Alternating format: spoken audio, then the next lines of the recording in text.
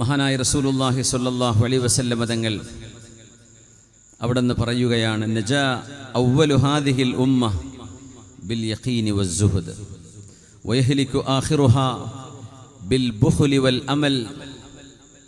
ഈ ഉമ്മത്തിൻ്റെ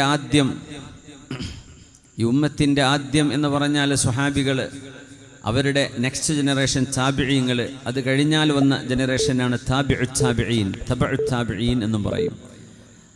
ഏറ്റവും നല്ല നൂറ്റാണ്ട്, മുജ്തഹിദീങ്ങളായ ഇമാമുമാർ വന്ന നൂറ്റാണ്ട്, ഹദീസ് പണ്ഡിതന്മാർ വന്ന നൂറ്റാണ്ട്, അതൊക്കെ ഈ ആദ്യത്തെ 300 കൊല്ലങ്ങളാണ്, ഹിജ്റ 300 വരെയുള്ള കാലഘട്ടം. അപ്പോൾ ആ ഒരു ഉമ്മത്തിന് അള്ളാഹു വലിയ സ്ഥാനം കൊടുത്തു. അവർക്ക് ശേഷം വന്ന ആളുകൾ എത്ര വലിയ ആലിമീങ്ങളോ അല്ലെങ്കിൽ ഇബാദത്തുള്ള ആളുകളോ ആയിരുന്നാൽ പോലും ഖൈറുൽ ഖുറൂൻ എന്ന് പറഞ്ഞ കാലഘട്ടത്തോട് കടപിടിക്കാൻ അവരെ കൊണ്ടൊന്നും കഴിയില്ല, ആരെ കൊണ്ടും കഴിയില്ല. അത് അള്ളാഹുർക്ക് നൽകിയ മഹത്തായൊരു പ്രതിഫലമാണ്. ഖൈറുൽ ഖുറൂനി ഖർനി സുമ്മല്ലദീന യലൂനഹും സുമ്മല്ലദീന യലൂനഹും. ഏറ്റവും നല്ല നൂറ്റാണ്ട് എൻ്റെ നൂറ്റാണ്ടാണ്, അല്ലാഹുവിൻ്റെ ഹബീബ് പറയാം സല്ലല്ലാഹു അലൈഹി വസല്ലം. സുമ്മല്ലദീന യലൂനഹും, പിന്നെ എൻ്റെ നൂറ്റാണ്ടിനോട് ഹബീബിൻ്റെ കാലഘട്ടത്തോട് ചേർന്ന് വന്നവർ. സുമ്മല്ലദീന യലൂനഹും, പിന്നെ അവരോട് ചേർന്ന് വന്നവർ, സ്വഹാബികൾ, താബിഈങ്ങൾ, തബഉ താബിഈങ്ങൾ. അവർ ജയിക്കാൻ കാരണമായ 2 കാരണങ്ങൾ, അതുകൊണ്ടേ നമ്മളും ജയിക്കുള്ളൂ. എന്താണത്? നജാ അവ്വലു ഹാദിഹിൽ ഉമ്മത്തി ബിൽ യഖീനി വസ്സുഹദ്. അല്ലാഹുവിലുള്ള യഖീൻ, പടച്ചതമ്പുരാനെ കുറിച്ചുള്ള ഉറച്ച വിശ്വാസം. സുഹദ് എന്ന് പറഞ്ഞാൽ ദുന്യാവിന് വില കൊടുക്കാതിരിക്കുക എന്നതാണ്, പരിത്യാഗം.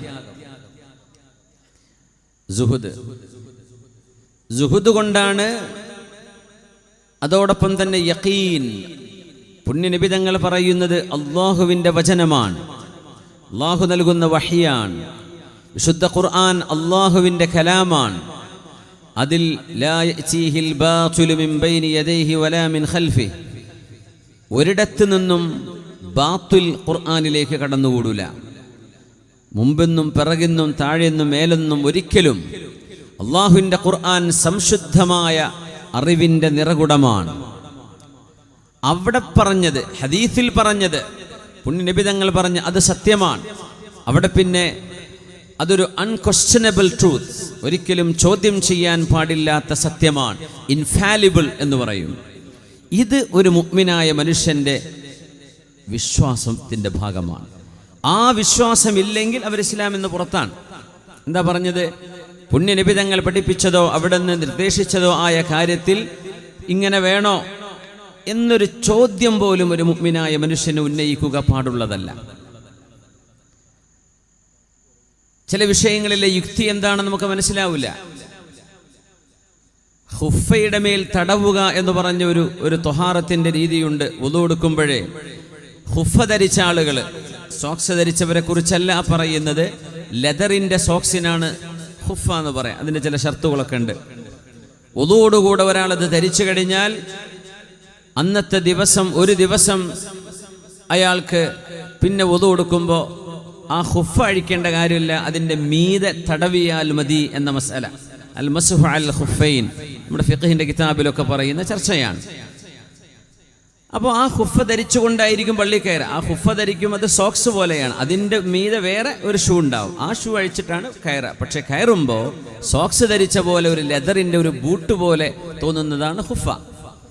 അപ്പോൾ വുളു എടുക്കുന്ന സമയത്ത് പിന്നെ അത് അഴിച്ചു മാറ്റി കാല് കഴുകേണ്ടതില്ലെന്നും അതിൻ്റെ മീതെ തടവിയാൽ മതി എന്നും പുണ്യനബി തങ്ങൾ പഠിപ്പിച്ചു സല്ലല്ലാഹു അലൈഹി വസല്ലം. നമ്മുടെ നാട്ടിലൊന്നും കാണുന്ന തണുപ്പ് പ്രദേശങ്ങളിലാണ് ഖുഫ ഉപയോഗിക്കാറുള്ളത്. ഇപ്പോൾ റഷ്യക്കാർ, ഉസ്ബെക്കിസ്ഥാൻ, ഖസാക്കിസ്ഥാൻ അവിടങ്ങളിലൊക്കെ, അവിടെ നിന്നൊക്കെ ഹജ്ജിന് വരുന്ന, ഉംറയ്ക്ക് വരുന്ന ആളുകളെ ശ്രദ്ധിച്ചാൽ അവർ ഖുഫ ധരിക്കുന്നത് കാണാൻ പറ്റും.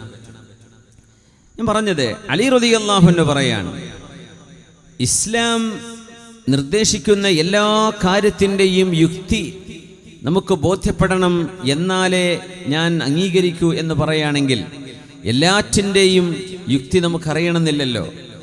ഇസ്ലാം യുക്തിക്ക് യോജിച്ചത് മാത്രമാണ് നമ്മുടെ ശരീഅത്തിൻ്റെ ഭാഗമാക്കിയത് എന്ന് നിങ്ങൾ വാദിക്കുകയാണെങ്കിൽ, ആര് പറയാം? അലി റളിയല്ലാഹു അൻഹു.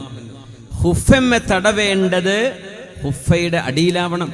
കാരണം അടിയിലല്ലേ ചളി ഉണ്ടാവുള്ളൂ, അടിയിലല്ലേ ഡസ്റ്റ് ഉണ്ടാവുള്ളൂ. അവിടെയല്ലേ വൃത്തിയാക്കേണ്ടത്. പക്ഷെ തടവേണ്ടത് എവിടെയാ?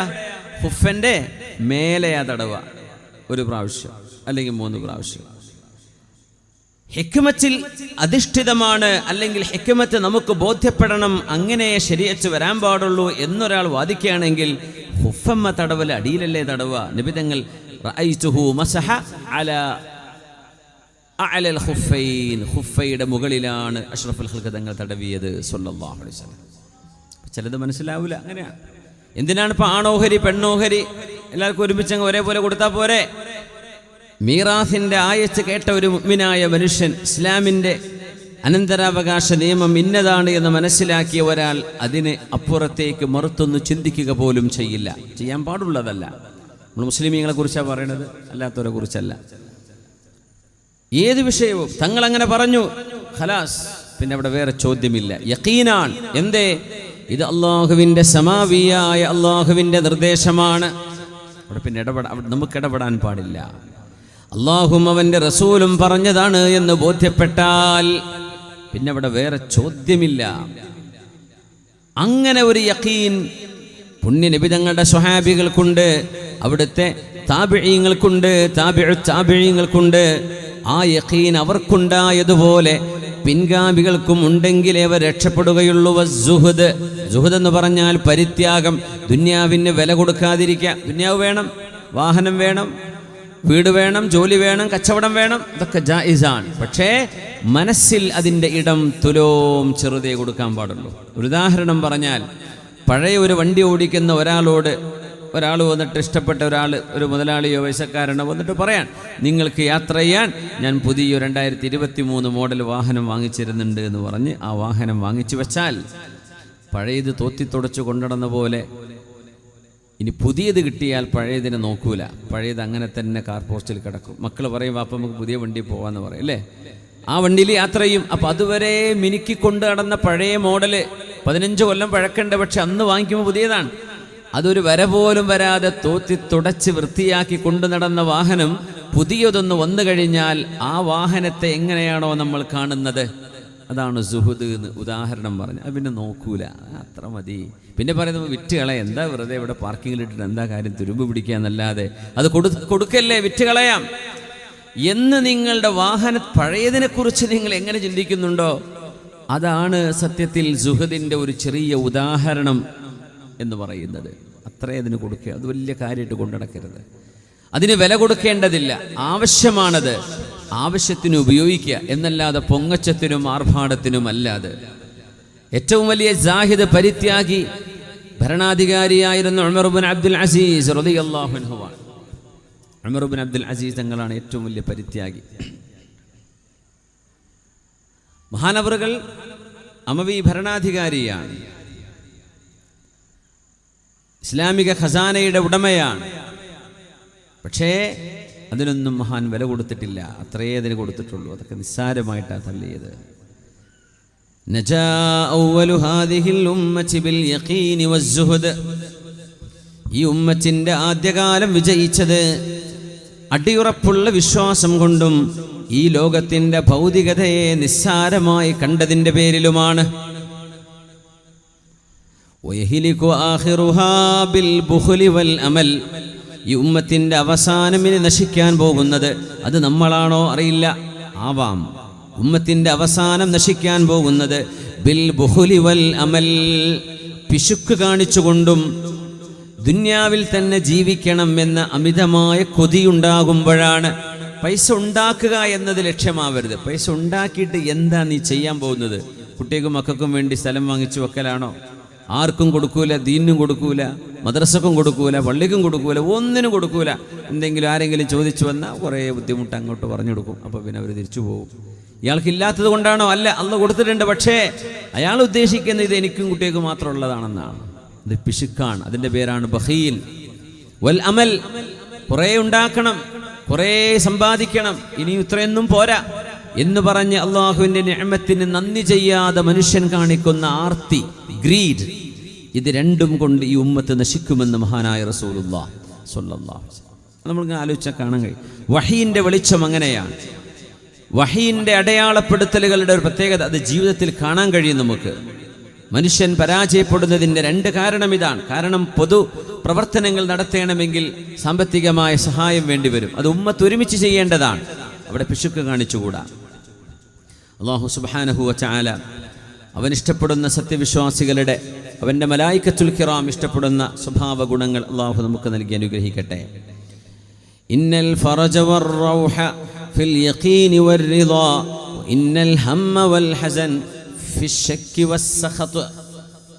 അബ്ദുല്ലാഹ് ഇബ്നു മസ്ഊദ് റളിയല്ലാഹു തആല അൻഹു അല്ലാഹുവിൻ്റെ റസൂലിൻ്റെ സ്വഹാബികളിൽ പണ്ഡിതനായ സ്വഹാബിയാണ്. ഒരുപാട് ഹദീസുകൾ റിപ്പോർട്ട് ചെയ്ത അബൂ ഹുറൈറ തങ്ങളെപ്പോലെ ചേർത്ത് പറയുന്ന ആയിഷ ബീവിയെ പോലെ ഒരുമിച്ച് പറയപ്പെടുന്ന റാവികളിൽ ഒരുപാട് ഹദീസുകൾ റിപ്പോർട്ട് ചെയ്ത സ്വഹാബി കൂടി അബ്ദുല്ലാഹ് ഇബ്നു മസ്ഊദ് റളിയല്ലാഹു അൻഹു എന്ന ഹബ്റുൽ ഉമ്മ, ഈ ഉമ്മത്ത് കണ്ട മഹാപണ്ഡിതൻ പറയാണ്, ഇന്നൽ ഫറജ വർ-റൗഹ്, അല്ലാഹു നമ്മുടെ പ്രയാസങ്ങൾ നീക്കിത്തരുന്നതും, വർ-റൗഹ നമുക്ക് സമാധാനം നൽകുന്നതും, ഫിൽ യഖീനി വർ-റിളാ, ഒന്ന് യഖീനിലാണ്, വർ-റിളാ അല്ലാഹു നൽകുന്നത് തൃപ്തിപ്പെടുന്നതിലാണ്. അല്ലാഹു പറയുന്ന വിഷയങ്ങൾ, വിശുദ്ധ ഖുർആൻ, അല്ലാഹുവിൻ്റെ റസൂലിൻ്റെ ഹദീസുകൾ, ആ ഹദീസുകൾ സത്യസന്ധമാണെന്നും അല്ലാഹുവിൻ്റെ വഹിയാണെന്നും മനസ്സുകൊണ്ട് ഉറപ്പിക്കുന്ന ഒരു സ്ഥിതിവിശേഷം. ഖൽബിൽ പിന്നെ ഒരു ചാഞ്ചാട്ടം വരെ, ഇത് ഹദീസിൽ പുണ്യനബി ഇത് പറഞ്ഞു എന്ന് പറഞ്ഞാൽ പിന്നെ ഇവിടെ നിന്ന് വേറെ അങ്ങോട്ടും ഇങ്ങോട്ടും ചലിക്കരുത്. ഇന്നൽ ഹമ്മ വൽ ഹസൻ, മനുഷ്യന് സങ്കടം വരുന്നത്, ദുഃഖം വരുന്നത്, ഫിശ്ശക്കി വസ്സഖത്, അല്ലാഹുവിൻ്റെ വിഷയത്തിൽ സംശയം വരുമ്പോഴാണ്, വസ്സഖതി, അല്ലാഹുവിൻ്റെ പരീക്ഷണങ്ങളിൽ ദേഷ്യപ്പെടുമ്പോഴാണ്, അല്ലാഹു നൽകുന്നത് തൃപ്തിപ്പെടാതിരിക്കുമ്പോഴും മനസ്സിനുള്ളിൽ സംശയരോഗം കൊണ്ട് നടക്കുമ്പോഴുമാണ് അല്ലാഹു തആല ദുഃഖം കൊണ്ടും സങ്കടം കൊണ്ടും ഈ ഉമ്മത്തിനെ പരീക്ഷിക്കുന്നതത്രേ. എത്രത്തോളം നമ്മൾ അല്ലാഹുവിൻ്റെ ശരീഅത്തിനെ സംബന്ധിച്ച് സംശയാലുക്കളാകുന്നുണ്ടോ അത്രക്ക് മനസ്സിനുള്ളിൽ സങ്കടവും പ്രയാസവും വർദ്ധിക്കുമെന്നാണ് അബ്ദുല്ലാഹ് ഇബ്നു മസ്ഊദ് റളിയല്ലാഹു അൻഹു പറയുന്ന ഈ ഒരു പരിശുദ്ധമായ വചനത്തിൻ്റെ സാരം. അതുകൊണ്ട് അല്ലാഹു സുബ്ഹാനഹു വ തആല അവൻ്റെ ഹബീബ് സ്വല്ലല്ലാഹു അലൈഹി വസല്ലം അവിടുന്ന് എന്താണോ പഠിപ്പിച്ചത് അതിൽ സംശയലേശമന്യേ ഹൃദയത്തോട് നെഞ്ചിനോട് ചേർത്ത് പിടിക്കുക. അതിൽ പിന്നെ വേറെ സംശയം വരരുത്. ബിസ്മില്ലാഹിർ റഹ്മാനിർ റഹീം. വമൻ യുസ്ലിം വജ്ഹഹു ഇലല്ലാഹ് ومن يسلم وجهه إلى الله وهو مؤمن فقد استمسك بالعروة الوثقى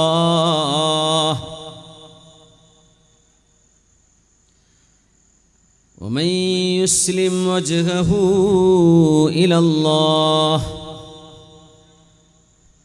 ആരാണോ അവരുടെ മനസ്സ് അല്ലാഹുവിനെ സമർപ്പിക്കുന്നത്,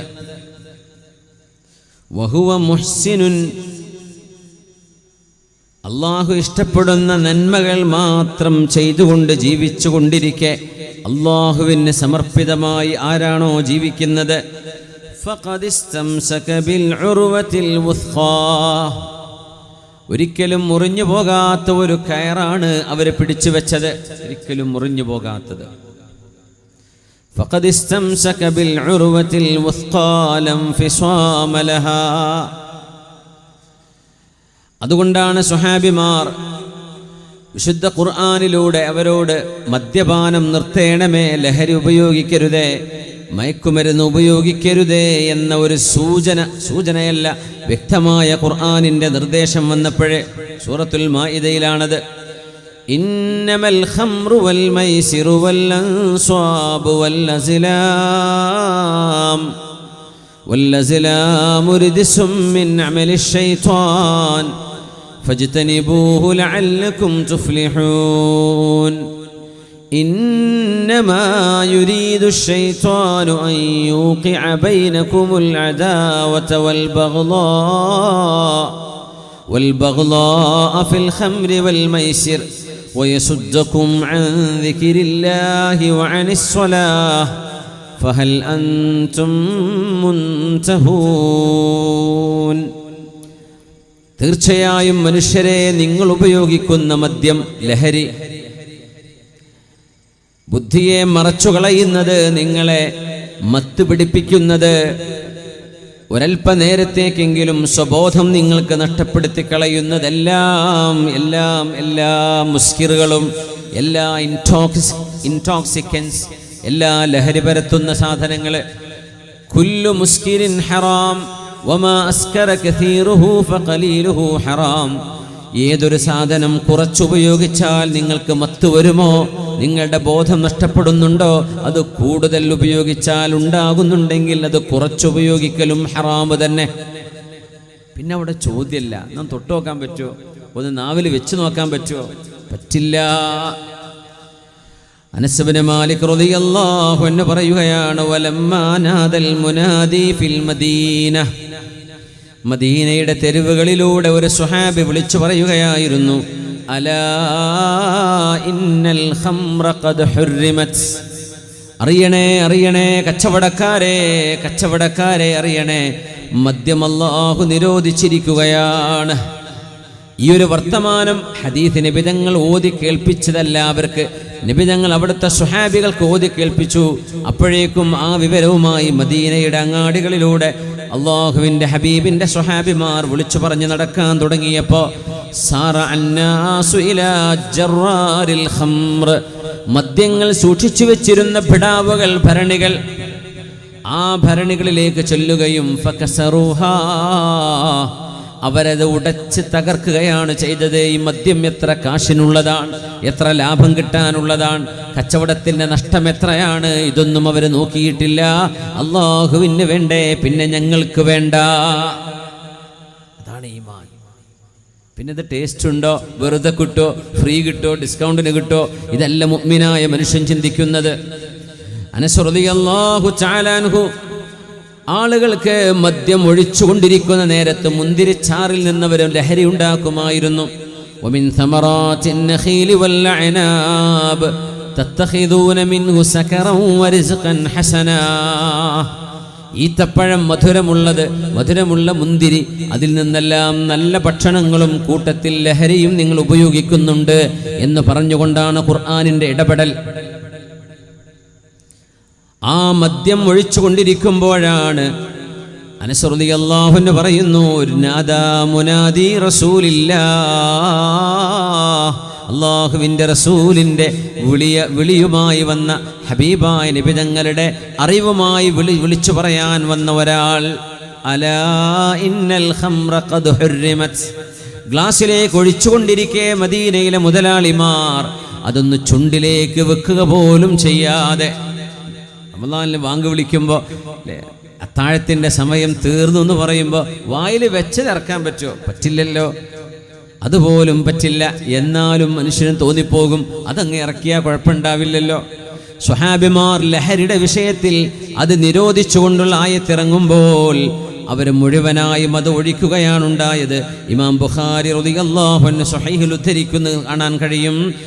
അല്ലാഹു സുബ്ഹാനഹു വ തആല ഈ ആയത്തിറങ്ങിയപ്പോൾ ഹത്താ ജറത് ഫീ സികകിൽ മദീനതി വതുർഖാതിഹാ, മദീനയുടെ വഴികളിലും ഓരങ്ങളിലും മദ്യം ഒഴുകിക്കിടക്കുകയായിരുന്നു. അവർക്ക് പ്രശ്നം തോന്നിയില്ല. കച്ചവടമല്ലേ, ലഹരി നിരോധിക്കുമ്പോൾ, മദ്യം നിരോധിക്കുമ്പോൾ സമരം കാണും, ചെത്തു തൊഴിലാളികളുടേത് അല്ലാത്തവരുടേത്. വരുമാനത്തെക്കുറിച്ചുള്ള ചിന്തയാണ്. ജോലി നഷ്ടപ്പെടില്ലേ? സ്വഹാബിമാർ ഒരാളും അവരുടെ വരുമാനത്തെക്കുറിച്ച് അവിടെ ആലോചിച്ചില്ല. ഉമർ റളിയല്ലാഹു അൻഹു ആണ് ആയത്ത് കേട്ട് ആദ്യം പറഞ്ഞത്, നബിയേ അല്ലാഹു ഞങ്ങളോട് നിർത്തുന്നില്ലേ എന്ന് ചോദിച്ചല്ലോ. ഇൻതഹൈന, ഞങ്ങൾ നിർത്തി നബിയേ, ഞങ്ങൾ നിർത്തി. അതാണ് യഖീൻ. വൽയദ്രിബന ബിഖുമുരിഹിന്ന അലാ ജുയൂബിഹിൻ. പുണ്യ നബിയോട് അല്ലാഹു തആല ആഹ്വാനം ചെയ്യുകയാണ്, അല്ലാഹുവിൻ്റെ ഹബീബേ, ഖുൽ ലിഅസ്വാജിക വബനാതിക വനിസാഇൽ മുഅ്മിനീൻ യുദ്നീന അലൈഹിന്ന മിൻ ജലാബീബിഹിൻ. മുസ്ലിമച്ചുകളായ എല്ലാ പെൺകുട്ടികളും, പ്രായപൂർത്തിയായവർ, പ്രായപൂർത്തി ആവാനടുത്തവർ, വിവേകവും ബുദ്ധിയുമായ മക്കളെ, പെൺകുട്ടികളെ, പെണ്ണുങ്ങളെ അവർ നിർബന്ധമായും അവരുടെ മുഖം മറക്കണം, അല്ലെങ്കിൽ മുഖമക്കനെ മറക്കുന്ന വസ്ത്രം കൊണ്ട് തന്നെ അവരുടെ നെഞ്ചും മറക്കേണ്ടതാണ് എന്ന് അല്ലാഹുവിൻ്റെ ആയത്തിറങ്ങിയപ്പോൾ വൽയളുരിബിന ബിഖുമുരിഹിന്ന അലാ ജുയൂബിഹിൻ എന്ന് പറഞ്ഞാൽ അവരുടെ മുഖമക്കന ഉപയോഗിക്കുന്ന അതേ വസ്ത്രം കൊണ്ട് തന്നെ അവരുടെ നെഞ്ചും മറക്കണം എന്ന് അല്ലാഹുവിൻ്റെ ആയത്തിറങ്ങിയപ്പോൾ മുഹാജിറുകളും അൻസ്വാരികളുമായ പെണ്ണുങ്ങൾ ഓടിച്ചെല്ലുകയാണ്. അവർക്കങ്ങനെ ഒരു മുഖമക്കന നീളമുള്ളത് കിട്ടുമായിരുന്നില്ല. അന്ന് പുതപ്പുകളും വിരിപ്പുകളും തുണിക്കഷ്ണങ്ങളും എടുത്തിട്ട് അവരുടനെ അണിയുകയാണ്. ഹബീബായ നബി തങ്ങളോട് അല്ലാഹു അറിയിച്ചു കൊടുത്ത പോലെ ഫഖ്തമറുന ബിഹാ, അച്ചടക്കമുള്ള വിധത്തിൽ അവർ വസ്ത്രവിധാനം ചെയ്തു. ഇമാം ബുഖാരി തങ്ങൾ ഇത് റിപ്പോർട്ട് ചെയ്യുകയാണ്.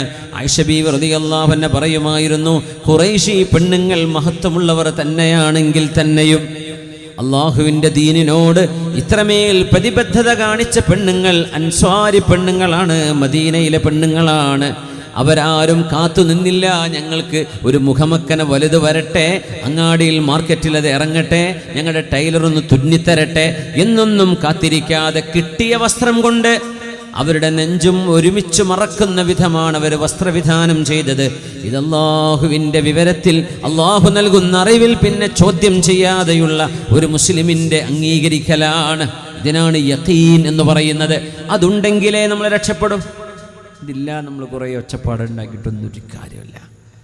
ഒന്നും അല്ലാഹുവിൻ്റെ അടുത്ത് പുല്ല് വില ഉണ്ടാവില്ല. നമ്മൾ ഈ ചിന്താബോധമൊക്കെ ഉണ്ടല്ലോ. നിങ്ങളുടെ ഖൽബിനുള്ളിൽ അല്ലാഹുവിനെ കുറിച്ചുള്ള യഖീൻ എത്രയാണ്? വിശുദ്ധമായ ബൈത്തുൽ മുഖദ്ദസിലേക്ക് തിരിഞ്ഞു നിസ്കരിക്കുകയായിരുന്നു ഹബീബായ നബി 17 മാസത്തോളം.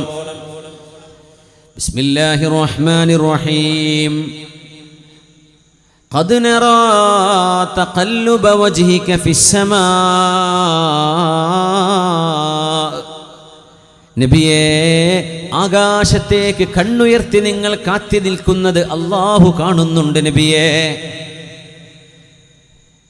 അവിടുത്തെ വല്ലിപ്പയായ സയ്യിദുനാ ഇബ്രാഹിം അലൈഹിസ്സലാം, അവിടുത്തെ പ്രിയപ്പെട്ട മകൻ ഇസ്മാഈൽ അലൈഹിസ്സലാം, നമ്മുടെ ഹബീബായ നബി തങ്ങളുടെ സ്വല്ലല്ലാഹു അലൈഹി വസല്ലം തങ്ങളുടെ വല്ലിപ്പയാണ് ഇസ്മാഈൽ നബി.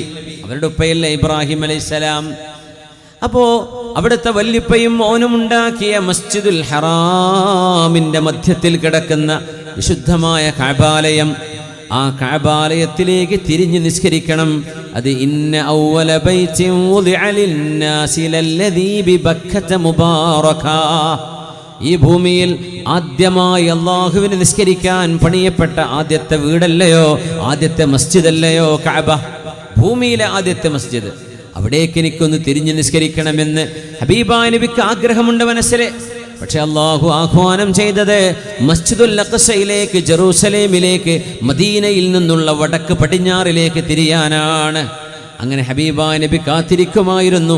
എപ്പോഴാണോ ഖിബ്ല മാറ്റം, കഅബയിലേക്ക് തിരിക്കണം എന്ന് അല്ലാഹു പറയുന്ന വിവരവുമായി ജിബ്രീൽ അലൈഹിസ്സലാം എപ്പോഴാണ് വരുന്നത് എന്ന് ആകാശത്തേക്ക് നോക്കി നിബിതങ്ങൾ കാത്തിരിക്കുമായിരുന്നു. അതിനെക്കുറിച്ചാണ് ഖുർആൻ പറയുന്നത്, ഖദ് നറാ തഖല്ലുബ വജ്ഹിക്. അങ്ങയുടെ മുഖം ആകാശത്തേക്ക് ഇങ്ങനെ തിരിച്ചും മറിച്ചും നോക്കുന്നത്. ഫിസ്സമാ, ജിബ്രീൽ അലൈഹിസ്സലാം വരുന്നുണ്ടോ? ഇനി കഅബയിലേക്ക് തിരിഞ്ഞോളൂ നബിയേ എന്ന് പറയുന്ന ആഹ്വാനം എപ്പോഴാണ് വരുന്നത് എന്ന് വഹിയും പ്രതീക്ഷിച്ച് കാത്തിരിക്കുന്ന നോട്ടം അല്ലാഹു കാണുന്നുണ്ട് നബിയേ. ഫവല്ലി വജ്ഹക ശത്റൽ മസ്ജിദിൽ ഹറാം. അങ്ങയുടെ പരിശുദ്ധമായ വജ്ഹ്, അങ്ങയുടെ മുഖം ഇനി ഇതാ അങ്ങും മുസ്ലിമീങ്ങളും കഅബയിലേക്കാണ് തിരിയേണ്ടത്. ആ വിവരം ഹബീബായ നബി തങ്ങൾക്ക് വന്നു, വഹി വന്നു. സ്വഹാബിമാർ മസ്ജിദുൽ ഖിബ്ലതൈനിൽ നിസ്കരിച്ചു കൊണ്ടിരിക്കുകയാണ്. മസ്ജിദുൽ ഖിബ്ലതൈൻ മദീനയിൽ പോയ മുഴുവൻ ആളുകളും സന്ദർശിക്കാറുണ്ടല്ലോ. 2 ഖിബ്ലയിലേക്ക് നിന്ന പള്ളിയാണത്. ഒരു ഭാഗം വടക്കിലേക്കാണ് ഖിബ്ല, കഅബ കിടക്കുന്ന തെക്കിലേക്കാണ്, നേരെ ഓപ്പോസിറ്റ്. അസ്ർ നിസ്കാരത്തിൽ 2ാമത്തെ റക്അത്തിലാണ് സ്വഹാബിമാർക്ക് വിവരം കിട്ടുന്നത്. കഅബാലയത്തിലേക്ക് മുഖം തിരിക്കാൻ അല്ലാഹുവിൻ്റെ റസൂലിന് വഹി വന്നിരിക്കുന്നു. അവരാരും പറഞ്ഞില്ല. എന്നാൽ അസ്റങ്ങ് കഴിഞ്ഞോട്ടെ, മഗ്രിബ് മുതലാവാം. കാരണം ഒന്നാകെ തിരിയണ്ടേ. ഇങ്ങോട്ട് റുക്വയിൽ കിടക്കുന്ന മുഅ്മിൻ നേരെ തിരിയണം തെക്ക് ഭാഗത്തേക്ക്. മക്ക തെക്കിലാണ്, മസ്ജിദുൽ അഖ്സ ജെറൂസലേം വടക്കിലാണ്. വടക്കിലേക്ക് തിരിഞ്ഞു നിന്ന സ്വഹാബിമാർ തെക്കിലേക്ക് തിരിയാ. ഇമാമ ബാക്കിലും മുഅ്മിനീങ്ങൾ മുമ്പിലും. അപ്പോൾ 2 റക്അത്തിൽ അങ്ങനെ ഒരു നിർദ്ദേശം വന്നപ്പോൾ പോലും ഒരു സ്വഹാബിയോ ഒരാളും അക്കൂട്ടത്തിൽ എനിക്കിത് ചെയ്യാൻ നേരായില്ലെന്നോ ഇപ്പൊ പറ്റില്ലെന്നോ ഇത് പ്രയാസമാണെന്നോ പറഞ്ഞ് മാറി നിന്നില്ല. എല്ലാവരും കഅബയിലേക്ക് തിരിയുകയാണുണ്ടായത്. റുക്കൂഇന്റെ നൃത്തത്തിൽ, റുക്കൂഇൽ നിന്ന് തിരിഞ്ഞു നോക്കി വലിയ തല പിന്നും ചിലപ്പോൾ. ആ ഒരൊറ്റ നൃത്തത്തിൽ വടക്കിൽ നിന്ന് തെക്കിലേക്ക് തിരിയാണ്, കഅബാലയത്തിലേക്ക്. റസൂലുള്ളാഹി തങ്ങൾക്ക് വഹി വന്നു. എന്നാൽ പിന്നെ ചോദ്യമില്ല. റസൂലുള്ളാഹി സ്വല്ലല്ലാഹു അലൈഹി വസല്ലം തങ്ങൾ ഒരു ചെറുപ്പക്കാരന്റെ കയ്യിൽ സ്വർണത്തിന്റെ മോതിരം കാണുന്നു. സ്വർണത്തിന്റെ മോതിരം. ഹബീബായ നബി തങ്ങൾ പറഞ്ഞു, അത് കയ്യിൽ നിന്ന് ഊരിയിട്ട്, വെള്ളിയുടെ മോതിരം അത് സുന്നത്താണ്, നിങ്ങൾ കണിയാം. പക്ഷേ സ്വർണം പുരുഷന്മാർക്ക് ഹറാമാണല്ലോ. യഅമിദു അഹദുകും ഇലാ ജംറത്തിൻ മിൻ നാരിൻ ഫയദഉഹാ ഫീ യദിഹി. നിങ്ങളിൽ ചില ആളുകൾ നരകത്തിന്റെ തീക്കനൽ കയ്യിൽ വെച്ച് കൊണ്ടിരിക്കുകയാണോ, കഴുത്തിൽ ചാർത്തുകയാണോ? സ്വർണ്ണമാല അണിഞ്ഞാൽ അതാണ് അവസ്ഥ. നരകത്തിന്റെ ഒരു തീ കഴുത്തിലണിയുന്ന പോലെ. സ്വർണത്തിന്റെ മോതിരമാണെങ്കിൽ നരകത്തിന്റെ മോതിരം കയ്യിലണിഞ്ഞ പോലെ. അവിടെന്ന് പറഞ്ഞു, ഇത് പുരുഷന്മാർക്ക് അല്ലാഹു ഹറാമാക്കിയതാണ്. കാരണം എന്താ നമുക്കറിയില്ല, നമുക്കത് ചോദിക്കേണ്ട കാര്യമില്ല. പുണ്യനബി വേണ്ടെന്ന് പറഞ്ഞാൽ ഖലാസ്, ഇതാണ് നമ്മുടെ അഖീദ. ആ സ്വഹാബിയുടെ കയ്യിൽ നിന്ന് ആ മോതിരം ഹബീബായ നബി തങ്ങൾ എടുത്തു. ഹബീബായ റസൂലുള്ളാഹി തങ്ങൾ അവിടെ നിന്ന് പോയപ്പോൾ ആളുകൾ പറഞ്ഞു, ഖുദ് ഖാതമക ഇൻതഫഅ ബിഹി. കയ്യിൽ അണിയണ്ടെന്നല്ലേ പറഞ്ഞിട്ടുള്ളൂ, ആ മോതിരം കൊണ്ടുപോയി വിറ്റാ കാശ് കിട്ടൂലേ, നീ ആ മോതിരം എടുത്ത് പോയിക്കോ, തങ്ങൾ പോയില്ലേ എന്ന് കൂടെയുള്ള കൂട്ടുകാര് പറഞ്ഞപ്പോ, فما مرت علي ليلة منذ سمعت رسول الله صلى الله عليه وسلم. ഹബീബായ നബി തങ്ങൾ പറഞ്ഞു കഴിഞ്ഞതിന് ശേഷം പിന്നെ ഒരിക്കലും ഞാനത് ചെയ്യില്ല. ലാ വല്ലാഹ് ലാ ആഖുദുഹു അബദൻ വഖദ് തറഹഹു റസൂലുള്ളാഹ്. നബി തങ്ങൾ എൻ്റെ കയ്യിൽ നിന്ന് ഊരിയെറിഞ്ഞത് ഇനി ഞാൻ എടുക്കൂല. അതെടുത്ത് വേണമെങ്കിൽ വിൽക്കാം, കുഴപ്പമൊന്നുമില്ല. എന്നാലും എൻ്റെ റസൂൽ എൻ്റെ കയ്യിൽ നിന്ന് ഊരി വാങ്ങി എറിഞ്ഞില്ലേ, അത് ഞാൻ തൊടില്ല. എനിക്കത് വേണ്ട. വേണ്ടവരെടുത്തോട്ടെ, എനിക്കത് വേണ്ട. ഇങ്ങനെ തോന്നണമെങ്കിൽ എത്ര ഈമാൻ വേണം മുഅ്മിനെ, എത്ര ഈമാൻ വേണം. കാരണം കയ്യിലെ ഒരു മോതിരം സ്വർണ്ണല്ലേ, അത് അണിയണ്ടെന്നല്ലേ പറഞ്ഞിട്ടുള്ളൂ. അത് കൊണ്ടുപോയി വിൽക്കാം, മക്കൾക്ക് എന്തെങ്കിലും ആഭരണമാക്കി കൊടുക്കുക, അതൊക്കെ ചെയ്യാലോ. പക്ഷേ നബി തങ്ങൾ എറിഞ്ഞതല്ലേ, എനിക്കത് വേണ്ട. ഇതാണ് ഹബീബായ നബി തങ്ങളും അല്ലാഹും പറഞ്ഞതിനെ മനസ്സാ വാച അനുസരിക്കുക എന്ന് പറഞ്ഞാൽ ഇതിനാണ് യഖീൻ എന്ന് പറയുന്നത്. ഇതുണ്ടെങ്കിലേ ഉമ്മത്ത് രക്ഷപ്പെടൂ എന്ന് മഹാനായ റസൂലുള്ളാഹി സ്വല്ലല്ലാഹു അലൈഹി വസല്ലം. ജാബിർ ബിൻ സുലൈം റളിയല്ലാഹു അൻഹു അല്ലാഹുവിൻ്റെ റസൂലിനോട് വന്ന് പറഞ്ഞു, നബിയേ യഅഹദ് ഇലയ്യ യാ റസൂലല്ലാഹ്, നബിയെ എനിക്ക് ജീവിതത്തിൽ കൊണ്ടു നടക്കാൻ എന്തെങ്കിലും ഒരു കാര്യം പറഞ്ഞു തരയണമേ. അവരാ ചോദിച്ചതേ അള്ളാഹു ചോദിപ്പിച്ചതാണ്. ആ കിട്ടിയ ഉത്തരം എനിക്കും നിങ്ങൾക്കും ഈ ഉമ്മത്തിലെ ഓരോരുത്തർക്കുമായി അള്ളാഹു നൽകുന്ന ഉത്തരമാണ്. തങ്ങളോട് ഒരാൾ ചോദിക്കുക, അയാൾക്ക് മാത്രമല്ല, അത് മാത്രമായി ഖാസ്സാണ് എന്ന് അത് വേറെ ദലീല് കൊണ്ട് തെളിയണം, അല്ലെങ്കിൽ അത് ആമാണ്. യഅഹദ് ഇലയ്യ യാ റസൂലല്ലാഹ് എന്ന് നബി തങ്ങളോട്, നബിയെ എനിക്കൊരു ജീവിതത്തിൽ പകർത്താൻ പറ്റുന്ന ഒരു കാര്യം പറഞ്ഞു തരൂ നബിയേ. തങ്ങൾ പറഞ്ഞെന്താണെന്നറിയോ? ലാ തസുബ്ബന്ന അഹദാ, ഒരാളെയും ചീത്ത വിളിക്കരുത്, ഒരാളെയും ചീത്ത പറയരുത്, ഒരാളെയും മോശപ്പെടുത്തി പറയരുത്. ലാ തസുബ്ബന്ന അഹദാ. അദ്ദേഹം പറയാണ്, ഫമാ സബബ്തു ബഅദഹു ഹുർറൻ വലാ അബ്ദൻ വലാ ബഈറൻ വലാ ഷാ. പുണ്യനബി ആരെയും ചീത്ത പറയരുത്, ഒന്നിനെയും ചീത്ത പറയരുത് എന്ന് പറഞ്ഞതിന് ശേഷം ഒരു അടിമയെയോ അടിമയല്ലാത്ത സ്വതന്ത്രനായ മനുഷ്യനെയോ ഒരു ഒട്ടകത്തെയോ ആടിനെ പോലും ഞാൻ ചീത്ത പറഞ്ഞിട്ടില്ല. അത് ഒന്നിനെന്ന് പറഞ്ഞത് പെട്ടല്ലോ. വാഹനം ഇപ്പോൾ ബൈക്ക് സ്റ്റാർട്ടാവുന്ന ബൈക്കിനെ 4 ചീത്ത വിളിക്കുക. അന്നത്തെ ഒട്ടകം എന്നൊക്കെ പറഞ്ഞാൽ അന്നത്തെ വാഹനമാണ്. ആടവരുടെ വരുമാനമാണ്. നമ്മളിപ്പോൾ ലോക്ക് തുറന്നില്ലെങ്കിൽ ചീത്ത വിളിക്കാൻ തോന്നും. ചിലപ്പോൾ വീടിൻ്റെ വാതിൽ തുറന്നില്ല, അല്ലെങ്കിൽ നമുക്ക് പെട്ടെന്ന് കറണ്ട് പോയി, അപ്പോൾ ചീത്ത വിളിക്കാൻ തോന്നും കറണ്ട് ഓഫീസുകാരെ. ഒന്നും പറയരുത്. ലാ തസുബ്ബന്ന അഹദ, ഒരാളും ചീത്ത പറയണം. ചീത്ത പറഞ്ഞാൽ അയാൾ കേൾക്കും. അത് കേട്ടിട്ട് അയാൾക്ക് വിഷമാവുക എന്നല്ലാണ്ട് വല്ല കാര്യമുണ്ടോ? ഇല്ല. കാര്യങ്ങൾ മനസ്സിലാക്കി കൊടുക്കുക. നന്നാവുണ്ടോ? നന്നാവാൻ തൗഫീഖുള്ളൂ. അത് കേട്ടാൽ തന്നെ നന്നാവും. അല്ലാത്തതുകൊണ്ട് ചെവിലി എത്ര പറഞ്ഞു കൊടുത്തിട്ട് എന്താ നന്നാവുമോ? ഒരിക്കലും നന്നാവില്ല. അങ്ങനെയാണ് ചില സ്വഭാവങ്ങൾ. എങ്ങനെ മാറ്റാൻ കഴിയില്ല എന്നാ തങ്ങൾ പറഞ്ഞു. ഒരു മല പർവ്വതം അങ്ങ് സ്ഥലത്ത് നിന്ന് നീങ്ങിയാൽ നീങ്ങിയിട്ടുണ്ട് നിങ്ങൾ വേണമെങ്കിൽ വിശ്വസിച്ചോളൂ. പക്ഷേ ഒരു മനുഷ്യൻ്റെ ജന്മനാ ഉള്ള സ്വഭാവം, ഇപ്പോൾ മൂക്കത്ത് ദേഷ്യമുള്ള ആളാന്ന് ചിലപ്പോൾ അങ്ങനെ പറയും അല്ലേ, നല്ല ശുണ്ഠിയുള്ള ആളാന്ന് പറയും. അതൊക്കെ മാറിപ്പോൾ നന്നായിട്ടുണ്ട് കേട്ടോ. ഉംറ വന്നപ്പോൾ നോക്കിക്കോ, 2 ആഴ്ച കഴിഞ്ഞാൽ സ്വഭാവം ശരിക്കും കാണാം. എന്തേ? ആ സ്വഭാവം മാറാനിടയില്ല. തങ്ങൾ പറയാം പർവ്വതം നീങ്ങി. മവല് പർവ്വതം ഉണ്ടോ? ഇല്ലല്ലോ. മലകളൊന്നും ഇല്ലല്ലോ, കുന്നൊന്നുമില്ല. ഏതെങ്കിലും ഒരു കുന്നവിടെ കുണിയിലുണ്ടാവും. പഴിച്ചാ കുന്നും മലയൊന്നും ആയിട്ടില്ലല്ലേ. അല്ല, പണത്തൂർ പോകേണ്ടി വരും. ഏതെങ്കിലും ഒരു മലയോ ഒരു പർവ്വതമോ ഒരു കുന്നോ ആ സ്ഥലത്ത് നിന്ന് നീങ്ങിയിട്ടിപ്പോൾ പാണത്തൂരത്ത് ആ മല വന്നിട്ടിപ്പം പിന്നെ മാവുങ്കാലിൽ എത്തിയിട്ടുണ്ട് എന്നങ്ങനെ പറഞ്ഞാൽ, മാവുങ്കാൽ എന്നല്ലേ പറയല്? വേണമെങ്കിൽ വിശ്വസിക്കാം, സംഭവിച്ചുകൊണ്ടല്ല തങ്ങൾ പറയാം. എന്നാലും ഒരു മനുഷ്യൻ്റെ പ്രകൃതിയുള്ള സ്വഭാവം മാറി എന്ന് പറഞ്ഞാൽ വിശ്വസിക്കേണ്ട കേട്ടോ എന്ന് പറഞ്ഞിട്ടുണ്ട് തങ്ങൾ. ഫലാ തുസദ്ദിഖൂ. ചില ആളുകൾ അങ്ങനെയാണ്, മജ്ബൂലിങ്ങളാണ്. എന്തേ? അവർക്കൊരിക്കലും ആ സ്വഭാവം മാറ്റണമെന്ന് അവർ തീരുമാനിച്ചിട്ടില്ല. പിന്നെ എങ്ങനെ മാറാം? പിന്നെ മാറില്ല എന്നാ. പർവ്വതം മാറിയാലും ചില സ്വഭാവം മാറൂല. അത് അങ്ങനെ തന്നെ ആക്സെപ്റ്റ് ചെയ്യേണ്ടി വരും. അപ്പോൾ നമ്മൾ അവർ ചീത്ത പറഞ്ഞിട്ടൊരു കാര്യമില്ല. അവർ നമുക്ക് മാറ്റാൻ പറ്റുമോ? മാറ്റില്ല. ചീത്ത പറഞ്ഞ് നമ്മുടെ അമല് പോവാന്നല്ലാണ്ട് എന്താ സംഭവിക്കുന്നത്? ഒരു പണിയെടുക്കാതെ കൂലി കിട്ടണമെങ്കിൽ ഏറ്റവും നല്ല മാർഗത ഈപത്തും ആരെങ്കിലും നമ്മളെ പറ്റി പറയുന്നുണ്ടെങ്കിൽ അൽഹംദുലില്ലാഹ്, ഓല് ചെയ്ത സ്വലാഹത്തും ഓല് ചെയ്ത ദിക്റും ഓല് ചെയ്ത സുന്നത്ത് നിസ്കാരവും സുന്നത്ത് നോമ്പും ഒക്കെ നമ്മളെ അക്കൗണ്ടിലേക്ക് വന്നിട്ടുണ്ടാവും. എന്തൊരു നല്ല കാര്യമാണ്. അത്ര നല്ല കൂലിയുള്ള സംഭവം വേറെണ്ട. ഇത്ര എളുപ്പത്തിൽ കിട്ടുന്നത്. ഒരു പണിയെടുക്കാതെ ഇരിക്കുകയാണ്, നമ്മളെ അക്കൗണ്ടിലേക്ക് ഇങ്ങനെ വന്നുകൊണ്ട്. എന്താ? നമ്മളെപ്പറ്റി ആരൊക്കെ ചീത്ത പറയുന്നുണ്ടോ അതൊക്കെ നമ്മുടെ അക്കൗണ്ടിലേക്ക് അവർ ചെയ്തതൊക്കെ വന്നുകൊണ്ടിരിക്കുകയാണ്. പിന്നെ അവർ ചെന്ന് നോക്കുമ്പോൾ ബാങ്ക് മാനേജർ പറയും അക്കൗണ്ടിലൊന്നുമില്ലല്ലോ.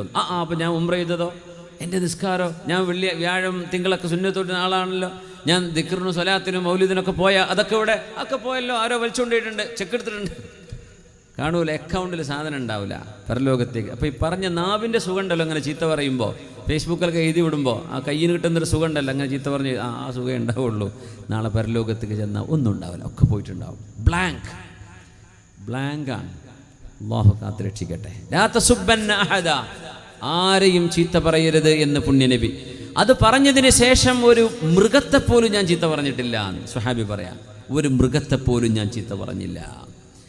ജാബിർ ഇബ്നു സുലൈം റളിയല്ലാഹു അൻഹു ആണ് പറയുന്നത്, ഒരു മൃഗത്തെപ്പോലും ഞാൻ ചീത്ത പറഞ്ഞിട്ടില്ല.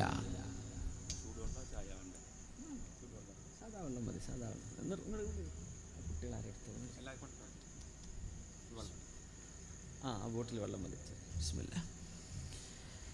ما حق امرئ مسلم له شيء يوصي به يبيت 3 ليال إلا ووصيته عنده مكتوبة.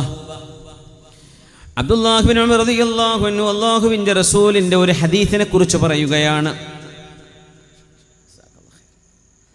അല്ല, ഇവിടെ ആൾക്കാർക്ക് കുടിക്കാൻ വെള്ളം ഉണ്ടോ?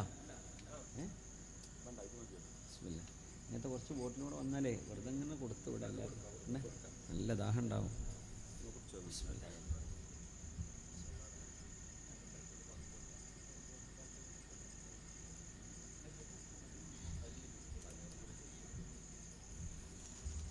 അബ്ദുല്ലാഹി ബിൻ ഉമർ റളിയല്ലാഹു അൻഹു ഹബീബായ നബി തങ്ങൾ വസിയ്യത്ത് എഴുതി വെക്കാൻ പറഞ്ഞൊരു ഹദീസുണ്ട്.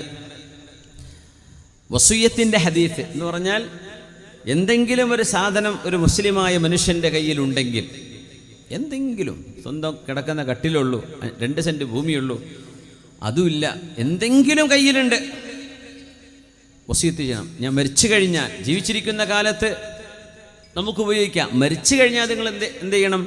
ദീനിൻ്റെ വഴിയിലേക്ക് കൊടുക്കണമെന്നോ അള്ളാഹുവിന് ഇഷ്ടപ്പെട്ട വഴിയിലേക്ക് കൊടുക്കണമെന്നോ നമുക്ക് വസിയത്ത് ചെയ്യണം. അങ്ങനെ ഒരു ഹദീത്ത് ഉണ്ട്. പക്ഷെ ആ ഹദീത്തിനെ സംബന്ധിച്ച് ആയത്തുൽ ഇർത്ത്, അതായത് അനന്തര സ്വത്തിൻ്റെ ആയത്ത് വന്നതിന് ശേഷം ഈ വസിയത്തിൻ്റെ നിയമം ദുർബലപ്പെടുത്തപ്പെട്ടു എന്നാണ് അതിനെ സംബന്ധിച്ച് കർമ്മശാസ്ത്ര പണ്ഡിതന്മാരിൽ വലിയൊരു വിഭാഗം പറയാം. ആ വസിയത്ത് എഴുതി വെക്കൽ ആദ്യം നിർബന്ധമായിരുന്നു. പിന്നെ അനന്തര സ്വത്ത് എങ്ങനെയാണ് ഓഹരി വെക്കേണ്ടത് എന്ന ആയത്ത് വന്നപ്പോൾ വസിയത്ത് ചെയ്തില്ലെങ്കിലും അനന്തര സ്വത്തിൻ്റെ വഴിയിലേക്ക് ആ വിഷയം പോകും. വസിയത്ത് ഇപ്പോഴും ചെയ്യാം. പക്ഷെ അനന്തര സ്വത്തിൻ്റെ ആയത്ത് വരുന്നതിൻ്റെ മുമ്പ് വസിയത്ത് എഴുതി വെക്കൽ നിർബന്ധമായിരുന്നു. അങ്ങനെ സംഭവമുണ്ട്. അബ്ദുല്ലാഹിബ്നു ഉമർ റളിയല്ലാഹു അൻഹു പറയാം, പുണ്യ നബി ഞങ്ങൾ പറഞ്ഞിരുന്നു, മാ ഹഖ്ഖു ഇംറിഇൻ മുസ്ലിമിൻ ലഹു ശൈഉൻ യൂസി ഫീഹി, വസിയത്ത് ചെയ്യാൻ കഴിയുന്ന ഏതെങ്കിലും ഒരു പ്രോപ്പർട്ടിയോ ഒരു മുതലോ ഒരു സമ്പത്തോ ഒരു മനുഷ്യൻ്റെ കയ്യിലുണ്ടെങ്കിൽ യബീതു സലാസ ലയാലിൻ ഇല്ലാ വവസിയതുഹു ഇൻദഹു മക്തൂബ, 3 രാത്രി വരെ, 3ാമത്തെ രാത്രിയിലെങ്കിലും തലയിണൻ്റെ താഴെ വസിയത്ത് എഴുതി വെക്കണം. അല്ലാതെ മനുഷ്യൻ കടന്നുറങ്ങരുത്. മരിച്ചു കഴിഞ്ഞാൽ ആ മനുഷ്യൻ്റെ സമ്പത്തിൻ്റെ വസിയത്ത് കാണപ്പെടണം. അതുകൊണ്ട് 3 രാത്രി വരെയൊക്കെ ഇന്ന് സാധനം വാങ്ങിച്ചു, 2 ദിവസം കഴിഞ്ഞു, 3ാം ദിവസമെങ്കിലും വസിയത്ത് എഴുതണം. എൻ്റെ മരണശേഷം ഈ സാധനം, എൻ്റെ ഈ സ്ഥലം, എൻ്റെ ഈ മുതൽ, എൻ്റെ ഈ സമ്പാദ്യം ഇന്ന നിലക്ക് ചെലവഴിക്കണം എന്ന ഒരു ഹദീസുണ്ട്. അതിപ്പോഴും വസിയത്ത് ചെയ്യാൻ സുന്നത്താണ്. അന്നത് നിർബന്ധമായിരുന്നു. അപ്പോൾ فما مرت علي ليلة منذ سمعت رسول الله صلى الله عليه وسلم قال ذلك إلا وعندي وصيتي.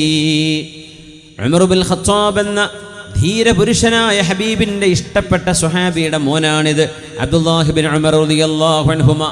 മഹാൻ പറയാൻ, തങ്ങളത് പറഞ്ഞതിന് ശേഷം എല്ലാ രാത്രിയിലും എൻ്റെ തലയണൻ്റെ താഴെ എൻ്റെ വസിയത്ത് ഞാൻ എഴുതി വെച്ചിട്ടുണ്ട്. ആര് പറയുന്നു? അബ്ദുല്ലാഹി ബിൻ ഉമർ റളിയല്ലാഹു. തങ്ങൾ പറഞ്ഞില്ലേ അത് ചെയ്യണ്ട എന്ന് തങ്ങൾ പറഞ്ഞിട്ടില്ലല്ലോ, അതുകൊണ്ട് അവിടെ കിടക്കട്ടെ. ഇനി അനന്തര സ്വത്തിൻ്റെ ആയത്തുണ്ടെങ്കിലും ഇല്ലെങ്കിലും തങ്ങളിത് പറഞ്ഞിട്ടുണ്ടല്ലോ, ഞാനത് എഴുതി വെക്കാൻ തീരുമാനിച്ചു എന്ന് പറഞ്ഞ് അവിടുത്തെ തലയിണൻ്റെ താഴെ അബ്ദുല്ലാഹി ബിൻ ഉമർ റളിയല്ലാഹു അൻഹു വസിയത്ത് എഴുതി വെച്ചിരുന്നു. യാ അല്ലാഹ്, അൽഹംദുലില്ലാഹ്. നമ്മുടെ കുട്ടികളിതാ വെള്ളവുമായിട്ട് വരുന്നുണ്ട്. മാഷാ അല്ലാഹ്. ചെറുപ്പക്കാർ മക്കളാണ്. അല്ലാഹുവർക്കൊക്കെ നല്ല ആരോഗ്യവും ആയുസ്സും അന്തസ്സും വിദ്യാഭ്യാസവും അറിവും ഇൽമും ഒക്കെ നൽകി അല്ലാഹു അനുഗ്രഹിക്കട്ടെ. ആമീൻ യാ റബ്ബൽ ആലമീൻ. എല്ലാവർക്കും കൊടുക്കും, വെള്ളം കൊടുക്കും. ഭയങ്കര കൂലി. ആരാത് സ്പോൺസർ ചെയ്തത്? ഭയങ്കര കൂലിയുള്ള പരിപാടിയാണിത്. ഈ ചൂട് കാലത്തെ വെള്ളം കുടിച്ചോളൂ, വെള്ളം കുടിച്ചുകൊണ്ടിരിക്കുക. അൽഹംദുലില്ലാഹ്, അള്ളാഹു വലിയ പ്രതിഫലം നൽകട്ടെ. ബിസ്മില്ലാഹി വലത്തെ കൈ കൊണ്ട് കുടിക്കുക, ഇരുന്ന് കുടിക്കുക, 3 ഇറക്കായിട്ട് കുടിക്കുക, കഴിഞ്ഞിട്ട് അൽഹംദുലില്ലാഹ് പറയാ. ഇതിലൊക്കെ കൂലിയാണ്. അൽഹംദുലില്ലാഹ്. ദാഹിക്കുന്നവർക്ക് വെള്ളം കൊടുക്കുക, വിശക്കുന്നവർക്ക് ഭക്ഷണം കൊടുക്കുക, ഇതൊക്കെ വലിയ പ്രതിഫലമാണ്. ചെറുതല്ല, വലിയ കൂലിയാണ്. എന്ന് പറഞ്ഞ പോലെ അള്ളാഹു തആല സ്വീകരിക്കട്ടെ. അള്ളാഹു സ്വീകരിക്കട്ടെ. ആമീൻ. റസൂലുള്ളാഹി സ്വല്ലല്ലാഹു അലൈഹി വസല്ലം തങ്ങളുടെ സ്വഹാബികൾ എങ്ങനെയാണ് യഖീൻ അവരുടെ ജീവിതത്തിൽ കൊണ്ടുവന്നത്, അതിൻ്റെ ചില ഉദാഹരണങ്ങൾ മാത്രമാണ് പറഞ്ഞത്. മഅഖൽ ഇബ്നു യസാർ റളിയല്ലാഹു അൻഹു എന്ന ഹബീബായ നബി തങ്ങളുടെ ഇഷ്ടപ്പെട്ട ഒരു സ്വഹാബിയുണ്ട്, മഅഖൽ ഇബ്നു യസാർ റളിയല്ലാഹു അൻഹു. അവരുടെ പെങ്ങളെ ഒരാൾക്ക് കല്യാണം കഴിച്ചു കൊടുത്തു. ഒരാൾക്ക് പെങ്ങളെ കല്യാണം കഴിച്ചു കൊടുത്തു. മഅഖൽ ഇബ്നു യസാർ എന്നവർ സ്വന്തം പെങ്ങളെ ഒരാൾക്ക് പുതിയാപ്പിളക്ക് കല്യാണം കഴിച്ചു കൊടുത്തു. അയാളാണെങ്കിലോ ഇച്ചിരി ദേഷ്യക്കാരനാ, ഒറ്റയ്ക്ക് തൊലാക്കും ചൊല്ലി പറഞ്ഞയച്ചു. പിന്നെ അയാൾക്ക് സങ്കടമായി, വേണ്ടില്ലായിരുന്നു അവളെയൊന്ന് ഞാൻ കല്യാണം കഴിച്ചോട്ടെ എന്ന് പറഞ്ഞ അയാൾ 2ാമത് വിവാഹം ആലോചിച്ചു വന്നു. തൊലാക്ക് ചൊല്ലിയ പുതിയാപ്പിള വീണ്ടും അതേ പെണ്ണിനെ തന്നെ എനിക്ക് കല്യാണം കഴിക്കണം. 3 തൊലാക്ക് ചൊല്ലിയിട്ടില്ല, 1 തൊലാക്കാണ് ചൊല്ലിയത്. അപ്പോൾ ഇദ്ദൻ്റെ ഉള്ളിലാണെങ്കിൽ അയാൾക്ക് തിരിച്ചെടുക്കാം. ഇദ്ദ കഴിഞ്ഞാൽ പിന്നെ അടുത്ത നിക്കാഹ് ചെയ്തിട്ടെങ്കിലും അവളെ സ്വീകരിക്കാൻ പറ്റും. അപ്പം അങ്ങനെ വന്നപ്പോഴേ മഅഖൽ എന്നവർക്ക് ഭയങ്കര സങ്കടമായി. സ്വന്തം പെങ്ങൾ, വലിയ ഇഷ്ടപ്പെടുന്ന പെങ്ങളാണ്. ആ പെങ്ങളെ കല്യാണം കഴിച്ചു കൊടുത്തിട്ട് നല്ല ഇസ്സത്തുള്ളൊരു കുടുംബത്തിൽ നിന്ന് നല്ലൊരു ചെറുപ്പക്കാരനാണെന്ന് വിചാരിച്ച് കല്യാണം കഴിച്ചു കൊടുത്തിട്ട് ആ ചെറുപ്പക്കാരൻ അത് വെച്ച് കളിച്ചല്ലേ, അപമാനിച്ചില്ലേ, അപമാനല്ലേ സ്വന്തം പെങ്ങളെ തൊലാഖ് ചൊല്ലി പറഞ്ഞയച്ചപ്പോൾ സങ്കടം തോന്നി മഅഖൽ തങ്ങൾക്ക്. അദ്ദേഹം പറഞ്ഞു, സൗവജ്തുക വഅക്റംതുക ثم طلقت اختي, എൻ്റെ പെങ്ങളെ ഞാൻ നിങ്ങൾക്ക് നിക്കാഹ് ചെയ്തു തന്നു എന്ന് മാത്രമല്ല വഅക്റംതുക, എത്ര മാന്യമായിട്ടാണ് ഒരു അളിയൻ എന്ന നിലയിൽ നിങ്ങളെ ഞാൻ സ്വീകരിച്ചത്. എന്ത് സൽക്കാരം ചെയ്തു, എങ്ങനെയൊക്കെ നിങ്ങളെ സൽക്കരിച്ചു, എങ്ങനെയൊക്കെ സ്നേഹിച്ചു. എന്നിട്ട് തുമ്മ തൊല്ലഖ്ത ഉഖ്തി, എൻ്റെ പെങ്ങളെ നിങ്ങൾ ഡിവോഴ്സ് ചെയ്തല്ലേ. ലാ വല്ലാഹി ലാ തർജിഉ ഇലൈക അബദാ, ഒരിക്കലും എൻ്റെ പെങ്ങൾ ഇനി നിങ്ങളുടെ വീട്ടിലേക്ക് വരില്ല എന്ന് മഅഖൽ ഇബ്നു യസാർ റളിയല്ലാഹു അൻഹു ആ പുതിയാപ്പിളയോട്, മുമ്പ് കല്യാണം കഴിച്ചിരുന്ന അളിയനോട് പറഞ്ഞു. തൊലാഖ് ചൊല്ലിയതിന് ശേഷം ഇനി എൻ്റെ പെങ്ങളെ കൊടുക്കൂ, തരില്ല എന്ന് പറഞ്ഞു. തൊലാഖില്ലതല്ലേ, ഇനി തരില്ല. അപ്പോഴാണ് ആയത്തിറങ്ങുന്നത് സൂറത്തുൽ ബഖറയിൽ. ബിസ്മില്ലാഹിർ റഹ്മാനിർ റഹീം. إذا طلقتم النساء فبلغن أجلهن فلا تعضلوهن أن ينكحن أزواجهن إذا تراضوا بينهم بالمعروف وإذا طلقتم النساء നിങ്ങളുടെ ഭാര്യയെ നിങ്ങൾ തൊലാഖ് ചൊല്ലിയാൽ ഫബലഗ്ന അജലഹുന്ന, തൊലാഖ് ചൊല്ലി അതിൻ്റെ ഇദ്ദ കഴിഞ്ഞാൽ പിന്നെ ആ പെണ്ണിനെ വേറൊരു പുരുഷനെ കല്യാണം കഴിക്കാൻ പറ്റും. അങ്ങനെ ഇദ്ദയുടെ കാലാവധി കഴിഞ്ഞാൽ ഫലാ തഅദുലൂഹുന്ന അൻ യൻകിഹ്ന അസ്വാജഹുന്ന ഇദാ തറാളൗ ബൈനഹും ബിൽ മഅറൂഫ്. തൻ്റെ ആദ്യ ഭർത്താവ് 3 തൊലാഖ് ഇവിടെ ചൊല്ലിയിട്ടില്ല. എത്ര ചൊല്ലിയിട്ടുള്ളൂ? 1 ചൊല്ലിയിട്ടുള്ളൂ. ആ ഭർത്താവിനെ കല്യാണം കഴിക്കാൻ ഒരു സാഹചര്യമുണ്ടായാൽ പിന്നെ അവളെ ഞാൻ വിടില്ല എന്ന് പറഞ്ഞ് നിങ്ങൾ ആ പെണ്ണിനെ തടഞ്ഞു വെക്കരുതേ. ഫലാ തഅദുലൂഹുന്ന, ഏതെങ്കിലും ഒരു വാശിപ്പുറത്ത് ഇനി കെട്ടിച്ചേരൂല എന്ന് പറയരുതേ എന്ന് അള്ളാഹു ആയത്തിറങ്ങിയപ്പോൾ മഅഖൽ ഇബ്നു യസാർ റളിയല്ലാഹു അൻഹു തലയിൽ കൈവച്ചുകൊണ്ട് പറഞ്ഞു, സംഅൻ ലിറബ്ബി വതാഅ, സംഅൻ ലിറബ്ബി വതാഅ, എൻ്റെ റബ്ബിനെ ഞാൻ അനുസരിച്ചു, എൻ്റെ റബ്ബ് പറഞ്ഞത് ഞാൻ കേട്ടു. എന്നിട്ട് തൻ്റെ അളിയനെ വിളിച്ചു, പഴയ അളിയനെ, ഉസൗവിജുക വ ഉക്രിമുക, എൻ്റെ പെങ്ങളെ കല്യാണം കഴിച്ചു തരാമെന്ന് മാത്രമല്ല വ ഉക്രിമുക, നിങ്ങളെ ഞാൻ ബഹുമാനിക്കുകയും ആദരിക്കുകയും ചെയ്യുമെന്ന് പറഞ്ഞ് ആ പുതിയാപ്പിളക്ക് കല്യാണം കഴിച്ചു കൊടുത്തു. എന്തേ? അല്ലാഹു പറഞ്ഞില്ലേ, മതി മതി മതി മതി. വിഷമുള്ള വിഷയങ്ങളാണ്, പക്ഷേ അല്ലാഹുവിൻ്റെ തീരുമാനം അതാണെങ്കിൽ പിന്നെ ഒന്നും എനിക്ക് വേണ്ട. ജുലൈബീബ് റളിയല്ലാഹു അൻഹു കാണാൻ ഭംഗിയില്ലാതിരുന്നൊരു സ്വഹാബിയുടെ കല്യാണത്തിൻ്റെ കഥ നമ്മൾ കേട്ടവരാണ്, പലവൂര് കേട്ടവരാണ്. അല്ലാഹുവിൻ്റെ റസൂലിൻ്റെ മുമ്പിൽ വന്നു. കാന ദമീമൻ, ദമീം എന്ന് പറഞ്ഞാൽ കാണാൻ തീരെ കൊള്ളാത്ത ആള് എന്ന ആ വാക്കിൻ്റെ അർത്ഥം. ദമീം, കാന ദമീമൻ. ജുലൈബീബ് എന്നവരെങ്ങനെയാണ്? മുഖത്തൊരുപാട് കുഴികളും മുഴകളും, കറുത്തവർഗക്കാരനും അടിമയുമൊക്കെയായിരുന്ന ജുലൈബീബ് എന്നവർ. വലിയ സമ്പത്തൊന്നുമില്ല, അടിമയാണ്, ചെറിയ ജോലിയൊക്കെ ചെയ്ത് ജീവിക്കുകയാണ്. തങ്ങൾ ചോദിച്ചു, ജുലൈബീബേ, നിങ്ങളൊരു യുവാവല്ലേ, ചെറുപ്പക്കാരനല്ലേ, കല്യാണം കഴിക്കണ്ടേ? പൊന്നാര നബി, എനിക്കൊക്കെ ആര് കല്യാണം കഴിച്ചു തരാനാ? ആരെനിക്ക് കല്യാണം കഴിച്ചു തരാനാ? എന്നെ പുതിയാപ്പിളാക്കി എടുക്കേ. അപ്പോൾ തങ്ങൾ ഭയങ്കര വിഷമായി. ഒരാളങ്ങനെ ചിന്തിക്കുമ്പോൾ വിഷമല്ലേ? കല്യാണം കഴിക്കാൻ ആഗ്രഹമുണ്ട്, കുടുംബജീവിതം വേണമെന്ന് ആഗ്രഹമുണ്ട്, പക്ഷേ ആരും കല്യാണം കഴിച്ച് തരൂല എന്ന് ചിന്തിക്കുകയാണ്. അല്ലാഹ് തങ്ങൾ പറഞ്ഞു, ഉസൗവിജുക, നിങ്ങളെ ഞാൻ കല്യാണം കഴിച്ചു തരും. യാ അല്ലാഹ്. അതാണ് ഹബീബായ നബി സല്ലല്ലാഹു അലൈഹി വസല്ലം. പാവപ്പെട്ടവരുടെ കൂടെയാണ്, മിസ്കീന്മാരുടെ കൂടെയായിരുന്നു ഹബീബ്. ഒരിക്കൽ നബി തങ്ങൾ പറഞ്ഞതാ, മദീനയുടെ പരിസരത്തുള്ള എല്ലാ മിസ്കീന്മാരെയും എൻ്റെ അടുത്തേക്ക് കൊണ്ടുവരൂ, പാവപ്പെട്ട ആളുകളെ മുഴുവൻ കൊണ്ടുവരുന്നു പറഞ്ഞു. മിസ്കീന്മാർ മുഴുവൻ വന്നു. തങ്ങൾ പറഞ്ഞു, ഇന്നമാ തുർസഖൂന ബിളുഅഫായിക്കും, ഈ പാവപ്പെട്ട മനുഷ്യർ കാരണമാണ് ഈ നാട്ടിൽ അല്ലാഹു നിഅമത്ത് തരുന്നത്. നിങ്ങളുടെ വീടുകളിൽ ഭക്ഷണം പാകം ചെയ്യാൻ കഴിയുന്നത് ഇവിടെയുള്ള പാവപ്പെട്ടവരുടെ മനസ്സിൻ്റെ ശുദ്ധത കൊണ്ടാണ്, അവരുടെ ഈമാനിൻ്റെ തെളിച്ചം കൊണ്ടാണ്. അതുകൊണ്ട് ഞാൻ ഇവരോടൊപ്പമാണ്, എനിക്കവരെ ഇഷ്ടമാണ്.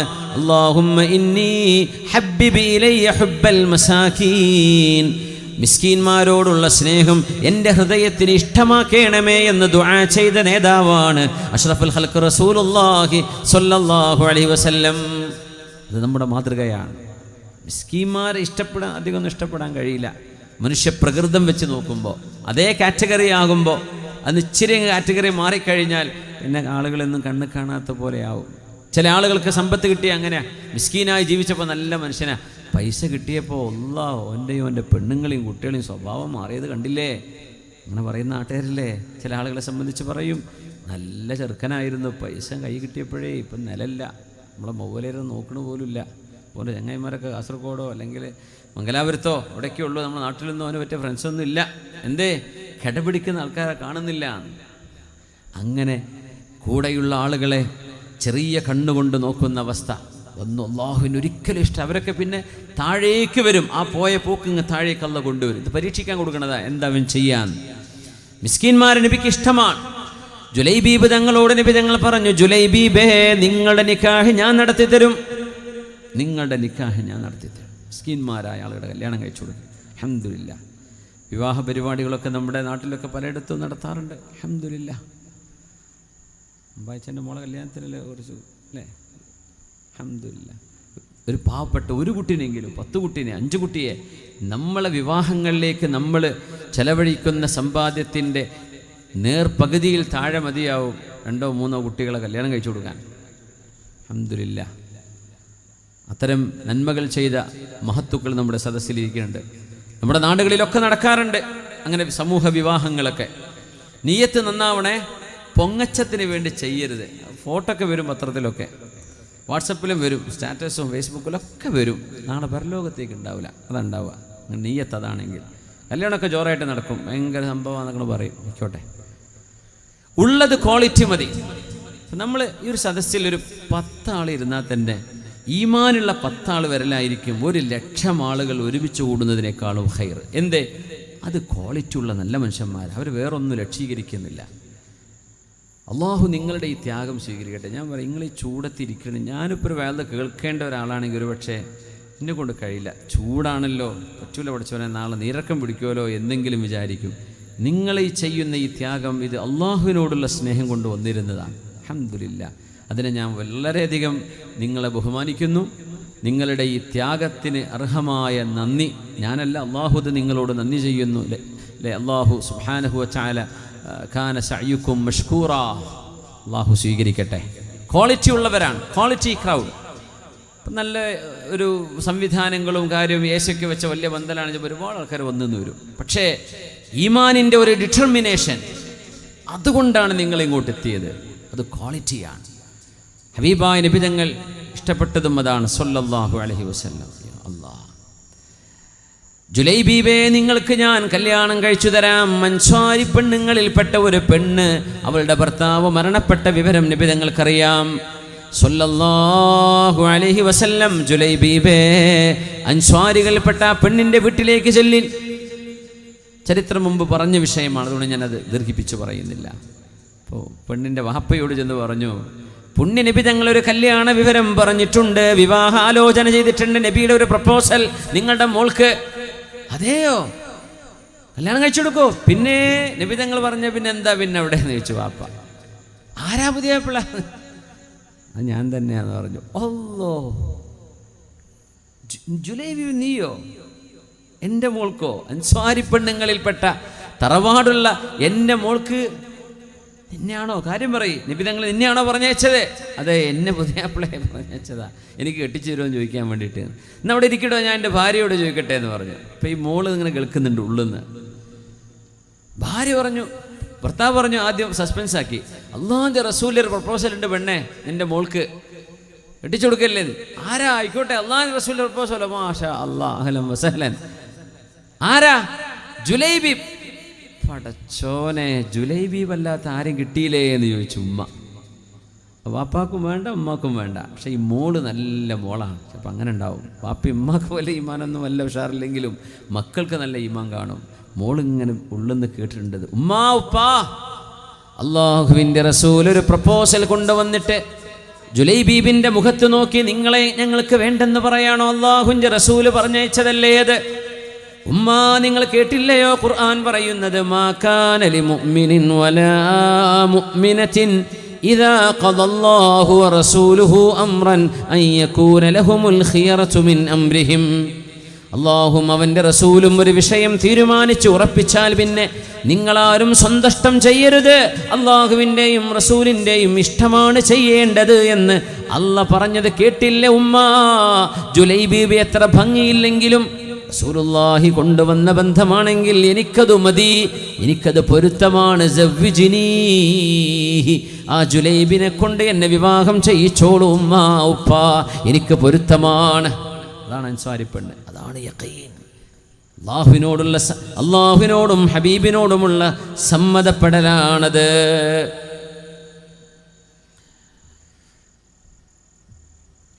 ഇമാമുന ഷാഫിഈ റളിയല്ലാഹു അൻഹു ദർസ് നടത്തിക്കൊണ്ടിരിക്കുമ്പോൾ ഷാഫി ഇമാമിന്റെ ശിഷ്യൽപ്പെട്ട ഇമാമുൽ ഹുമൈദി തങ്ങൾ പറയുന്നുണ്ട്, സദസ്സിലേക്ക് ഒരു മനുഷ്യൻ കയറി വന്നു.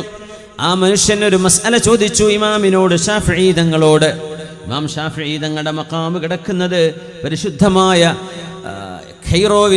ഖൈറോയുടെ പ്രധാന ഭാഗത്താണ്. അവിടുത്തെ വലിയൊരു ജുബ്ബാന, വലിയ ഖബർസ്ഥാനുണ്ട് ഖൈറോ നഗരത്തിൽ.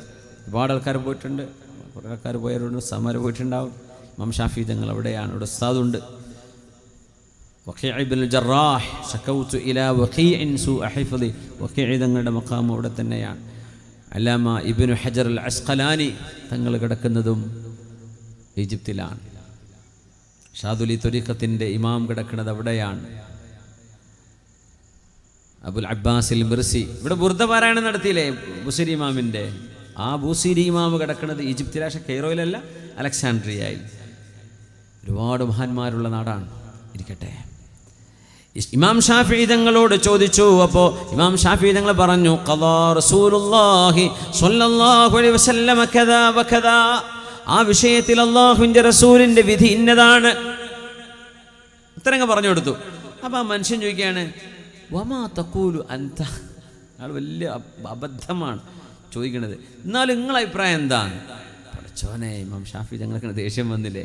റസൂലുള്ളാഹി തങ്ങൾ ആ വിഷയത്തിൽ പറഞ്ഞ അഭിപ്രായം എന്നതാന്ന് പറഞ്ഞാൽ പിന്നെ അവിടെ ഷാഫിമാരെടുത്ത് ഇമാം ഷാഫി തങ്ങൾ, നീ എന്താ, ഞാൻ ഇപ്പോൾ നിൽക്കുന്നത് ഒരു ഖനീസയിലാണെന്നാണെന്ന് വിചാരിച്ച്. ഖനീസ എന്ന് പറഞ്ഞാൽ ക്രിസ്ത്യാനികളുടെ ദേവാലയം.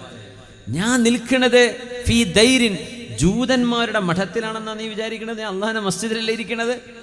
എൻ്റെ കഴുത്തിൽ നീ ഒരു ജന്നാറ് കണ്ടോ എന്ന് പറഞ്ഞാൽ അന്നത്തെ നിരീശ്വരവാദികൾ അണിഞ്ഞിരുന്ന ഒരു പ്രത്യേകതരം കല്ലിൻ്റെ ഒരു മാലുണ്ട്, അതിട്ട നിരീശ്വരവാദികളാണ് അവിടെ എടുക്കുന്നത്. അതാണോ ഞാൻ എൻ്റെ കഴുത്തിൽ നീ കാണുന്നത്? അഖൂലു ലക ഖദാ റസൂലുള്ളാഹ്, അല്ലാഹുവിൻ്റെ റസൂലിൻ്റെ വിധി ഇന്നതാണെന്ന് ഞാൻ നിന്നോട് പറയുമ്പോൾ നീ എന്നോട് ചോദിക്കുക, മാ തഖൂലു അൻത, നിങ്ങളുടെ അഭിപ്രായം എന്താണെന്ന്. അല്ലാഹുവിൻ്റെ റസൂൽ പറഞ്ഞതിനപ്പുറം പറയാൻ ഷാഫിഈക്ക് പറ്റുമോ? റസൂലുള്ളാഹി പറഞ്ഞതല്ലേ ഞാൻ പറഞ്ഞുതരൂ, അതിനപ്പുറം എനിക്ക് പറയാൻ പറ്റുമോ? അതാണ് മദ്ഹബിൻ്റെ ഇമാമുമാർ. ഇത് മദ്ഹബിനെ നിഷേധിക്കുന്ന ആ വിഷയം എന്താണെന്ന് മനസ്സിലാക്കിയിട്ടില്ലാത്ത ആളുകൾ കേട്ടോ, അല്ലാതെ ഈ നിർബന്ധം വാശിയും പിടിച്ചിട്ട് ഞങ്ങൾക്കെല്ലാം തിരിഞ്ഞു എന്ന് പറയുന്നവരോടല്ലേ. എന്താണ് മദ്ഹബ് എന്നറിയാത്തവർ. ഞാൻ മുസ്ലിമാണ്, ഷാഫിയും ഹനഫിയും എന്നല്ല, ഞാൻ മുസ്ലിം, നമ്മളൊക്കെ മുസ്ലിം തന്നെ. ഇമാം ഷാഫി തങ്ങൾ മുസ്ലിമാണ്, അബൂ ഹനീഫ തങ്ങൾ മുസ്ലിമാണ്, അഹ്മദ് ബിൻ ഹംബൽ തങ്ങൾ മുസ്ലിമാണ്, ഇമാം മാലിക് ബിൻ അനസ് തങ്ങൾ മുസ്ലിമീങ്ങൾ. ഇവരൊക്കെ ഹിജ്റയുടെ 2-3 നൂറ്റാണ്ടിൽ കഴിഞ്ഞ, ഏറ്റവും നല്ല നൂറ്റാണ്ടിൽ കഴിഞ്ഞ മഹാന്മാരാ. അവർ വിധി പറഞ്ഞത് സ്വന്തം അഭിപ്രായമല്ല, ഹദീസിലും ഖുർആനിലും അവഗാഹം നേടി അവർ മനസ്സിലാക്കിയതായി പറഞ്ഞുതരാം. അതാണ് ഈ മദ്ഹബ് എന്ന് പറഞ്ഞാൽ. ആ വിഷയത്തെ സംബന്ധിച്ച് അവർക്ക് മനസ്സിലായ ആശയം മുജ്തഹിദായ ഒരു ഇമാമിൻ്റെ അഭിപ്രായം എന്നതിനർത്ഥമുള്ളൂ. ഇമാം ഷാഫി തങ്ങൾ അനുസരിക്കില്ല. ഒരു ഇബ്നു ഉസൈമീൻ ഇങ്ങനെ പറഞ്ഞു, ഇബ്നു ബാസിൻ്റെ മസല എന്നതാ, ഇബ്നു തൈമിയ പിന്നെ ഇബ്നു അബ്ദുൽ വഹാബ് പറഞ്ഞത് ഇന്നതാണ് എന്നൊക്കെ പറഞ്ഞ് എന്ത് ചെയ്യും, അവർ ഇത്തിബാ ചെയ്യും. പക്ഷേ ഷാഫി ഇമാമും അഹ്മദ് ബിൻ ഹംബൽ തങ്ങളും അവർ പറഞ്ഞത് അവർ തറാവീഹ് 20 റക്അത്താണ് നിസ്കരിക്കേണ്ടതെന്ന് പറഞ്ഞാൽ അല്പം പറയും. ബുഖാരി ഇമാമിൻ്റെ ഹദീസിലുണ്ടല്ലോ, ആയിഷ ബീബി റളിയല്ലാഹു അൻഹയുടെ റിവായത്ത്, റസൂലുള്ളാഹി തങ്ങൾ മാ കാന യസീദു ഫീ റമളാന വലാ ഫീ ഗൈരിഹി അലാ 11 റക്അ, റമളാനിലും അല്ലാത്തപ്പോഴും നബി സല്ലല്ലാഹു അലൈഹി വസല്ലം തങ്ങൾ 11 റക്അത്തായിരുന്നു എന്ന് പറയുന്ന ഹദീസിൻ്റെ ആശയം എന്താണെന്ന് മഹാന്മാരായ പണ്ഡിതന്മാർ പറഞ്ഞ ഒരു വ്യാഖ്യാനവും നോക്കാതെ മുമ്പരെന്താ പറയും, ഹദീസ് ഇതാ പേജ് നമ്പർ ഇതാ, ഇത് സ്വഹീഹുൽ ബുഖാരിയാണ്, ഇതിനെതിരായി പറയുന്ന 20.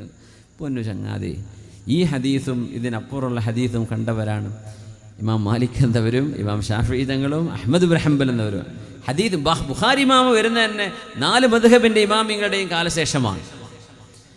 ആയിഷ ബീവി റളിയല്ലാഹു അൻഹ ആ പറഞ്ഞ വിഷയത്തിൽ തറാവീഹിൻ്റെ റക്അത്തിൻ്റെ എണ്ണത്തെ സംബന്ധിച്ച് വസ്വാസ് ഉണ്ടാക്കിയ എല്ലാ കൊല്ലമുണ്ട്. ഈ റമദാനും കണ്ടല്ലോ ഒരു ചങ്ങാൻ്റെ വീഡിയോ വന്നിരുന്നു. ഒരു ഉസ്താദ് എന്തോ ഒരു പണ്ഡിതനാന്ന് തോന്നുന്നു, ആ വേഷത്തിൽ ബുഖാരി ഇമാമെന്ന് ബുഖാരിയൊക്കെ തുറന്നു വെച്ചിട്ട് ഇങ്ങനെ കാണിക്കുന്നുണ്ട്. അപ്പോൾ സാധുക്കളും മനുഷ്യന്മാർ ചോദിക്കുമല്ലോ, അല്ലോ ബുഖാരി ഇമാം ഇങ്ങനെ പറഞ്ഞിട്ടാണോ ഇപ്പോൾ ഈ കളിക്കേണ്ടത്?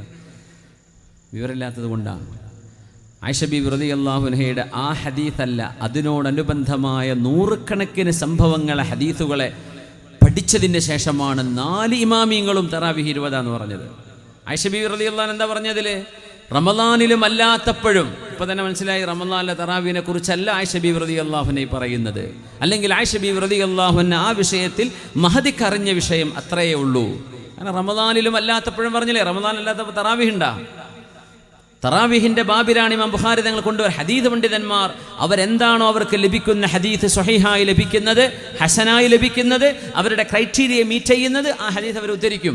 പക്ഷേ മസ്അല പറയുന്നത് ഹദീസ് പണ്ഡിതന്മാരല്ല, മസ്അല പറയുന്നത് കർമ്മശാസ്ത്ര പണ്ഡിതന്മാരാണ്. അവർക്കത് ഇടപെടാൻ കഴിയൂ. അവർ പറയും 20 റക്അത്താ, പിന്നെ എങ്ങനെയാ നിഷേധിക്കുക? നമുക്ക് അംഗീകരിക്കാൻ പറ്റില്ല എന്ന് പറയാം. ഇമാം ഷാഫി തങ്ങൾ ഇവിടെ ആ മനുഷ്യനോട് പറയാം, ഞാൻ അള്ളാഹിൻ്റെ റസൂൽ ഇതാണ് പഠിപ്പിച്ചത് എന്ന് പറയുമ്പോൾ നിങ്ങളുടെ അഭിപ്രായം ഇന്നതാന്ന് ചോദിക്കേ. എന്ത് ചോദ്യമാണ്? ഞാനെന്താ മുസ്ലിം അല്ലെന്നാണോ നീ വിചാരിച്ചത്? ഭയങ്കര ചോദ്യമല്ലേ ചോദിച്ചത്. അപ്പോൾ ഖുർആനിൻ്റെയും ഹദീസിൻ്റെയും പ്രമാണങ്ങളെ വസ്തുനിഷ്ഠമായി പഠിച്ചതിന് ശേഷമാണ് തറാവീഹിൻ്റെ റക്അത്ത് 20 ആണെന്ന് 4 മദ്ഹബിൻ്റെ ഇമാം. ഇപ്പോൾ ഈ കൊറോണ വരെ മസ്ജിദുൽ ഹറാമിൽ 20 റക്അത്തല്ലേ നിസ്കരിച്ചത്? മക്കത്തും മദീനത്തും എല്ലാം വായിച്ചാ നിങ്ങൾ പോകുന്നല്ലേ, നമ്മളൊക്കെ പോകുന്നതല്ലേ റമദാനിൽ. 20 കൊറോണ വന്നപ്പോൾ 10 റക്അത്ത്, അത് 8 അള്ളാഹ് കാത്ത്, 10 പിന്നെ 3 ഇനി കുറച്ചു കാലം കഴിഞ്ഞാൽ അവർ ഹറമിലേക്ക് നോക്കൂ, തറാവീഹ് 10 എന്ന് പറയാൻ തുടങ്ങും. അവിടെ 20 1400 കൊല്ലം 20 1400 കൊല്ലം 20. ഇപ്പം 2 കൊല്ലം മുമ്പാണ് ഇത് 10 ആക്കിയത്. കൊറോണ സമയത്ത് ആളുകളുടെ ഒരുമിച്ച് കൂടേണ്ട ടൈം കുറക്കാൻ വേണ്ടി കുറേ സമയം ഒരുമിച്ച് ആളുകൾ നിൽക്കണ്ടല്ലോ, അതിന് ഹെൽത്ത് ഹസാർഡ് വരുമല്ലോ എന്ന് വിചാരിച്ച്. പക്ഷേ എന്തുകൊണ്ടോ അവരത് ഇപ്പം അങ്ങ് തുടർന്ന് കൊണ്ടുപോകും, ചിലപ്പോൾ മാറ്റിയേക്കാം.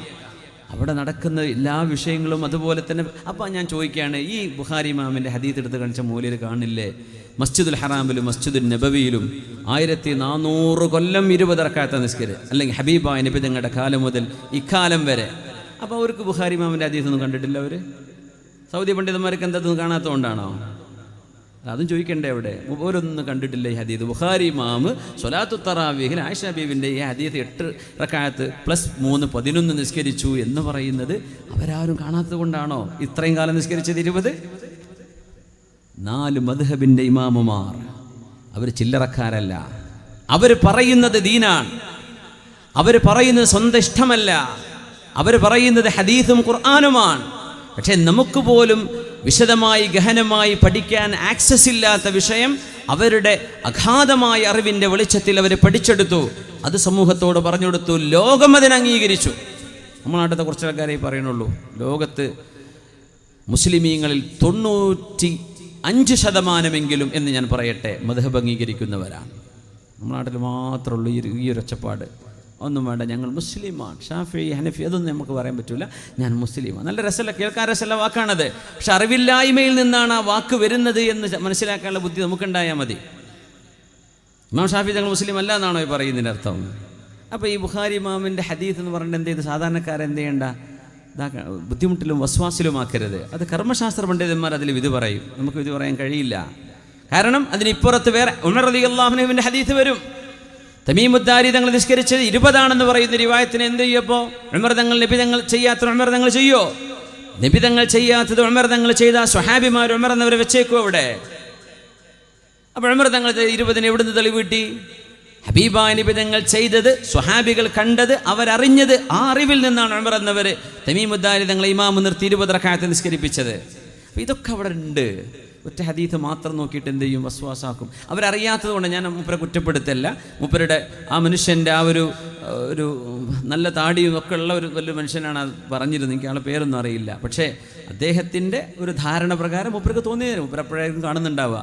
അപ്പോൾ അദ്ദേഹം അത് ജനങ്ങളുമായി പങ്കുവെച്ചു. പക്ഷെ അത് ഭയങ്കര വസ്വാസം ഉണ്ടാക്കും. ഇങ്ങനെ കർമ്മശാസ്ത്ര നിയമങ്ങൾ ഹദീത്തിൽ നിന്ന് ഡയറക്റ്റ് പറയാൻ കഴിയില്ല. നമ്മളിപ്പോൾ വാഴ പറയുന്നുണ്ട്, കർമ്മശാസ്ത്ര നിയമങ്ങളെക്കുറിച്ചല്ല ഞാൻ പറയാം, അത് ഫിഖഹിൻ്റെ കിതാബ് എന്നേ പറയാൻ പറ്റുള്ളൂ. ഹദീത്ത് വരും, ആ ഹദീത്തിൻ്റെ മസ്അല നമ്മൾ പറയുന്നത് പോലെ ആയിരിക്കില്ല ഒരു മദ്ഹബിൻ്റെ ഇമാമിൻ്റെ വീക്ഷണം. അതുകൊണ്ട് തെറ്റിദ്ധാരണ ഉണ്ടാവരുത്. പറയാണ്. ഷാഫി ഇമാമിൻ്റെ മുമ്പിൽ വന്നിട്ട് മഹാനായ ഷാഫി തങ്ങളോട് നിങ്ങൾ അഭിപ്രായം പറയൂ എന്ന് ചോദിച്ച മനുഷ്യനോട് ദേഷ്യപ്പെട്ടു ഇമാം ഷാഫി തങ്ങൾ. ഞാനെന്താ ക്രിസ്ത്യാനിയോ ജൂതനോ നിരീശ്വരവാദിയോ ആണെന്ന് നിനക്ക് തോന്നുന്നുണ്ടോ? ഞാൻ ഇരിക്കുന്നത് എവിടെയാണ്? അള്ളാഹിൻ്റെ പള്ളിയിലല്ലേ. ഇവിടെ നിന്ന് ഞാൻ പറയുമ്പോൾ ഖാല അല്ലാഹു വ ഖാല റസൂലുള്ളാഹ് എന്നല്ലാതെ ഞാൻ പിന്നെ എന്താ പറയേണ്ടത്? എൻ്റെ സ്വന്തം അഭിപ്രായം പറയണോ എന്ന് പറഞ്ഞ മനുഷ്യനോട് ദേഷ്യപ്പെട്ടത് അല്ലാമ ഹുമൈദി തങ്ങൾ ലോകത്തോട് വിളിച്ചു പറയാൻ. എന്തേ? അള്ളാഹും റസൂലും പറഞ്ഞാൽ ആ വിഷയം അവിടെ അവസാനിച്ചു. സ്വഹാബിമാരെ വിഷയത്തിൽ തീരുമാനം പറഞ്ഞാൽ ആ വിഷയം അവിടെ അവസാനിച്ചു. താബിഈങ്ങളും താബിഈങ്ങളും മുജ്തഹിദീങ്ങളായ ഇമാമുമാർ ഒരു വിഷയത്തിൽ ഒരു വിഷയം പറഞ്ഞാൽ സമിഅനാ വ അത്വഅനാ, അത് അല്ലാഹുവിനോടും റസൂലിനോടുമുള്ള സ്നേഹത്തിന്റെ ഭാഗമാണ്. ഇന്നമാ കാന ഖൗലൽ മുഅ്മിനീന ഇദാ ദുഊ ഇലല്ലാഹി വ റസൂലിഹി ലിയഹ്കുമ ബൈനഹും അൻ യഖൂലൂ സമിഅനാ വ അത്വഅനാ വഉലൈക ഹുമുൽ മുഫ്ലിഹൂൻ. ഇന്നമാ കാന ഖൗലൽ മുഅ്മിനീൻ, മുഅ്മിനീങ്ങളായ ആളുകൾ പറയേണ്ടത് എന്താണ്? ഇദാ ദുഊ ഇലല്ലാഹി വ റസൂലിഹി, അല്ലാഹും അവൻ്റെ റസൂലും ഇങ്ങനെയാണ് പറഞ്ഞത്. അല്ലാഹുവിൻ്റെ റസൂലിൻ്റെ ഹബീബായ നബി തങ്ങളുടെ വിധി ഇന്നതാണ്. ലിയഹ്കുമ ബൈനഹും, അവരുടെ ഒരു വിഷയത്തിൽ വിധി പറയാൻ പല അഭിപ്രായ വ്യത്യാസങ്ങൾ വരും. പല നാട്ടിലും അഭിപ്രായ വ്യത്യാസങ്ങളുണ്ടാവും, പല മഹല്ലുകളിലുണ്ടാവും, സംഘടനകളിലുണ്ടാവും, ലോകത്തെല്ലായിടത്തും ഉണ്ടാവും. എന്താ പറയേണ്ടത്? അല്ലാഹും റസൂലും അതേ ഒരു വിധി പറഞ്ഞാൽ നമ്മൾ പറയേണ്ടത് യഖൂലൂ സമിഅനാ വ അത്വഅനാ, ഞങ്ങൾ കേട്ടു റബ്ബേ, ഞങ്ങൾ അനുസരിച്ചു. നമ്മുടെ മെഹ്റാബിൽ നിന്ന് നമ്മുടെ ഖതീബുമാർ, നമ്മുടെ ഉസ്താദുമാർ, ദീനറിയുന്ന പണ്ഡിതന്മാർ വിഷയം പറഞ്ഞാൽ വാതിൽ പറഞ്ഞു, പള്ളിയിൽ നിന്ന് പറഞ്ഞു, ഒരു മജ്ലിസിൽ വെച്ച് പറഞ്ഞു, ഒറ്റക്ക് ചോദിച്ചോ പറഞ്ഞു, അവർ പറയുന്നത് ദീനാണ്. ആ ബോധത്തോടുകൂടെയാണ് അവരതിനെ കൈകാര്യം ചെയ്യുന്നത്. അതുകൊണ്ട് ആ വിഷയത്തിൽ പിന്നെ മറുത്തൊരഭിപ്രായമോ ഒരു മറുവാക്കോ പറയരുത്. വഉലൈക ഹുമുൽ മുഫ്ലിഹൂൻ, അവരാണ് വിജയിക്കുന്നത്, അവരാണ് വിജയിക്കുന്നത്. സമിഅനാ വ അത്വഅനാ എന്ന് പറയണം. ഞങ്ങൾ കേട്ടു റബ്ബേ, ഞങ്ങൾ അനുസരിച്ചു റബ്ബേ.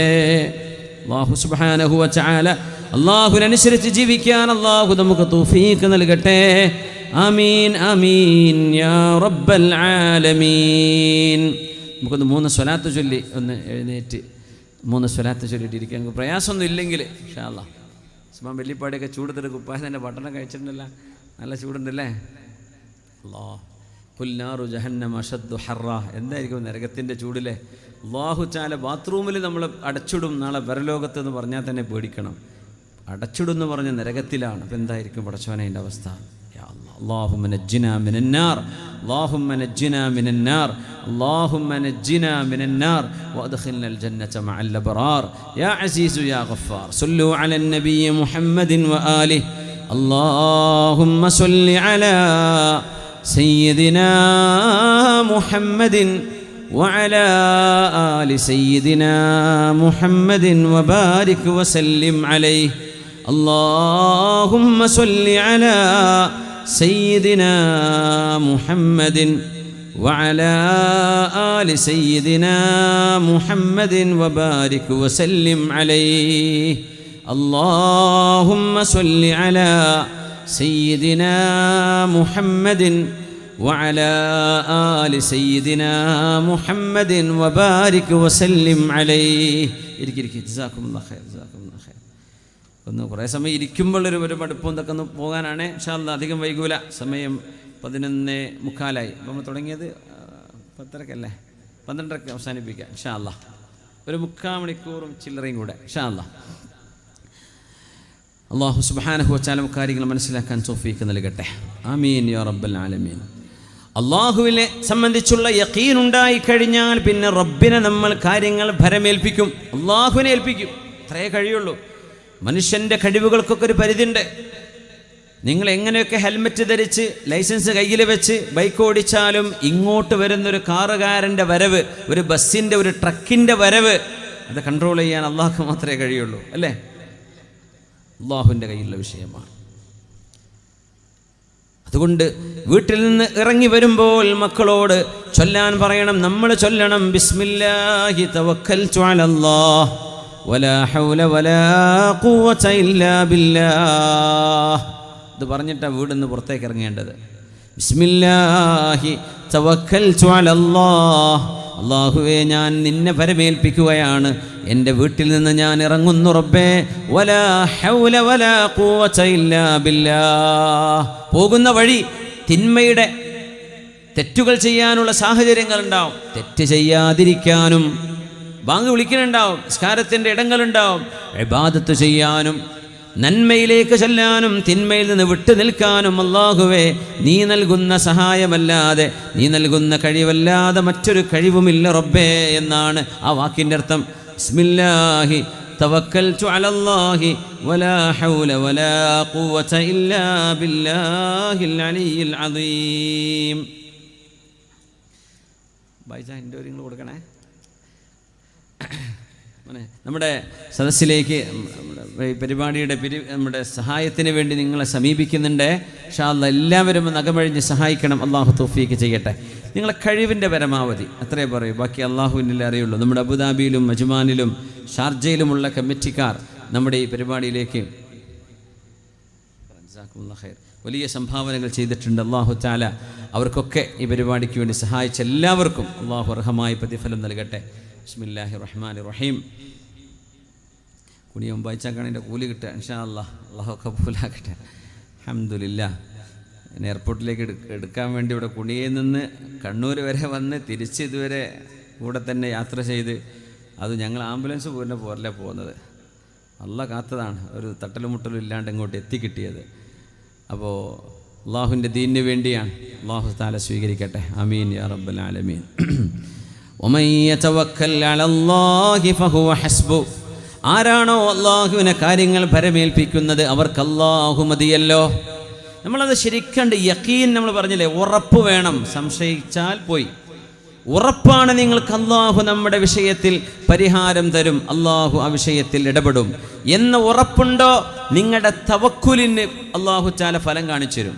പക്ഷെ നമ്മൾ തവക്കുലാക്കൽ എപ്പോഴാണെന്നറിയോ? ഈ എല്ലാ വഴിയും അടഞ്ഞാൽ ഇനിയിപ്പോൾ അള്ളാഹിനോട് പറയാം, അതിന് മുമ്പ് തന്നെ പറയണ്ടേ?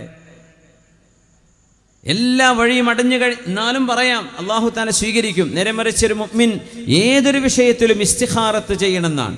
ഇസ്തിഖാറയുടെ ദുആ ഖുർആനിലെ സൂറത്ത് പഠിക്കണ പോലെ പഠിക്കണം എന്നാണ് നബി തങ്ങൾ പറഞ്ഞത് സല്ലല്ലാഹു അലൈഹി വസല്ലം. അല്ലാഹുമ്മ ഇന്നി അസ്തഖീറുക ബിഇൽമിക വഅസ്തഖ്ദിറുക ബിഖുദ്റതിക വഅസ്അലുക അല്ലാഹുമ്മ മിൻ ഫദ്ലികൽ അദീം. اللهم إن كنت تعلم أن هذا الأمر خير لي في ديني ودنياي وعاقبة أمري عاجله وآجله. തുടങ്ങി ആ ഒരു ഇസ്തിഖാറത്തിൻ്റെ ദുആയുണ്ട്. فإنك تقدر ولا أقدر وتعلم ولا أعلم وأنت علام الغيوب اللهم إن كنت تعلم أن هذا الأمر എന്ന് പറഞ്ഞിട്ട് അല്ലാഹുവേ ഞാനൊരു വിഷയത്തിലേക്ക് മുന്നിടുകയാണ്, ഇതെനിക്ക് ഖൈറാണെങ്കിൽ സാധിപ്പിച്ചു തരയണമേ, ഇതെനിക്ക് ഷർറാണെങ്കിൽ ദൂരത്താക്കി തരയണമേ എന്ന് പറഞ്ഞുകൊണ്ടാണ് നമ്മൾ ഇസ്തിഖാറ ചെയ്യേണ്ടത്. ഏത് കാര്യത്തിനും. ഒരു കുട്ടിക്ക് കോളേജിലേക്ക് അഡ്മിഷന് പോവാൻ ഇസ്തിഖാറത്ത് ചെയ്യണം. ഒരു യാത്ര പോവാൻ ഇസ്തിഖാറ ചെയ്യണം. കൺഫ്യൂഷൻ ഉണ്ടാവുക മാത്രമല്ല ഇസ്തിഖാറ. ഏതൊരു അമല് ചെയ്യുകയാണെങ്കിലും അള്ളാഹുവിന് 2 റക്അത്ത് നിസ്കരിക്കുക, ഇസ്തിഖാറത്തിൽ ദുആയും ചെയ്യുക. പിന്നെ നമ്മൾ നിയ്യത്ത് ചെയ്ത് ആ വിഷയത്തിലേക്ക് ഇറങ്ങുക, അള്ളാഹു ബർക്കത്ത് തരും. ഇസ്തിഖാറ കഴിഞ്ഞാൽ പിന്നെ സ്വപ്ന ദർശനം കിട്ടും, അങ്ങനെയൊന്നുമില്ല. അത് കഴിഞ്ഞാൽ പിന്നെ നിങ്ങൾക്ക് മനസ്സിലേക്ക് വരുന്ന എന്താണോ അതനുസരിച്ച് ചെയ്തേക്കാം. അള്ളാഹു അതിലൊരു ഖൈർ വെച്ചിട്ടുണ്ടാവും. അങ്ങനെയാണ് ഏതൊരു കാര്യവും. വിവാഹം ആലോചിക്കുന്നുണ്ട് കുട്ടികൾക്ക്, ഇസ്തിഖാറ ചെയ്യണം. ഒരു പുതിയാപ്പിള്ള വേണോ വേണ്ടേ, ഖൽബിനുള്ളിൽ സംശയമുണ്ട്, അള്ളാഹു ഒരു തീരുമാനത്തിലേക്ക് അത് എത്തിക്കും. ഏത് കാര്യത്തിലും ഇസ്തിഖാറത്ത് വേണം. വമൻ യതവക്കൽ അലല്ലാഹി ഫഹുവ ഹസ്ബുഹു. സൂറത്തു ത്വലാഖാണത്. വമൻ യതവക്കൽ അലല്ലാഹി ഫഹുവ ഹസ്ബുഹു. ആരാണോ അള്ളാഹുവിനെ കാര്യങ്ങൾ ഏൽപ്പിക്കുന്നത് അവർക്ക് അള്ളാഹു മതി. ആരാ ഏൽപ്പിച്ചത് അവർക്കേത് കിട്ടുള്ളൂ എന്നാണ്. അങ്ങനെയാണ് നമ്മൾ പറയും. മരുന്ന് കുടിക്കുമ്പോൾ, ടാബ്ലറ്റ് കഴിക്കുമ്പോൾ, ഷുഗറിനും പ്രഷറിനും കൊളസ്ട്രോളിനും ഒക്കെ മരുന്ന് കുടിക്കുമ്പോഴേ ആ ഗുളികയല്ല മാറ്റിത്തരുന്നത്. ആരാണ് മാറ്റിത്തരുന്നത്? അള്ളാഹുവാണ്. ഇതിൻ്റെ ഒരു കാരണമാണ്. എല്ലാ രോഗത്തിനും ഡോക്ടർമാരും മരുന്ന് തരും, മാറാതെ പോകണില്ലേ, രോഗി മരിക്കണില്ലേ? മരുന്നാണ് രോഗം മാറ്റുന്നതെങ്കിൽ രോഗിക്ക് ശിഫ കിട്ടണം. പക്ഷെ കിട്ടൂല. എന്തേ? ബോഡി വർക്ക് ചെയ്യണില്ല, ബോഡി റെസ്പോണ്ട് ചെയ്യുന്നില്ല എന്ന് പറയും ഡോക്ടർ. എന്താ കാരണം എന്നറിയോ? അള്ളാഹുവിൻ്റെ ഖളാ അവിടെ മറ്റൊന്നാണ്. എന്ത് കളിച്ചിട്ടും പിന്നെ കാര്യം ഉണ്ടാവില്ല. മരുന്ന് കഴിക്കണം, അത് കഴിച്ചിരിക്കണം, ഡോക്ടറെ കാണണം. ഇത് നബി തങ്ങൾ പറഞ്ഞ തദാവൗ യാ ഇബാദല്ലാഹ്, അള്ളാഹുവിൻ്റെ അടിമകളെ നിങ്ങൾ മരുന്ന് കുടിക്കണം കേട്ടോ. തദാവൗ യാ ഇബാദല്ലാഹ്, മരുന്ന് വേണ്ടെന്ന് പറയരുത്. സിദ്ദീഖ് റളിയല്ലാഹു അൻഹു അമ്പിയാക്കൾ കഴിഞ്ഞാൽ പിന്നെ ഏറ്റവും ഈമാനുള്ള മഹാനാണ്. മഹാനവറുകൾ അങ്ങനെ ചെയ്തിട്ടുണ്ട്. നമ്മൾ സാധാരണക്കാരെ കൊണ്ടൊന്നും കഴിയില്ല. അത് മരുന്ന് കഴിക്കണം, ഡോക്ടറെ കാണിക്കണം, ഇതിലൊന്നും പ്രയാസമില്ല, സുന്നത്താണ്. പുണ്യനബി തങ്ങൾ പറഞ്ഞല്ലേ ഇത്, ഡോക്ടറെ കാണിക്കണം എന്ന് സല്ലല്ലാഹു അലൈഹി വസല്ലം. തദാവൗ യാ ഇബാദല്ലാഹ് ഫഇന്നല്ലാഹ ലം യളഅ ദാഅൻ ഇല്ലാ വവളഅ ലഹു ദവാ. There is no disease but there is a cure for it. ഏത് രോഗത്തിനും ശമനമുണ്ട്, അതിന് മെഡിസിൻ ഉണ്ട്. അലിമഹു മൻ അലിമ വജഹിലഹു മൻ ജഹില. അതറിയുന്നവർക്കറിയാം, അല്ലാത്തവർക്ക് അറിയില്ല. ഏത് രോഗത്തിനും മരുന്നുണ്ട്, ഇല്ലൽ ഹറം വൽ മൗത്ത്, മരണത്തിനും വാർദ്ധക്യത്തിനും മരുന്നില്ല. അതങ്ങനെ വന്നുകൊണ്ടിരിക്കും. എല്ലാത്തിനൊക്കെ മരുന്നുണ്ട്, നിങ്ങൾ മരുന്ന് കഴിക്കണം എന്ന് നബി തങ്ങൾ പഠിപ്പിച്ചു സല്ലല്ലാഹു. തങ്ങളെ ഡോക്ടർ വന്ന് ചികിത്സിച്ചിട്ടുണ്ട് സല്ലല്ലാഹു അലൈഹി വസല്ലം. എന്താ കുഴപ്പം? ഡോക്ടർമാരെ നബി തങ്ങൾ വിളിച്ചിട്ടുണ്ട്, ഹബീബായ നബി തങ്ങൾ സല്ലല്ലാഹു അലൈഹി വസല്ലം. ഡോക്ടർമാരുടെ ഒരു വിഷയം, നമ്മൾ മാലിക് ദീനാർ നമ്മുടെ മഖാമിൻ്റെ ഇപ്പുറത്ത് അവിടെ ആ ഗ്രൗണ്ടിൽ ഒരു പരിപാടി ഉണ്ടായിരുന്നു കുറച്ച് വർഷങ്ങൾക്ക് മുമ്പ്. അന്ന് ഡോക്ടർമാരും ചികിത്സയും അതുമായി ബന്ധപ്പെട്ട വിഷയമായിരുന്നു. അപ്പോൾ അവിടെ നമ്മൾ പറഞ്ഞിരുന്ന വിഷയങ്ങളൊക്കെ വലിയ സേവനമാണ് അവർ ചെയ്യുന്നത്, ഡോക്ടർമാരും നഴ്സുമാരൊക്കെ. അല്ലാഹു അർഹമായ പ്രതിഫലം കൊടുക്കട്ടെ. അശ്അരികളിൽപ്പെട്ട 3 മഹാന്മാർ, അബൂ മൂസൽ അശ്അരി തങ്ങൾ, അബൂ മാലിക് റഹ്മത്തുള്ളാഹി അലൈഹി, അബൂ ആമിറുൽ അശ്അരി, 3 പേർ അശ്അരികൾക്ക് യമനികളാണ്. അൽ ഈമാനു യമാനിൻ വൽ ഫിഖ്ഹു യമാനിൻ വൽ ഹിക്മതു യമാനിയ. തത്വജ്ഞാനം യമനിൻ്റേതാണ്, ദീനിൻ്റെ അറിവ് യമനിൻ്റേതാണ്. ഈമാൻ യമനികളുടെ ഈമാനാണ് ഏറ്റവും നല്ല ഈമാൻ എന്ന് ഹദീസിൽ കാണാൻ കഴിയും. അൽ ഈമാനു യമാനിൻ വൽ ഫിഖ്ഹു യമാനിൻ വൽ ഹിക്മതു യമാനിയ. യമനി പണ്ഡിതന്മാർ, അവരിൽ വലിയ അഗാധമായ അറിവുള്ള ആളുകളുണ്ട്, അള്ളാഹുവിന് ഇഷ്ടമുള്ള ആളുകളുണ്ട് എന്ന് റസൂലുള്ളാഹി സ്വല്ലല്ലാഹു അലൈഹി വസല്ലം. മദീനയിലേക്ക് വന്നു അവർ. അബൂ മൂസ, അബൂ മാലിക്, അബൂ ആമിർ അശ്അരീൻ, ഇവരൊക്കെ അശ്അരികളാണ്. അബൂ മൂസൽ അശ്അരി, അബൂ മാലിക്കുൽ അശ്അരി, അബൂ ആമിർ അശ്അരി, ഇവരൊക്കെ മദീനയിലേക്ക് വന്നു. വന്ന സമയത്ത് കയ്യിൽ ഭക്ഷണമില്ല. ഖദ് അർമലൂ മിനസ്സാദ്, എല്ലാ ഭക്ഷണവും തീർന്നു പോയിട്ടുണ്ട്. യാത്രക്കാരാണ് അവർ, യമനിൽ നിന്ന് വരികയാണ്. പക്ഷെ അവർ വന്നത് എത്യോപ്യ വഴിയായിരുന്നു. അവർ സ്വഹാബികൾ ഒരുപാട് ആളുകൾ എത്യോപ്യയിലേക്ക് വന്നിട്ടുണ്ടെന്ന് കണ്ടപ്പോൾ അവർ അതിനിൽ നിന്ന് ബാബുൽ മന്ദിബ് കടലെടുക്കുന്നുണ്ട്. അവിടെ Bab el Mandeb, strait of Bab el Mandeb, Indian മഹാസമുദ്രവും ചെങ്കടലും കൂടി ചേരുന്ന കടലെടുക്ക്, അവിടെ നേരെ ക്രോസ് ചെയ്ത ആഫ്രിക്കയാണ്. അപ്പോൾ സ്വഹാബിമാർ അവിടെ വന്നിട്ടുണ്ടെന്ന് കേട്ടപ്പോൾ അവിടെ ജഅഫർ ഇബ്നു അബീ ത്വാലിബ് തങ്ങളെന്ന തങ്ങളാണവർ, സ്വഹാബിയാണ്, അഹ്ലു ബൈത്താണ്. മഹാനവറുകളും സ്വഹാബികളൊക്കെ അവിടെ ഉണ്ട് എന്നറിഞ്ഞപ്പോൾ അബൂ മൂസൽ അശ്അരി തങ്ങളും അബൂ മാലിക് എന്നവരും അബൂ ആമിർ എന്നവരും കൂടെ വേറെയും ആൾക്കാരുണ്ട്. അവരൊക്കെ എത്യോപ്യയിൽ പോയി ഈ സ്വഹാബിമാരെ കണ്ട് അവരുടെ കൂടെയാണ് പിന്നെ മദീനയിലേക്ക് വന്നത്. ഹിജറ 6-ാം വർഷം എന്നാണ് എൻ്റെ ഓർമ്മ ശരിയാണെങ്കിൽ. മദീനയിലേക്ക് നബി തങ്ങൾ എത്തി 6-ാമത്തെ കൊല്ലമാണ് അവരെത്തുന്നത്. ആ കൂട്ടത്തിലാണ് ഉമ്മു ഹബീബ ബീവി, നബി തങ്ങളുടെ ഭാര്യയാണ്, അബൂ സുഫിയാൻ എന്നവരുടെ മോളാണ്. അന്ന് അബൂ സുഫിയാൻ എന്നവർ മുസ്ലിം ആയിട്ടില്ല. അവരടക്കം മദീനയിലേക്ക് എത്തുന്നത് അപ്പോഴാണ് റളിയല്ലാഹു തആല അൻഹ. അപ്പോൾ ഈ അശ്അരികളുടെ കയ്യിലൊന്നും ഭക്ഷണമല്ല, മിസ്കീന്മാരാണ്. റസൂലുള്ളാഹി നിങ്ങളുടെ അടുത്തേക്ക് പറഞ്ഞയച്ചു, നബിയെ ഞങ്ങൾക്ക് ഭക്ഷണം വേണം. അതാണ് എന്ത് വിഷമങ്ങളും ഹബീബിനോട് അവർ ഷെയർ ചെയ്യും, എന്ത് പരാതികളും. യാ റസൂലല്ലാഹ്, ഭക്ഷണമില്ല നബിയെ, ഞങ്ങൾക്ക് ഭക്ഷണമില്ല, അതുകൊണ്ട് ഭക്ഷണം വേണം എന്ന് നബി തങ്ങളോട് പറയാൻ ഒരാളെ പറഞ്ഞയച്ചതാണ്. ആള് നബിൻ്റെ അടുത്തേക്ക് വരുന്നു. ഹബീബായ നബി തങ്ങളുടെ വാതിൽക്കലേക്ക് എത്തിയപ്പോൾ നബി തങ്ങൾ ഓതുന്ന ഒരു ഓത്ത് കേട്ടു. എന്താ ഓതുന്നത്? സൂറത്ത് ഹൂദാണത്. വമാ മിൻ ജാബത്തിൻ ഫിൽ അർളി ഇല്ലാ അലല്ലാഹി റിസ്ഖുഹാ വയഅലമു മുസ്തഖറഹാ വമുസ്തൗദഅഹാ കുല്ലുൻ ഫീ കിതാബിൻ മുബീൻ. ആരാ ഓതുന്നത്? അഷ്റഫുൽ ഖൽഖ് സല്ലല്ലാഹു അലൈഹി വസല്ലം. എന്താ ഇതിനർത്ഥം? അപ്പോൾ സ്വഹാബി നബിയോട് ഭക്ഷണം വേണമെന്ന് പറയാൻ വേണ്ടി ചെല്ലുകയാണ്. അപ്പോൾ തങ്ങൾ ഈ ഖുർആൻ ഇങ്ങനെ ഓതുകയാണ്. അതിൻ്റെ അർത്ഥം എന്താണെന്നറിയോ? വമാ മിൻ ദാബത്തിൻ ഫിൽ അർള്, ഭൂമിയിൽ ജീവനുള്ള വായയുള്ള ആമാശയമുള്ള ഏത് ചെറുതും വലുതുമായ ജീവിക്കും, മനുഷ്യനും മൃഗത്തിനും, ഇല്ലാ അലല്ലാഹി റിസ്ഖുഹാ, അവർക്ക് വായ കീറി കൊടുത്തവനാരോ അവൻ തന്നെ അവർക്ക് ഭക്ഷണം കൊടുക്കും, പേടിക്കണ്ട. വയഅലമു മുസ്തഖറഹാ വമുസ്തൗദഅഹാ, അവരുടെ താമസം എവിടെയാണ്, അവരുടെ ഖബർ എവിടെയാണ്, ഇത് അല്ലാഹുവിനറിയാം. വീട് മവ്വലിലാണ്, ഖബർ മൗലിൽ തന്നെ ആവോ ഒന്നും നമുക്കറിയില്ല. വേറെവിടേക്കെങ്കിലും യാത്ര പോകുമ്പോൾ അവിടെ ഇവിടെ എങ്ങാനും വെച്ച് മരിക്കുകയാണെങ്കിൽ അപ്പോൾ അവിടെ മറവ് ചെയ്യും. നമ്മുടെ വീടെവിടെയാണ്? മുസ്തൗദഅഹ, നമ്മളിനി നാളെ അടക്കം ചെയ്യുന്ന സ്ഥലം എവിടെയാണ്? അതാണ് ഖബർ. എവിടെയാണ് അല്ലാഹ്ക്കേ അറിയുള്ളൂ. നമ്മൾ ഖബർ കുഴിച്ച് വെക്കാം നാട്ടിൽ, കുഴപ്പമൊന്നുമില്ല. പക്ഷെ ആ ഖബറിൽ തന്നെ വന്ന് കിടക്കുന്ന ഉറപ്പൊന്നുമില്ല. അങ്ങനെയല്ലേ? മക്കത്ത് പോയി അവിടെ നിന്ന് മരിച്ചു എന്ന് വിചാരിക്കുക, അവിടെ മറവ് ചെയ്യും. അതല്ല അതിൽ ഹൈറായ സ്ഥലം എവിടെയുള്ളത്? മദീനയുണ്ട്. മദീനയും മക്കയും കഴിഞ്ഞ പിന്നെ എന്താ? അല്ലെങ്കിൽ മസ്ജിദുൽ അഖ്സ. മൗലാന മുഹമ്മദ് അലി ജൗഹർ ലണ്ടനിൽ നിന്ന് വരുന്ന സമയത്ത് മരിക്കുകയാണ്. എന്നെ ഒന്നുകിൽ ഇന്ത്യയിലേക്ക് എന്നെ കൊണ്ടുപോയി മറവ് ചെയ്യണം. അപ്പം അന്ന് ബ്രിട്ടീഷുകാരുടെ കയ്യിലാണ് ഇന്ത്യയുള്ളത്.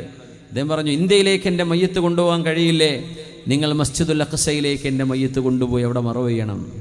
മൗലാന മുഹമ്മദ് അലി ജൗഹറിൻ്റെ വസിയത്താണ്. ഇംഗ്ലീഷുകാർ വാക്ക് പാലിക്കാൻ ഉഷാറാണല്ലോ. ആ മയ്യത്തും കൊണ്ടവർ നേരെ മെഡിറ്ററേനിയൻ കടലിൽ കടന്ന് ജെറൂസലേമിൽ വന്നു. ഇന്ന് മസ്ജിദുൽ അഖ്സയിൽ ഖിബ്ല എങ്ങനെയാണ് എന്ന് സങ്കല്പിച്ചാൽ, ഖുബ്ബത്തു സുഹറ എന്ന് പറഞ്ഞ് മെഹറാജ് പോയ പാറൻ്റെ പള്ളിയുണ്ട്. ആ പള്ളിയുടെ ഇടത് ഭാഗം സ്റ്റെപ്പ് ഇറങ്ങി താഴെ ചെന്നാൽ അവിടെ കുറച്ച് ഖബറുണ്ട്. അതിൽ കാണാം ഹാദാ ദുരീഹ് മുഹമ്മദ് അലി ജൗഹർ അൽ ഹിന്ദി, ഇന്ത്യക്കാരനായ മുഹമ്മദ് അലി ജൗഹറിൻ്റെ ഖബറാണ്. നമുക്കവിടെ ചെന്ന് ജനലെടുത്ത് ഒന്ന് ദുആ ചെയ്യാൻ പറ്റും. അവിടെ കൊണ്ടുവന്ന് മറവ് ചെയ്തതാണ്. ഇന്ത്യക്കാരനാണ്, പക്ഷേ മുസ്തൗദ അല്ല വെച്ചത് ജെറൂസലേമിലാണ്, മസ്ജിദുൽ അഖ്സൻ്റെ മുമ്പിലാണ്. യഅലമു മുസ്തഖറഹ വ മുസ്തൗദഅഹ. ഇതാണ് അള്ളാഹുവിൻ്റെ വിളിയാണ്. നിങ്ങൾ എവിടെയാണ് താമസിക്കുന്നത്, ഇനി എവിടെയാണ് നിങ്ങളെ കൊണ്ടുപോയി മറവ് ചെയ്യുന്നത്, ഇതൊക്കെ അള്ളാഹുവിനറിയാം. കുല്ലും ഫീ കിതാബിൻ മുബീൻ. എല്ലാം വ്യക്തമായ രേഖയിൽ അള്ളാഹു രേഖപ്പെടുത്തി വെച്ചിരിക്കുകയാണ്. എല്ലാം അള്ളാഹ്ക്കറിയാം. അപ്പോൾ ഈ സ്വഹാബിയെ കേൾക്കുകയാണ്, എല്ലാ ജീവികൾക്കുമുള്ള ഭക്ഷണം അള്ളാഹിൻ്റെ അടുത്തുണ്ട്. അപ്പം നമ്മൾ യമനികളായ അശാരി ജീവികൾ അള്ളാഹിൻ്റെ മുമ്പിൽ നിസ്സാരമല്ലേ? നമ്മുടെ ഭക്ഷണം അള്ളാഹ് ഏറ്റെടുത്തു എന്നല്ലേ പറഞ്ഞത്? അതുകൊണ്ട് മിണ്ടാണ്ട് ഞാൻ നബിയോട് ഇനി ഒന്നും പറയില്ല എന്ന് പറഞ്ഞത് തിരിച്ചു പോരാണ്. തങ്ങളോട് ഭക്ഷണം വേണമെന്ന് പറയാനാണ് ചെല്ലുന്നത്. അള്ളാഹ് ഭക്ഷണം ഏറ്റെടുത്തിരിക്കുന്നു എന്ന ആയത്താണ് നബി ഞങ്ങൾ ഓതുന്നത്. പിന്നെ അവിടെ ചെന്ന് ഭക്ഷണം തരി നബി എന്ന് പറയാൻ പറ്റില്ലല്ലോ. അപ്പം എന്ത് ചെയ്തു? വേഗം തിരിച്ചു പോന്നു. അദ്ദേഹം പറഞ്ഞു, അള്ളാഹിന്റെ മുമ്പിൽ അത്ര നിസ്സാരമായ ജീവികളല്ലല്ലോ അശ്അരികളായ ഞങ്ങൾ യമനികൾ. അള്ളാഹു നമ്മളൊക്കെ നോക്കുമല്ലോ. അങ്ങനെ അദ്ദേഹം റസൂലുള്ളാഹിന്റെ അടുത്തേക്ക് ചെന്നില്ല, നേരെ പോന്നു തൻ്റെ കൂട്ടുകാരുടെ വീട്ടിലേക്ക്. അവരോട് പറഞ്ഞു, അബ്ശിറൂ, സന്തോഷിച്ചോളൂ, അതാകുമുൽ ഗൗസ്, ഗൗസ് വന്നിരിക്കുന്നു എന്ന് പറഞ്ഞാൽ സഹായം വന്നിരിക്കുന്നു, പേടിക്കണ്ട കേട്ടോ, സന്തോഷിച്ചോളൂ, അള്ളാഹിൻ്റെ സഹായം വന്നിട്ടുണ്ട്. അപ്പോൾ അവർ വിചാരിച്ചു റസൂലുള്ളാഹിനോട് പോയി പറഞ്ഞു, തങ്ങളെ ഭക്ഷണമൊക്കെ റെഡിയാക്കി ഇപ്പോൾ കൊടുത്തേക്കെന്ന് പറഞ്ഞിട്ടുണ്ടാവും. അവർ മിണ്ടാണ്ടിരിക്കുകയാണ്. അങ്ങനെ ഇരിക്കുമ്പോൾ രണ്ടാൾ, ഒരു ഭക്ഷണത്തളിക നിറയെ ഭക്ഷണവും അതിൽ മാംസവുമുണ്ട്. 10-15 ആൾക്ക് കഴിക്കാനുള്ള ഭക്ഷണമുണ്ട്. അവരത്ര ആളുകളൊന്നുമില്ല. ആ തളികയും കൊണ്ട് 2 ആളുണ്ട് വന്ന് വാതിൽക്ക മുട്ടുന്നു. അപ്പം അവർ വാതിൽ തുറന്നെടുത്തു, ഭക്ഷണം വെച്ചാൽ അവർ ഉറപ്പിച്ചു നബി തങ്ങൾ കൊടുത്തയച്ചതാ. കൂടുതൽ ആൾക്കാരോട് കഥ പറഞ്ഞിട്ടില്ലല്ലോ. അവരൊക്കെ ഭക്ഷണം കഴിച്ചു. ഹത്താ അകലു മിൻഹാ മാ ശാഉ, വേണ്ടത്ര നന്നായി ക്ഷീണിച്ചിട്ടുണ്ട്. അവർ വലിയ യാത്ര കഴിഞ്ഞ് വരല്ലേ, ഈ പായക്കപ്പലിലൊക്കെ ഉള്ള യാത്രയല്ലേ. അവർ വല്ലാണ്ട് ക്ഷീണിച്ചിരുന്നു. അവർ ഭക്ഷണം കഴിച്ചു. ഭക്ഷണം കഴിച്ചപ്പോൾ കുറച്ച് ബാക്കിയുണ്ട്. അപ്പോൾ അവർ പറഞ്ഞു, ഈ ഭക്ഷണം നമ്മൾ ഇവിടെ വെച്ച് കേടുവരുത്തണ്ടല്ലോ, തങ്ങളുടെ അടുത്ത് ഒരുപാട് അതിഥികൾ വേറെ വരുമല്ലോ, അതുകൊണ്ട് ഈ ഭക്ഷണത്തിൻ്റെ ബാക്കി നബി തങ്ങൾക്ക് തന്നെ തിരിച്ചു കൊടുക്കാം. ലൗ അന്നാ റദദ്നാ ഹാദാ തുആമ ഇലാ റസൂലില്ലാഹി സ്വല്ലല്ലാഹു അലൈഹി വസല്ലം യഖ്ളീ ബിഹി ഹാജ. തങ്ങളുടെ അടുത്ത് വരുന്ന ആളുകൾക്കോ തങ്ങൾക്കോ ആവശ്യമുള്ള ഭക്ഷണം ഇതുണ്ടല്ലോ, അതുകൊണ്ട് ഇത് തിരിച്ചു കൊടുക്കാം. അപ്പോൾ ആ 2 ആളോടും പറഞ്ഞു, ഈ ഭക്ഷണം അല്ലാഹുവിൻ്റെ റസൂലിന് കൊണ്ടുപോയി കൊടുക്കൂ, ഞങ്ങൾക്ക് ആവശ്യമായത് ഞങ്ങൾ കഴിച്ചിട്ടുണ്ട്. അങ്ങനെ അവരാ ഭക്ഷണമായിട്ട് പോയി കേട്ടോ. പിന്നെ ഭക്ഷണം കഴിച്ച റാഹത്തായി അവർ നബിയെ കാണാൻ വേണ്ടി വരിക. യമനെന്ന് വന്നതല്ലേ, ആദ്യം ഒന്ന് വിശ്രമിക്കും. അങ്ങനെയുള്ള ദൂരയാത്ര കഴിഞ്ഞ് വരുമ്പോൾ ഒന്ന് റെസ്റ്റ് എടുക്കും, ഒന്ന് ബാത്റൂം പോകും, ഡ്രസ്സൊക്കെ ഒന്ന് മാറും, എന്നിട്ടല്ലേ വരാൻ പറ്റുള്ളൂ. ഇപ്പം നിങ്ങളുടെ മുമ്പിലേക്ക് ഞാൻ അങ്ങനെ കടന്നു വരാൻ പറ്റുമോ? ഒന്ന് വൃത്തിയായിട്ടല്ലേ വരാൻ കഴിയുള്ളൂ. അപ്പോൾ യാത്ര കഴിഞ്ഞ് വരുമ്പോൾ എന്ത് ചെയ്യും? ഒന്ന് അവർ ഭക്ഷണമൊക്കെ കഴിച്ച് വൃത്തിയായി റാഹത്തായി നബിനെ കാണാൻ വേണ്ടി വരിക. നബിയോട് പറയാണ്, യാ റസൂലല്ലാഹ്, മാ റഅയ്നാ തുആമൻ അക്സറ വലാ അത്യബ മിൻ തുആമിൻ അർസൽത ബിഹി. നബിയെ, അങ്ങ് കൊടുത്തയച്ച ഭക്ഷണത്തിനോളം നല്ല ബറക്കത്തുള്ള രുചിയുള്ള നല്ല ഭക്ഷണം ഞങ്ങൾ ഇതുവരെ കണ്ടിട്ടില്ല നബിയെ. എന്തോ ഒരു നല്ല ഭക്ഷണം നബി അങ്ങ് കൊടുത്തയച്ചത്. തങ്ങൾ പറഞ്ഞു, ഞാൻ നിങ്ങൾക്ക് ഭക്ഷണം കൊടുത്തയച്ചിട്ടില്ലല്ലോ. മാ അർസൽതു ലക്കും തുആമാ, ഞാൻ കൊടുത്തയച്ചില്ലല്ലോ. അതായിരുന്നു അതിൻ്റെ ശരി. കാരണം ആ സ്വഹാബി തങ്ങളോട് പറഞ്ഞിട്ടില്ല, വമാ മിൻ ദാബത്തിൻ ഫിൽ അർദി ഇല്ലാ അലല്ലാഹി റിസ്ഖുഹാ. ഏത് കുഞ്ഞിനും വലിയവർക്കും ചെറിയവർക്കുമുള്ള ഭക്ഷണം അല്ലാഹ് ഏറ്റെടുത്ത് വെച്ചിട്ടുണ്ട്. അത് ചിലപ്പോൾ മുതലാളിമാരുടെ കയ്യിൽ കൊടുക്കും, പാവപ്പെട്ടവർക്ക് അവർ വിതരണം ചെയ്യണം. അത് മുതലാളിമാർ പിടിച്ചു വെച്ചാൽ അവർ കുറ്റക്കാരാണ്. ലോകത്ത് എല്ലാ മനുഷ്യർക്കുമുള്ള ഭക്ഷണം ഈ ഭൂമിയിലുണ്ട്. വലിയ അത്ഭുതമാണ്. ഡെമോഗ്രാഫിക് എക്സ്പ്ലോഷൻ വരുന്നേ എന്ന് പറഞ്ഞ് ഒച്ചപ്പാട് തുടങ്ങി 990 മുതൽ 2000 വരുമ്പോഴേക്കും ജനസംഖ്യാ വിസ്ഫോടനം. ജനങ്ങളെ കൊണ്ട് ഭൂമിയിൽ നിറഞ്ഞിട്ട് തിന്നാൻ ഭക്ഷണം ഉണ്ടാവില്ല. ഈ കാണുന്ന വയലും പാടം തന്നെയല്ലേ ഉള്ളൂ ഇപ്പോൾ ആൾക്കാർക്ക് തിന്നാനുള്ള ഭക്ഷണം. ഇനിയിപ്പോൾ ഈ ജനസംഖ്യയിന് ഡബിളായി കഴിഞ്ഞാൽ 6 ബില്യൺ 7 ബില്യൺ ആളുകൾ ഭൂമുഖത്ത് ജീവിച്ചാൽ ഇവിടെ ഭക്ഷണത്തിന് വകണ്ടാവില്ല. അതുകൊണ്ട് ഇവിടെ ഡെമോഗ്രാഫിക് എക്സ്പ്ലോഷൻ വരികയാണ് എന്ന് പറഞ്ഞാൽ ജനസംഖ്യാ വിസ്ഫോടനം. അതൊക്കെ അള്ളാഹു തിരുത്തിയില്ലേ? അത്രയ്ക്ക് ഏറെ ഭക്ഷണമല്ലേ ഇപ്പോൾ എല്ലായിടത്തും ഭക്ഷണം കൂടിയേക്കല്ലേ? അള്ളാഹുവിൻ്റെ റിസ്ക് അങ്ങനെയാണ്. നമ്മൾ വിചാരിച്ചു എല്ലാവരും ആളെണ്ണം കൂടിയ ഭക്ഷണം ഉണ്ടാവില്ല. നാളെണ്ണം എത്ര റെസ്റ്റോറൻറ്റും എത്രയാ ഭക്ഷണങ്ങൾ. പക്ഷേ ചില നാടുകൾക്ക് അത് കിട്ടുന്നില്ല. ആ ഭക്ഷണം ഭൂമിയിൽ അത് ഇറക്കിയിട്ടുണ്ട്. അവർക്ക് കൊടുക്കേണ്ടവർ കൊടുക്കാതെ പിടിച്ചു വെച്ചതുകൊണ്ട് അലി തങ്ങൾ അത് വിശദമായി പറഞ്ഞു. ഭൂമിയിൽ ഒരാളും പട്ടിണി കിടന്ന് മരിക്കണില്ല. അവർക്ക് പട്ടിണിയില്ലാതെ കഴിയാനുള്ള ഭക്ഷണം അള്ളാഹ് ഭൂമിയിൽ ഇറക്കിയിട്ടുണ്ട്. മനുഷ്യനോട് ചെയ്യേണ്ട മര്യാദ ചെയ്യാത്തതിൻ്റെ പേരിൽ, ആളുകൾ ഭക്ഷണം കുമിഞ്ഞുകൂട്ടുന്നതിൻ്റെ പേരിൽ, അവരെ സ്വന്തമാക്കി വെക്കുന്നതിൻ്റെ പേരിൽ, ജനങ്ങൾക്ക് കൊടുക്കാത്തതിൻ്റെ പേരിൽ, ദാനം ചെയ്യാത്തതിൻ്റെ പേരിൽ, സഹായിക്കാത്തതിൻ്റെ പേരിലാണ് അവിടെ പട്ടിണി മരണങ്ങൾ ഉണ്ടാകുന്നത്. ഭക്ഷണം ഇല്ലാത്തത് കൊണ്ടല്ല. ഭക്ഷണം ഓരോ മനുഷ്യനും ആവശ്യമായത് റബ്ബ് തആല ഇറക്കിയിട്ടുണ്ട്. അതിതാ ലോകത്ത് എല്ലാവരും സോഷ്യോളജിസ്റ്റുകളൊക്കെ അംഗീകരിക്കുമല്ലോ. ഭക്ഷണം അവൈലബിൾ ആണ്. പക്ഷെ ചിലയിടത്ത് ധൂർത്ത നടക്കുന്നത്, ചിലയിടത്ത് ദാരിദ്ര്യമാണ്. ഈ ധൂർത്ത് ചെയ്യുന്നത് ദാരിദ്ര്യമുള്ള നാട്ടിലേക്ക് കൊടുത്തു കഴിഞ്ഞാൽ അവർക്ക് ധാരാളമാണത്, പക്ഷെ ചെയ്യുന്നില്ല. വമാ മിൻ ദാബത്തിൻ ഫിൽ അർദി ഇല്ലാ അലല്ലാഹി റിസ്ഖുഹാ. തങ്ങൾ പറഞ്ഞു, മാ അർസൽതു ഇലൈക്കും തുആമാ. റസൂലുള്ളാഹി തങ്ങൾ ഇത് പറഞ്ഞപ്പോൾ അവരൊക്കെ അത്ഭുതപ്പെട്ടു. നബിയേ, ഞങ്ങളുടെ കൂട്ടുകാരൻ അങ്ങയുടെ അരികത്തേക്ക് പറഞ്ഞയച്ചിരുന്നല്ലോ, ഞങ്ങൾക്ക് ഭക്ഷണം വേണമെന്ന് പറഞ്ഞിട്ട്. അപ്പം അയാൾ വന്ന് പറഞ്ഞില്ലേ? തങ്ങൾ പറഞ്ഞു ഇല്ലല്ലോ. അപ്പം പിന്നെ എവിടെ നിന്നാ ഭക്ഷണം വന്നത്? തങ്ങൾ പറഞ്ഞു ഞാൻ കൊടുത്തയച്ചതല്ല.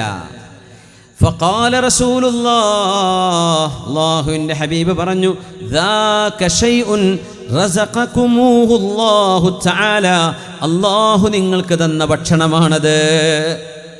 അല്ലാഹ് ആരെക്കൊണ്ടോ നിങ്ങളുടെ മുമ്പിലേക്ക് എത്തിച്ചതാണ്.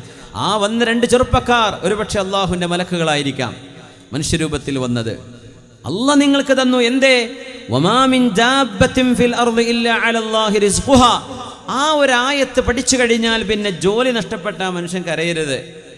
കച്ചവടം നഷ്ടമായി, പൈസ നഷ്ടമായി, എൻ്റെ റിസ്ക് പോയല്ലോ എന്ന് പറയല്ലേ. അള്ളാഹ് കണക്കാക്കിയത് അവിടെ സംഭവിച്ചു. പാഠം പഠിക്കേണ്ടത് പഠിക്കണം, ശരിയാണ്, തെറ്റുകൾ തിരുത്തണം. പക്ഷേ എൻ്റെ റിസ്ക് അവിടെ അവസാനിച്ചു എന്ന് പറയരുത്. അള്ളാഹു നിങ്ങളുടെ റിസ്ക് ഏറ്റെടുത്തിരിക്കുകയാണ്. വമാ മിൻ ദാബത്തിൻ ഫിൽ അർദി ഇല്ലാ അലല്ലാഹി റിസ്ഖുഹാ. നിങ്ങൾക്ക് വേണ്ട ജോലിയും നിങ്ങൾക്ക് വേണ്ട കച്ചവടവും നിങ്ങൾക്ക് വേണ്ട ഭക്ഷണവും അള്ളാഹുവിൻ്റെ ഖജനാവിലുണ്ട്. ഒരു കമ്പനിയിൽ നിന്ന് പുറത്താക്കിയെന്ന് വിചാരിക്കുക, അടുത്ത കമ്പനി നിങ്ങളെ തുറന്ന് കാത്തിരിക്കുന്നുണ്ട്. ഗൾഫിൽ പണി പോയി, നാട്ടിൽ പണി ഉണ്ടാവും, നാട്ടിൽ പണി പോയി, ഗൾഫിൽ പണി ഉണ്ടാവും, വേറെ എവിടെയെങ്കിലും കാണും. നമ്മൾ വിചാരിക്കുന്നത് പോലെയല്ല അള്ളാഹുവിൻ്റെ തർത്തീബ്. ഇത് മുഅ്മിനായ മനുഷ്യൻ്റെ ഖൽബിൽ വേണം. അല്ലാത്തൊരു പേടിക്കും. പഠിച്ചോനെ എനിക്ക് പെൻഷൻ ആവാനായി, എന്തായിരിക്കും എൻ്റെ പെൻഷൻ കാലാവസ്ഥ? നമ്മളെല്ലാവരും ചിന്തിക്കുന്നുണ്ട്. അങ്ങനെ വരുമ്പോൾ അപ്പം കാണാമെന്നല്ലാണ്ട് എന്തേ? അള്ളാഹുലേക്ക് ഏൽപ്പിച്ചിരിക്കുകയാണ്. അപ്പോൾ അള്ളാഹു ഒരു വഴി കണ്ടിട്ടുണ്ടാവും. മക്കളെ കാത്തിരിക്കേണ്ട, മക്കളിലൂടെ നമുക്ക് ആശ്വാസം കിട്ടുമെന്നും വിചാരിക്കേണ്ട. തവക്കുൽ മക്കളുടെ മേലല്ല, തവക്കുൽ ആരുടെ മേലാണ്? അള്ളാഹുവിൻ്റെ മേലാണ് തവക്കുലാക്കേണ്ടത്. ബാങ്ക് അക്കൗണ്ടിൻ്റെ മേലല്ല തവക്കുലാക്കേണ്ടത്. ബാങ്ക് അക്കൗണ്ട് തീർന്നാൽ പിന്നെ ഇവരുടെ വയറിന് കത്തിക്കാളൽ വരും. എന്തേ? ആകെ തവക്കുലാക്കിയത് ബാങ്കിലാണ്, അത് പൈസ പോയല്ലോ എന്ന് പറയും.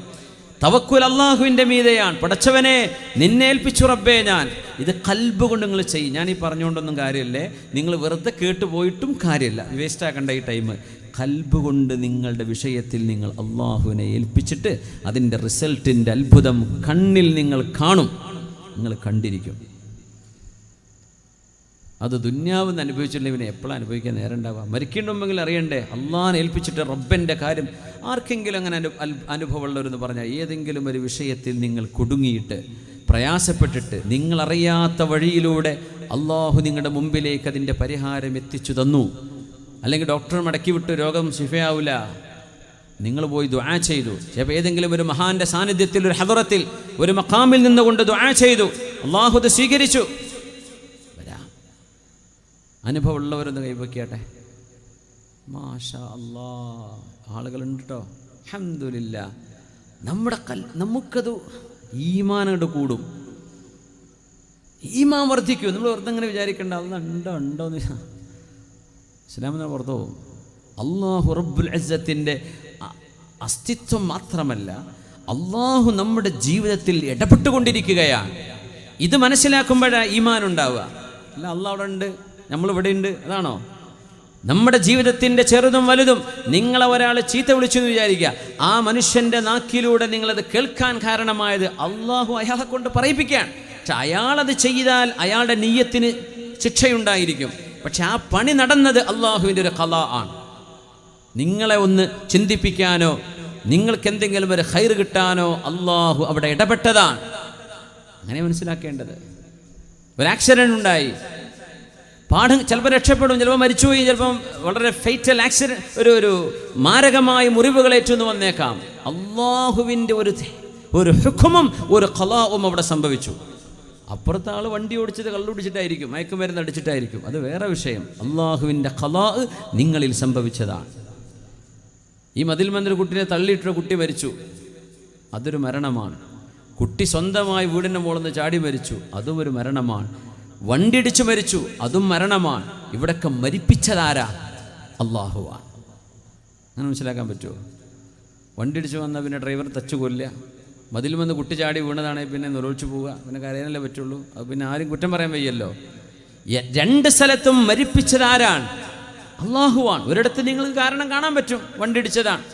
പക്ഷെ മരണം നടത്തിയത് ആ ഡ്രൈവറാണോ? അല്ല, അത് അള്ളാഹുവാണ്. നമുക്ക് അങ്ങനെ കാണാൻ പറ്റുമോ? അങ്ങനെ മനസ്സിലാക്കാൻ പറ്റുന്നുണ്ടോ? അതാണ് ഈമാൻ. അതാണ് യുഹ്യി വ യുമീത്. യുഹ്യി വ യുമീത് വഹുവ അലാ കുല്ലി ഷൈഇൻ ഖദീർ. ജീവിപ്പിക്കുന്നത് അള്ളാഹുവാണ്, മരിപ്പിക്കുന്നത് അള്ളാഹുവാണ്.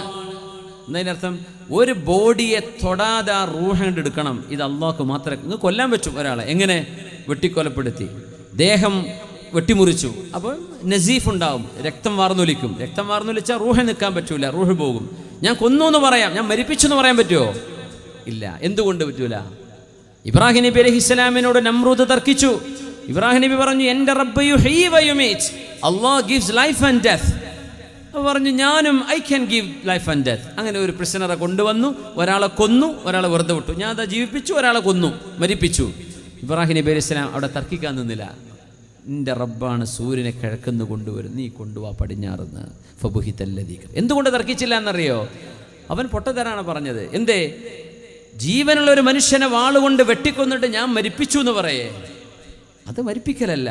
ജീവനുള്ള മനുഷ്യനെ നിർത്തിയിട്ട് അയാളുടെ ദേഹത്ത് തൊടാതെ റൂഹെടുക്കാൻ നിന്നെ കൊണ്ട് കഴിയോ? ആ നിൽക്കുന്ന മനുഷ്യനെ മരിപ്പിക്കുക എന്ന് പറഞ്ഞ ദേഹത്ത് തൊടരുത്.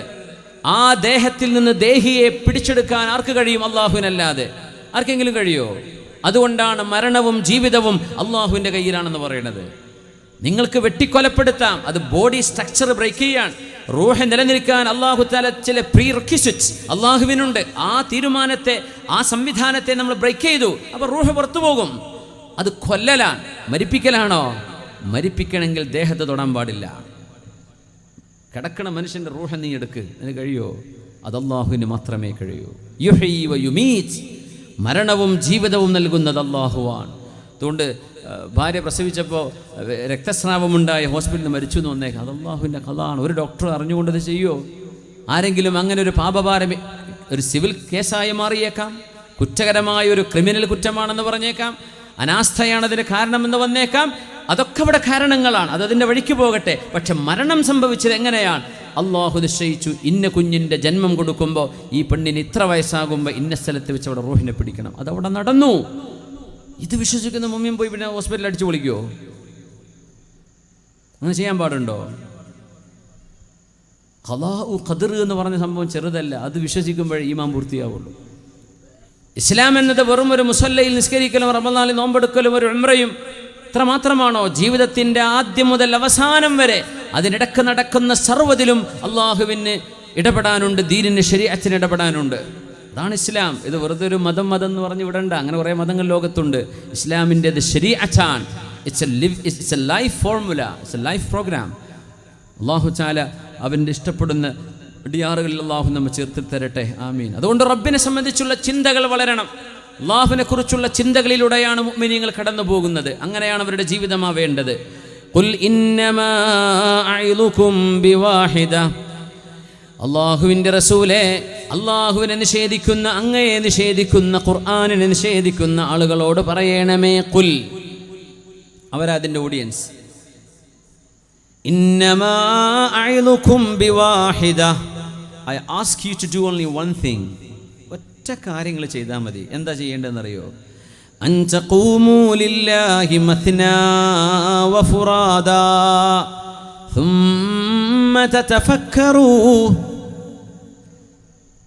അല്ലാഹു ഇല്ലെന്ന് പറയുകയോ പടച്ചവനെ നിഷേധിക്കുകയോ ചെയ്യുന്നതിന് പകരം നിങ്ങൾ ഒരാളോ ഒറ്റക്കോ രണ്ടാളായിട്ടോ മൂന്നാളായിട്ടോ, അല്ലാഹു പറഞ്ഞത് 1, 2 എന്നാണ്. മത്നാ വഫുറാദ, നിങ്ങൾ ഒരാളായിട്ടോ 2 പേര് ഒരുമിച്ചോ നിങ്ങൾ നിൽക്കുക. ثم تتفكروا, അല്ലാഹുവിൻ്റെ സൃഷ്ടിപ്പിനെ കുറിച്ചൊന്ന് ആലോചിച്ചു നോക്കി. ഇതെങ്ങനെ ഇവിടെ വന്നു? ഈ ചെടി, ഇതിൻ്റെ ഇലകൾ, ഈ മരം, ഈ തെങ്ങ്, നമ്മുടെ വയല്, ഇവിടെ കാണുന്ന ചെറു ജീവികൾ, ഈ അന്തരീക്ഷത്തിൻ്റെ ഹ്യൂമിഡിറ്റി, ഈ രാത്രി എങ്ങനെ സംഭവിച്ചു? ഇനി നാളെ പകലുണ്ടാകുന്നു. അതുവരേക്കും നമ്മളെ കൊണ്ട് ഭൂമി കറങ്ങുകയാണ്. 1,08,000 കിലോമീറ്റർ ഒരു മണിക്കൂറിൽ നമ്മൾ യാത്ര ചെയ്തു. 9:30 മണിക്ക് നമ്മൾ തുടങ്ങി, 10:30 മണിക്ക് തുടങ്ങിയപ്പോൾ 12 മണി, 1.5 മണിക്കൂർ കൊണ്ട് 1.5 ലക്ഷം കിലോമീറ്റർ നമ്മൾ ഭൂമിയെയും കൊണ്ട് സൂര്യന് ചുറ്റും ഓടിക്കഴിഞ്ഞു. എത്ര? 1.5 ലക്ഷം കിലോമീറ്റർ. ഒരു മണിക്കൂറിൽ 1,08,000 കിലോമീറ്റർ സ്പീഡിലാണ് ഭൂമി ഓടുന്നത്. ഞാനും നിങ്ങളും നമ്മുടെ ഈ സ്റ്റേജൊക്കെ അടക്കം നമ്മൾ 1.5 ലക്ഷം കിലോമീറ്റർ ഇപ്പോൾ ഒരു മണിക്കൂർ കൊണ്ട് ഓടിയിട്ടുണ്ട്. 1.5, നമ്മൾ ആരെങ്കിലും അറിഞ്ഞിട്ടുണ്ടോ അതിൻ്റെ ദൂരം? ഈ ദൂരം പൂർത്തിയാകുമ്പോഴാണ് ഡിസംബർ 31 എന്ന് പറയാം. ഇത്ര സ്പീഡിൽ ഭൂമി ജനുവരി 1 മുതൽ ഒരു മണിക്കൂറിൽ 1,08,000 കിലോമീറ്റർ സ്പീഡിൽ സൂര്യന് ചുറ്റും കറങ്ങി പൂർത്തിയായ ഒരു റൗണ്ട് പൂർത്തിയാകുമ്പോൾ നമ്മൾ പറയും ഇതാ ഡിസംബർ 31, നാളെ ന്യൂ ഇയറാ, കള്ളു പൊട്ടിക്കാന്ന് പറയും അല്ലേ? അല്ലാഹു റബ്ബുൽ ഇസ്സത്തിൻ്റെ വലിയൊരു ദൃഷ്ടാന്തം പൂർത്തിയാകുന്ന സമയത്ത് അള്ളാഹ്ക്ക് തെറ്റ് ചെയ്തിട്ട് ആഘോഷിക്കുക. ഇതല്ലേ നമ്മൾ ചെയ്യാറുള്ളത്? തതഫക്കറു, നിങ്ങൾ ആലോചിക്കാൻ, എന്താണ് ഈ ഭൂമി, എന്താണ് ആകാശം, എന്താണ് പ്രപഞ്ചം? നമ്മുടെ കണ്ണിൽ കാണുന്ന ഈ നക്ഷത്രങ്ങളുടെ പ്രകാശം ഇപ്പം ഉണ്ടാകും. ആ നക്ഷത്രം എന്നോ എത്രയോ നൂറ്റാണ്ടുകൾക്ക് മുമ്പ് കരിഞ്ഞു പോയിട്ടുണ്ടാവുന്ന, ഇപ്പം ഈ കാണുന്ന നക്ഷത്രങ്ങളുടെ ഈ പ്രകാശം കാണുന്നില്ലേ, ആ പ്രകാശം ഇപ്പം അവിടെ ഉണ്ടാവണമെന്നില്ല എന്നാണ്. എന്തേ? ആ പ്രകാശം നമ്മിലേക്ക് എത്തുന്നത് ഇപ്പോഴാണ്. അതിൻ്റെ എത്രയോ വർഷങ്ങൾക്ക് മുമ്പ് അതൊരു ഡാർക്ക് മാറ്ററായി മാറിയിട്ടുണ്ടായിരിക്കാം, നമുക്ക് പോലും അറിയില്ല. പ്രപഞ്ചം ഇങ്ങനെയൊക്കെ പറഞ്ഞാലും, ബില്യൺ കണക്കിന് നക്ഷത്ര താര സമൂഹങ്ങളുണ്ടെന്ന് പറഞ്ഞാലും, ദ ഫാർദസ്റ്റ് സ്റ്റാർ, നമ്മളിൽ നിന്ന് ഏറ്റവും ദൂരെ കിടക്കുന്ന നക്ഷത്രം ഇവിടെ നിന്ന് 24 ബില്യൺ പ്രകാശവർഷം അകലെയാണ് കിടക്കുന്നത്. 24 ബില്യൺ. മില്യൺ എന്ന് പറഞ്ഞാൽ 10 ലക്ഷമാണ്. 100 10 ലക്ഷം കൂടുമ്പോഴാണ് ഒരു ബില്യൺ ആവുക. അങ്ങനെ 24 ബില്യൺ വർഷങ്ങൾ, ഒരു സെക്കൻഡിൽ 3 ലക്ഷം ദൂരം യാത്ര ചെയ്യുന്ന പ്രകാശം ഇത്രയും കൊല്ലങ്ങൾ യാത്ര ചെയ്താൽ എത്തുന്ന ദൂരമാണ് ഈ പറഞ്ഞ 24 ബില്യൺ പ്രകാശവർഷം എന്ന് പറഞ്ഞ്. അങ്ങനെ ഒരു സെക്കൻഡിൽ പ്രകാശം യാത്ര ചെയ്യുന്നത് 3 ലക്ഷം കിലോമീറ്റർ. സെക്കൻഡിൽ 2 സെക്കൻഡ് ആയപ്പോഴേക്കും 6 ലക്ഷം കിലോമീറ്റർ എത്തി. ഒരു സെക്കൻഡിൽ 3 ലക്ഷം കിലോമീറ്റർ. അതാ പ്രകാശത്തിൻ്റെ വേഗത, സൂര്യപ്രകാശത്തിൻ്റെ. ആ വേഗതയുള്ള സാധനം ഒരു മിനിറ്റ് യാത്ര ചെയ്യുമ്പോൾ എത്ര കിലോമീറ്റർ ഓടും? ഒരു സെക്കൻഡിൽ 3 ലക്ഷം ആണെങ്കിൽ 10 ലക്ഷം കൊല്ലം യാത്ര ചെയ്ത് എത്ര ഉണ്ടായിരിക്കും? എത്ര കിലോമീറ്റർ ഓടും? അങ്ങനത്തെ 100 10 ലക്ഷമാകുമ്പോൾ 1 ബില്യൺ. അങ്ങനത്തെ 24 ബില്യൺ കൊല്ലങ്ങൾ ഈ പ്രകാശം യാത്ര ചെയ്താലെത്തുന്ന കിലോമീറ്റർ. അവിടെയാണ് ഇപ്പോൾ കണ്ട അവസാനത്തെ നക്ഷത്രം കാണുന്നത്. അതിനപ്പുറത്തേക്ക് ഇനിയുണ്ട്, കാണാൻ പറ്റുന്നില്ല. ഈ കണ്ട ലോകമൊന്നാകെ ഈ പ്രപഞ്ചത്തിൻ്റെ 4% ആയിട്ടുള്ളൂ. നീ 96% കണ്ടുപിടിക്കാനാണ്. ഇതൊക്കെ നിങ്ങൾ ആലോചിക്കുന്നില്ലേ? സുമ്മ തതഫക്കറു, നിങ്ങൾ എന്താണ് സയൻസ് പഠിക്കാത്തത്? എന്തുകൊണ്ട് നിങ്ങൾ ആസ്ട്രോണമി പഠിക്കുന്നില്ല? അപ്പോൾ ആസ്ട്രോളജിയാണ് നോക്കല്. ഇങ്ങനെ ശകുനം നോക്കുക, രാശി നോക്കുക. ഹറാമാണ്, നമുക്ക് പാടില്ലത്. ഇസ്ലാമെന്ന് പുറത്തു പോകും. എൻ്റെ രാശി ഏതാ, ഞാൻ ഏത് നാളിലാണ് ജനിച്ചത്, എൻ്റെ നക്ഷത്ര വാരഫലം വെറുതെ വായിച്ചാൽ 40 ദിവസത്തെ നിസ്കാരം നോമ്പ് അല്ലാഹ് സ്വീകരിക്കൂല. അതെങ്ങാനും വിശ്വസിച്ചു, എൻ്റെ രാശി ഇന്നതാണ് എന്ന് നക്ഷത്രവാരഫലം വായിക്കുകയോ ചിന്തിക്കുകയോ വിശ്വസിക്കുകയോ ചെയ്തു പോയാൽ ഫഖദ് കഫറ ബിമാ ഉൻസില അലാ മുഹമ്മദിൻ, അഷ്റഫുൽ ഖൽഖ് തങ്ങളുടെ ദീനിൽ നിന്ന് അവർ പുറത്തുപോയി. ഇതാണ് പഠിക്കേണ്ടത്. ആസ്ട്രോണമിയാണ്, ആസ്ട്രോളജി അല്ല. ആസ്ട്രോളജി അന്ധവിശ്വാസമാണ്. ആസ്ട്രോണമി സ്പേസ് സയൻസ് ആണ്, ആകാശലോകങ്ങളെക്കുറിച്ചുള്ള പഠനമാണ്. സോളജി പഠിക്കണം, ബോട്ടണിയും കെമിസ്ട്രിയും ഫിസിക്സും പഠിക്കണം. ഭൂമിയെക്കുറിച്ചുള്ള പഠനം നടക്കണം. ഭൂമിയെക്കുറിച്ചുള്ള ഭൂമിയുടെ ഭൂഗർഭ വസ്തുക്കളെ സംബന്ധിച്ചുള്ള പഠനങ്ങൾ, ജിയോളജി പഠിക്കണം, ജിയോഗ്രഫി പഠിക്കണം. ഇതൊക്കെ പഠിക്കുമ്പോൾ അള്ളാഹുവിനെ മനസ്സിലാവും. ഇതൊക്കെ വെറുതെ ഉണ്ടാവോ? ഉണ്ടാവില്ല, തീർച്ചയാണ്. ഞാനിവിടെ മൈക്കിൽ സംസാരിക്കുമ്പോൾ എൻ്റെ ശബ്ദം ഈ മൈക്കിലൂടെ കടന്നു വന്ന സ്പീക്കറിലൂടെ നിങ്ങളുടെ മുമ്പിലേക്ക് എത്തുന്നതിന് എത്രയായിരം ടെക്നോളജിയുടെ സഹായം ആവശ്യമായി വന്നിട്ടുണ്ട്. ഈ ഇലക്ട്രിസിറ്റി, ഈ സാധനം ഇൻവെൻ്റ് ചെയ്യണം. സൗണ്ട് വേവുകളുടെ പ്രവർത്തനങ്ങളെ പഠിക്കണം. അത് ഈ ക്ലാരിറ്റിയിൽ കിട്ടണം. അതിനാവശ്യമായ മോണിറ്ററുകൾ, ആംപ്ലിഫയറുകൾ, അതിൻ്റെ ഓപ്പറേറ്റർമാർ വർക്ക് ചെയ്യണം. ഇതൊക്കെ നിസ്സാരമാണോ എന്ന് വിചാരിക്കുന്നതൊക്കെ? നമ്മുടെ കൈ നിസ്സാരമാണോ? നമ്മുടെ മൊബൈൽ ഫോൺ. ഈ സീറ്റിലിരിക്കുന്ന ഒരാൾ, ഇപ്പം ഇവിടെ മമ്മിച്ചിരിക്കുന്നുണ്ട്, അവിടെ മാണിക്കോത്ത മമ്മിച്ചിരിക്കുന്നുണ്ട്, നമ്മുടെ കാഞ്ഞങ്ങാട്ട മമ്മിച്ച. 2 മമ്മിച്ചന്മാർ ഫോൺ എടുത്തിട്ട് ഒരാൾ അടുത്ത ആളുടെ നമ്പറിലേക്ക് വിളിച്ചാൽ ഈ ഫോൺ, ഈ മൊബൈലിൽ ഈ ഒരു 2 മീറ്റർ ദൂരമല്ല യാത്ര ചെയ്യുന്നത്, 10,000-കണക്കിന് കിലോമീറ്റർ ആകാശത്തേക്ക് സാറ്റലൈറ്റിലേക്ക് ഇത് പോകണം. ഇതിൻ്റെ സിഗ്നൽ, ഇതിൻ്റെ റിസീവർ ഇവിടെ എടുക്കണം. ആ റിസീവറിൽ നിന്ന് സാറ്റലൈറ്റിൽ പോകണം. സാറ്റലൈറ്റിൽ നിന്ന് ഏത് നമ്പറിലാണ് വന്നത് അതിൻ്റെ കൃത്യമായ ഫ്രീക്വൻസി മനസ്സിലാക്കി ഇതിനാവശ്യമായ ടവറിലേക്ക് സാറ്റലൈറ്റിൽ നിന്നും സിഗ്നൽ ഇവിടുത്തെ റിസീവറിൽ കിട്ടണം. എന്നിട്ട് ആ പറഞ്ഞ ആൾ മൊബൈലിലേക്ക് വരണം. ഇതൊക്കെ നടക്കുന്നത് മൈക്രോ സെക്കൻഡ് കൊണ്ടാണ്. ഇപ്പോൾ വിളിച്ച അവിടെ വീട്ടിൽ നിന്ന് താഴെ ഇരിക്കുന്ന വാപ്പ മേലെ ഇരിക്കുന്ന മോളെ വിളിക്കുന്ന ഫോണിൽ വിചാരിക്കുമ്പോൾ എത്ര ആകെ 5 മീറ്റർ നടന്നിട്ടുണ്ടാവുള്ളൂ ഫോൺ യാത്ര ചെയ്ത്. ഫോൺ സിഗ്നൽ യാത്ര ചെയ്തത് 10,000-കണക്കിന് കിലോമീറ്ററാണ്. 10,000-കണക്കിന് കിലോമീറ്ററാണ്. എന്നിട്ട് ഈ വരുന്നത് നമ്മുടെ കയ്യിൽ നിന്ന് ഇങ്ങനെയല്ല കണക്ഷൻ, മേലേക്ക് പോയിട്ടാണ് കണക്ഷൻ വരുന്നത്. ഇതൊക്കെ നിസ്സാരമാണോ? അൻത തഫക്കറു. ഇങ്ങനെയൊക്കെ ചിന്തിക്കാനും സംവിധാനിക്കാനുമുള്ള ബുദ്ധിയും ബ്രെയിനും ഒരു കുരങ്ങിൽ നിന്ന്, ചിമ്പാൻസിയിൽ നിന്ന് പരിണാമം സിദ്ധിച്ചു എന്ന് പറയുന്ന മനുഷ്യ ബ്രെയിൻ, മനുഷ്യന് വിശ്വസിക്കാൻ പറ്റുന്നുണ്ടോ ഈ സിദ്ധാന്തം? കുരങ്ങിൻ്റെ ബുദ്ധിയാണ് ഇങ്ങനെ മാറി മറിഞ്ഞതെന്ന്. അങ്ങനെയാണെങ്കിൽ എത്ര കുരങ്ങന്മാർക്ക് ബുദ്ധി വേണം? ഏതെങ്കിലും ഒരു ചിമ്പാൻസി ഇങ്ങനെ ഒരു ബ്രെയിൻ എക്സലൻസ് കാണിച്ചിട്ടുണ്ടോ? ഇല്ല. മനുഷ്യൻ്റെ ബുദ്ധിയൊന്ന് വേറെയാണ്. മനുഷ്യനെ മനുഷ്യനായി പടച്ചു. പരിണാമങ്ങൾ വേറെ ജീവികൾ നടന്നിരിക്കാം, നമുക്ക് നിഷേധിക്കാനും അത് അവകാശപ്പെടാനും കഴിയില്ല. ആവാം, it's a possibility, may or may not be. പക്ഷെ മനുഷ്യനായിട്ടാണല്ലോ മനുഷ്യനെ പടച്ചത്. ആദം നബി അലൈഹിസ്സലാമിനെ ഖലഖല്ലാഹു ആദമ അലാ സൂറത്തിഹി. ആദം നബി അലൈഹിസ്സലാമിൻ്റെ അതേ രൂപത്തിലാണ് ആദം നബിയെ പടച്ചത്. എങ്ങനെയല്ല, ഒരു മൃഗത്തിൻ്റെ കോലത്ത് മാറ്റിയതല്ല, ഒരു കുട്ടിയായി വലുതായതല്ല.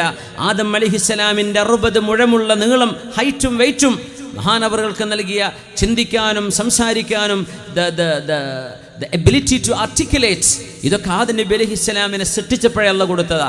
മനുഷ്യൻ ഭാഷയില്ലാതെ അലഞ്ഞു തിരിഞ്ഞ് നടന്നിട്ടില്ല. മനുഷ്യൻ ഭക്ഷണം എങ്ങനെയാണ് കഴിക്കേണ്ടത്, എങ്ങനെയാണ് കൃഷി ചെയ്യേണ്ടത് എന്നറിയാതെ, ഭാഷയില്ലാതെ, ആംഗ്യഭാഷ, ഇതൊക്കെ മനുഷ്യനുണ്ടാക്കിയ ഹൈപ്പോത്തസിസ് ആണെന്നാണ് ഞാൻ വിശ്വസിക്കുന്നത്. അത് നമ്മുടെ പാഠപുസ്തകങ്ങൾ പഠിപ്പിക്കപ്പെടുന്നു. ഓക്കെ, എക്സാമിന് വേണ്ടി നമ്മൾ പഠിക്കേണ്ടി വരും. പക്ഷേ ഹ്യൂമൻ ലോജിക്ക് അത് അംഗീകരിക്കുന്നില്ല. സത്യസന്ധരായ സയൻറ്റിസ്റ്റുകൾ അത് അംഗീകരിക്കുന്നില്ല. ചാൾസ് ഡാർവിന് തെറ്റുപറ്റി എന്നവർ പറയുന്നു. മിസ്സിംഗ് ലിങ്ക്സ് അവിടെ ലഭ്യമാണ്. അദ്ദേഹം പോയ ആ ഒരു മരുഭൂമിയിലെ അല്ലെങ്കിൽ ഐലൻഡിലെ പ്രത്യേകമായ ചില ജീവജാലങ്ങളിൽ ഇത് സത്യമായിരിക്കാം. പക്ഷേ എല്ലാ ജീവികളും പരിണമിച്ചതല്ല. ജീവന്റെ ഉറവിടം എവിടെയാണ്? Where is the origin of life? ഭൂമിയിലാണോ? ചിലർ പറഞ്ഞു ആണ്, ചിലർ പറഞ്ഞു സമുദ്രത്തിലാണ്, ചിലർ പറഞ്ഞു മണ്ണിൽ നിന്നാണ്, ചിലർ പറഞ്ഞു അറ്റ്മോസ്ഫിയറിൽ നിന്ന്, ചിലർ പറഞ്ഞു സ്പേസിൽ നിന്ന് ജീവൻ ഇങ്ങോട്ട് വന്നതാണ് ഭൂമിയിലേക്ക്. ഓരോ സയൻറ്റിസ്റ്റ് വ്യത്യസ്ത അഭിപ്രായക്കാർ. കഴിഞ്ഞ 35 കൊല്ലം എവിടെ നിന്നാണ് ജീവൻ വന്നത് എന്ന് ദശലക്ഷക്കണക്കിന് ഡോളർ ചെലവഴിച്ച് സയൻറ്റിസ്റ്റുകൾ പഠിച്ചുകൊണ്ടിരിക്കുക. എവിടെ നിന്നാണ് ജീവൻ ഉണ്ടായത്? What is the origin of life? ഇതുവരെ കണ്ടെത്താൻ പറ്റിയിട്ടില്ല. ഇതുവരെ കണ്ടെത്താൻ പറ്റിയില്ല. എല്ലാവർക്കും വ്യത്യസ്ത അഭിപ്രായ. ഒരാൾ പറയും മറ്റവൻ പറഞ്ഞത് തെറ്റാ, ഇവൻ പറയും മറ്റവൻ പറഞ്ഞത്. എന്തുകൊണ്ട്? Each and everyone believes the other party is miserably failed. നമ്മൾ പറയും അത് അള്ളാഹുവിൽ നിന്നാണ്. യുഹീ വ യുമീറ്റ്, ജീവൻ കൊടുത്തത് അള്ളാഹുവാണ്, മരണം കൊടുക്കുക. അപ്പോൾ ചിക്കനോ എഗ്ഗോ ആദ്യം ഉണ്ടായത്, എന്തായാലും ആദ്യം വന്നത് ഉണ്ടാക്കിയത് അള്ളാഹുവാണ്. എന്തോ ആയിക്കോട്ടെ, ചിക്കൻ തന്നെ ആണെന്നാണ് നമ്മൾ പറയാ. ലോജിക്ക് അതാണ്. മുട്ട ഉണ്ടെങ്കിൽ അത് ഹാച്ച് ചെയ്യാനോ ചിക്കൻ വേണ്ടേ, ഇവിടെ ഒരു ഹെൻ വേണ്ടേ, ഒരു ഇവിടെ കോഴി ആവശ്യമുണ്ടല്ലോ അത് മുട്ട എന്ത് ചെയ്യണമെങ്കിൽ, വിരിക്കണമെങ്കിൽ. അതുകൊണ്ട് ജീവികളുണ്ടായി എന്നതാണ് അടിസ്ഥാനം. മുസ്ലിമീങ്ങൾക്ക് അതൊന്നും പറയാനും വിശ്വസിക്കാനും പ്രയാസമില്ല. എന്തേ? അത് തീർത്തും ലോജിക്കൽ, റാഷണൽ ആൻഡ് സയൻറ്റിഫിക്. അല്ലാത്തൊക്കെ പറയാം. അവർ പറയുന്നതന്നെ സയൻസ് അല്ലല്ലോ. വെറുതെ ഉണ്ടായെന്ന് പറഞ്ഞാൽ സയൻസ് പറയും. സയൻസ് ലാബ് എന്ന് പറഞ്ഞത് കാര്യകാരണങ്ങളെ കൊണ്ട് പഠിച്ചു പറയുന്നതിനാ സയൻസ് എന്ന് പറയാം. വെറുതെ ഉണ്ടായി എന്ന് പറഞ്ഞാൽ സയൻസാ? അത് ഏത് കുട്ടിക്കും പറഞ്ഞോളെ വെറുതെ ഉണ്ടായിന്ന്. വെറുതെ ഉണ്ടാവില്ലല്ലോ. Nothing can come out of nothing. ഇല്ലായ്മയിൽ നിന്ന് ഒന്നും വരാൻ കഴിയില്ല. അതിൻ്റെ സൃഷ്ടാവ് വേണം. DNA എന്ന് പറയുന്ന നമ്മുടെ മനുഷ്യ ശരീരങ്ങളെ നിയന്ത്രിച്ചു കൊണ്ടിരിക്കുന്ന അതിസങ്കീർണമായ വിവരങ്ങളുള്ള DNA, ഒരു വാപ്പയുടെ സ്വഭാവം ആ കുട്ടിക്ക് കിട്ടുന്നത്. വാപ്പയുടെ നടത്തം, വാപ്പയുടെ ചിരി, വാപ്പയുടെ തലമുടി, വാപ്പയുടെ പല്ല്, ഉമ്മയുടെ രൂപം, ഉമ്മയുടെ സ്കിൻ കളർ, എന്തോ ആകട്ടെ, ഒരു കുഞ്ഞിന് ലഭിക്കുന്നതെല്ലാം ആ കുഞ്ഞിൻ്റെ ജന്മം ഉണ്ടാകുന്നതോടുകൂടെ അള്ളാഹു നിക്ഷേപിക്കുന്ന DNA-യിലൂടെയാണ്. അതാണ് ഹ്യൂമൻ പ്രോഗ്രാമിംഗ്. DNA-യിലെ ചില കോഡുകൾ മാറ്റിയാൽ ആ മനുഷ്യൻ്റെ സ്വഭാവം തന്നെ മാറിപ്പോകും. ആരാണതുണ്ടാക്കിയത്? മനുഷ്യനുണ്ടാക്കാൻ പറ്റൂ DNA ഇൻഫർമേഷൻ. എവിടെ നിന്ന് കിട്ടി? It is definitely from an intelligent source. ബുദ്ധിമാനായ ഒരാളിൽ നിന്ന് മാത്രമേ ഈ വിവരം ലോകത്തിന് കൈമാറാൻ കഴിയൂ. നമ്മൾ പറയാം ആ ഹക്കീമായ ഒരു സൃഷ്ടാവിനാണ് അല്ലാഹ് എന്ന് പറയുന്നത്. അത്ര തന്നെ അല്ല. എവിടുന്ന് അതുണ്ടാകുന്നത്? DNA ആർക്കുണ്ടാക്കാൻ പറ്റും? അതിൻ്റെ ഇൻഫർമേഷൻ അപ്പോബറ്റിക്സ് ഇൻഫർമേഷൻ ആണെന്നാണ്. അതിസങ്കീർണമായ മെസ്സേജുകളാണ് DNA-യിൽ കിടക്കുന്നത്. അപ്പോബറ്റിക്സ് വെറും സ്റ്റാറ്റിസ്റ്റിക്സ് എന്ന് പറഞ്ഞ ബേസിക് ഇൻഫർമേഷൻ അല്ല, വളരെ കോംപ്ലക്സ് ഇൻഫർമേഷനാണ്. അത് കിട്ടണമെങ്കിൽ ഹക്കീമായ, അലീമായ, എല്ലാം അറിയുന്ന തത്വജ്ഞാനിയായ ഒരാളിൽ നിന്ന് മാത്രമേ. It should definitely come from an intelligent source. ഇത് സയൻസ് പറയാൻ. വോർണർ ഗിറ്റ് എന്ന് പറയുന്ന ജർമ്മൻകാരനായ ജീവിച്ചിരിക്കുന്ന സയൻറ്റിസ്റ്റ്, അദ്ദേഹത്തിൻ്റെ പഠനമാണ്. അദ്ദേഹം പറഞ്ഞു ഇത് വെറുതെ ഉണ്ടാവില്ല, ഇത് അതിസങ്കീർണമായൊരു വിവരമാണ്. DNA നമ്മുടെ ശരീരത്തിനുള്ളിൽ കിടക്കുന്ന സാധനം, കണ്ണുകൊണ്ട് നോക്കിയാൽ കാണാത്ത സാധനം. അതില്ലെങ്കിൽ നമ്മളില്ല. സുബ്ഹാന ജല്ല ജലാലു. അല്ലാഹു, എൻ്റെ ഹബീബ് പറയാൻ, നിങ്ങൾക്ക് അല്ലാഹുവിനെ മനസ്സിലാവാൻ ഒരു കാര്യം പറയട്ടെ. ഖുൽ ഇന്നമാ അഇദുകും ബിവാഹിദ. അഇദുകും എന്ന് പറഞ്ഞാൽ വഅദ് പറയുന്നു. ഞാൻ നിങ്ങളോട് പറയുന്ന കാര്യം ഒന്ന് മാത്രമാണ്. അൻ തഖൂമൂ ലില്ലാഹ്. അല്ലാഹുവിനെ മനസ്സിലാക്കാൻ വേണ്ടി, അല്ലാഹുവിന് വേണ്ടി നിങ്ങളൊന്ന് എഴുന്നേറ്റ് നിൽക്കിൻ.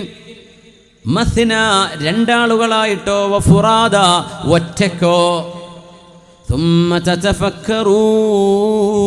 എന്നിട്ട് അള്ളാഹുവിനെ പറ്റി നിങ്ങൾ ആലോചിക്കണമേ.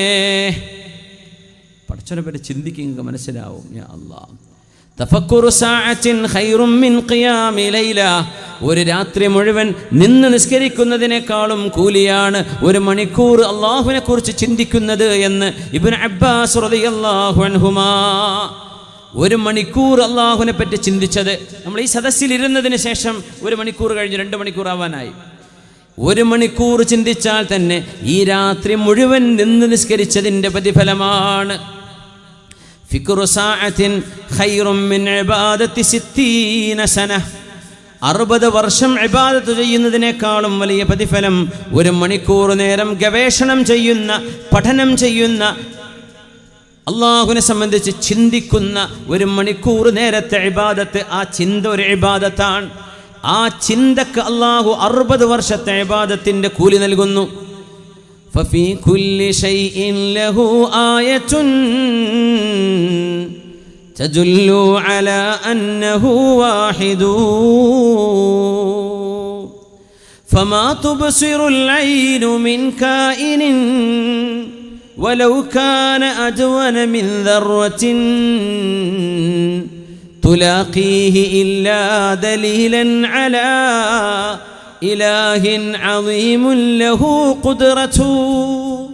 ഓരോ മണൽത്തരിയും, ഓരോ ബാഷ്പകണവും, ഓരോ ജലത്തിൻ്റെ കണികയും, ഓരോ മരത്തിൻ്റെ കോശത്തിൻ്റെ അതിസൂക്ഷ്മമായ അതിൻ്റെ സെല്ലുകളും, അതിൻ്റെ പ്രോട്ടോപ്ലാസവും, അതിൻ്റെ ന്യൂക്ലിയസും, അതിൽ കിടക്കുന്ന എല്ലാ മൈന്യൂട്ട് സങ്കീർണമായ വസ്തുക്കൾ, ജീവങ്ങളിലും എല്ലാ ജീവകങ്ങളിലും കാണുന്ന അതിൻ്റെ അതിസൂക്ഷ്മമായ ഘടകങ്ങൾ മുഴുവനും അലാ ഇലാഹിൻ അളീമിൻ ലഹു ഖുദ്റതു. സർവശക്തനായ ഒരാരാധ്യനായ പടച്ചവനുണ്ടാക്കി എന്നല്ലാതെ ആരാണിതൊക്കെ നിങ്ങളുടെ മുമ്പിൽ ഉണ്ടാക്കി വെച്ചത്? അല്ലാഹുവല്ലാതെ. ഫമാ തുബ്സിറുൽ ഐനു മിൻ കായിനിൻ, നിങ്ങളുടെ ഐബോളുകളെ കൊണ്ട് നിങ്ങൾ കാണുന്ന, നിങ്ങളുടെ കണ്ണിന് വിഷയീഭവിക്കുന്ന സാധനങ്ങളും വലൗ കാന അജ്വാന മിൻ ദർറതി, ഒരാറ്റത്തെക്കാളും നിസ്സാരമായ ഏറ്റവും അതിസൂക്ഷ്മമായ കണിക പോലും തുലാഖീഹി ഇല്ലാ ദലീലൻ അലാ ഇലാഹിൻ അളീമിൻ ലഹു ഖുദ്റതു. സർവേശ്വരനായ സർവശക്തനായ ഒരു സൃഷ്ടാവുണ്ടാക്കിയതാണ് എന്നല്ലാതെ എന്താണ് ഇവയൊക്കെ വിളിച്ചു പറഞ്ഞുകൊണ്ടിരിക്കുന്നത്? ഇന്ന ഫീ ഖൽഖിസ് സമാവാതി വൽ അർള് വഖ്തിലാഫിൽ ലൈലി വന്നഹാർ ലആയാതിൻ ലിഉലിൽ അൽബാബ് الذين يذكرون الله قياما وقعودا وعلى جنوبهم ويتفكرون في خلق السماوات والأرض ربنا ما خلقت هذا باطلا سبحانك فقنا عذاب النار. ഇന്ന ഫീ ഖൽഖിസ് സമാവാതി വൽ അർള്, ഈ പ്രപഞ്ചത്തിന്റെ സൃഷ്ടിപ്പിലുണ്ട്, വഖ്തിലാഫിൽ ലൈലി വന്നഹാർ, രാവും പകലും മാറി മാറി വരുന്നതിലുമുണ്ട്, ലആയാത്, അല്ലാഹുവിനെ മനസ്സിലാക്കാൻ കഴിയുന്ന ആയിരക്കണക്കിന് ദൃഷ്ടാന്തങ്ങളുണ്ട്. രാത്രിയുടെയും പകലിൻ്റെയും പ്രതിഭാസത്തിൽ, പ്രപഞ്ചത്തിൻ്റെ സൃഷ്ടിപ്പിൽ ആയിരക്കണക്കിന് ദൃഷ്ടാന്തങ്ങളുണ്ട്. ഒന്നല്ല, രണ്ടല്ല, മൂന്നല്ല. ലിഉലിൽ അൽബാബ്, അല്ലാഹു ബുദ്ധി നൽകിയവർക്കൊക്കെ ഇതിൽ പഠിക്കാനുണ്ട്. ആരാണ് ബുദ്ധിയുള്ളവരെന്നറിയുമോ? സൃഷ്ടിപ്പ് കണ്ടിട്ട് സൃഷ്ടാവില്ല എന്ന് പറയുന്നവരല്ല. സൃഷ്ടിപ്പ് കണ്ടാൽ ഇത് സൃഷ്ടാവിൻ്റെ അടയാളമാണെന്ന് മനസ്സിലാക്കുന്നവരാണ്.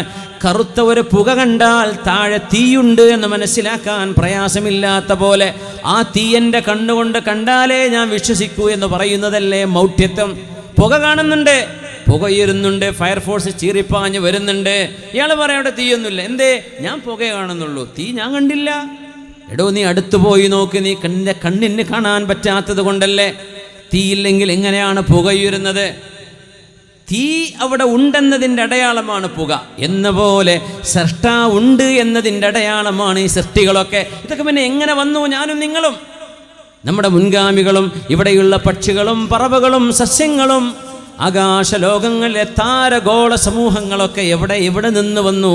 ആരാണിവയെ കൊണ്ടുവന്നത്? മഹാവിസ്ഫോടനമോ? അപ്പോൾ അതാരാണ് ഉണ്ടാക്കിയത്? അത് സിംഗുലാരിറ്റി എവിടെ നിന്ന് വന്നു? സ്വയം ഉണ്ടാകാൻ പറ്റുമോ? അതിൻ്റെ ഉത്തരം അന്വേഷിച്ചു പോയാൽ സൃഷ്ടിക്കപ്പെടാത്തവനായ, സമയകാലങ്ങൾക്ക് അതീതനായ ഒരു സൃഷ്ടാവിന് മാത്രമേ അത് ഉണ്ടാക്കാൻ കഴിയൂ. അല്ലാത്ത ഏത് വാദങ്ങളെടുത്ത് കൊണ്ടുവന്നാലും അയാൾ ആര് പടച്ചു, ആ ദൈവത്തെ ആര് പടച്ചു, ആ ദൈവത്തെ ആര് പടച്ചു എന്ന ചോദ്യങ്ങൾ അനന്തമായി നീളുമ്പോൾ അതിന് അല്ലാഹു നൽകിയ മനോഹരമായ മറുപടിയാണ് ഖുൽ ഹുവല്ലാഹു അഹദ്, അല്ലാഹു ഏകനാണ്, അല്ലാഹു സ്വമദ്, അല്ലാഹ് ഈസ് ദ സെൽഫ് ഇറ്റേണൽ. ആരുടെയും ആശ്രയം ആവശ്യമില്ലാത്ത, എന്നാൽ എല്ലാവരും ആശ്രയിക്കുന്നവനായ സർവേശ്വരനായവനാണ്, സ്വമദാണ് അല്ലാഹു. ലം യലിദ്, അല്ലാഹു ആരെയും പ്രസവിച്ചിട്ടില്ല. വലം യൂലദ്, അല്ലാഹുക്ക് ആരും ജന്മം കൊടുത്തതും അല്ല. വാപ്പയോ ഉമ്മയോ അല്ലാഹുവിനില്ല. വലം യകുല്ലഹു കുഫുവൻ അഹദ്, അവന് സമാനമായ മറ്റൊരു ദൈവമോ ഒരാളോ ഒരു വസ്തുവോ ഒന്നുമേ ഈ പ്രപഞ്ചത്തിലോ അതിനപ്പുറത്തോ ഇല്ല. ഇങ്ങനെ മനോഹരമായ ഹു ഈസ് ഗോഡ്, ആരാണ് ദൈവം എന്ന് ചോദിച്ചാൽ അതിന് ഇത്ര മനോഹരമായൊരു ഡെഫിനിഷൻ അല്ലാഹു നൽകിയത് അഷ്റഫുൽ ഖൽഖിന്റെ ജിഹ്വയിലൂടെ, വിശുദ്ധ ഖുർആനിന്റെ വചനങ്ങളിലൂടെ ഇതിനേക്കാൾ മനോഹരമായൊരു ആശയം, ഒരു ഉത്തരം ആർക്ക് ലോകത്ത് കൊടുക്കാൻ കഴിയും? അതാണ് അമ്പിയാക്കന്മാർ പഠിപ്പിച്ചത്.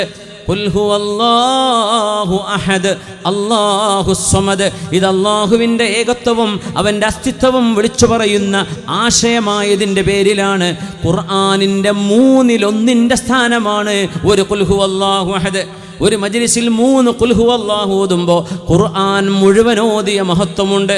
അത് കഴിഞ്ഞാൽ ഖുൽ അഊദു ബിറബ്ബിൽ ഫലഖ്, ഖുൽ അഊദു ബിറബ്ബിൻ നാസ്, ഒരു ഫാത്തിഹയും ഓതിയിട്ടുണ്ടാകും. എന്നിട്ടാണ് നമ്മൾ ദുആ ഇറക്കുന്നത് ഉമ്മുൽ കിതാബ്, അതാണ് ഫാത്തിഹ. ഖുൽ അഊദു ബിറബ്ബിൽ ഫലഖും ഖുൽ അഊദു ബിറബ്ബിൻ നാസും കണ്ണേറിൽ നിന്ന്, സിഹറിൽ നിന്ന്, ഷർറിൽ നിന്ന് കാവൽ ചോദിക്കുന്ന സൂറ. 3 ഖുൽ ഹുവല്ലാഹു അഹദ് അല്ലാഹുവിൻ്റെ മഹത്വം പറഞ്ഞ സൂറയായ ആകയാൽ തഅദിലു സുലുസൽ ഖുർആൻ, ഖുർആനിൻ്റെ 1/3 തുല്യമാണ്. അപ്പോൾ ഖുർആൻ പൂർണ്ണമായും ഓതിയ മഹത്വം, കൂലിയല്ല, കൂലി കിട്ടണമെങ്കിൽ ഓരോ അക്ഷരത്തിനും 10 കൂലിയുണ്ട്, അത് മുഴുവൻ ഓതിയാലേ കിട്ടുള്ളൂ. പക്ഷേ ആ ഒരു മഹത്വം കിട്ടും.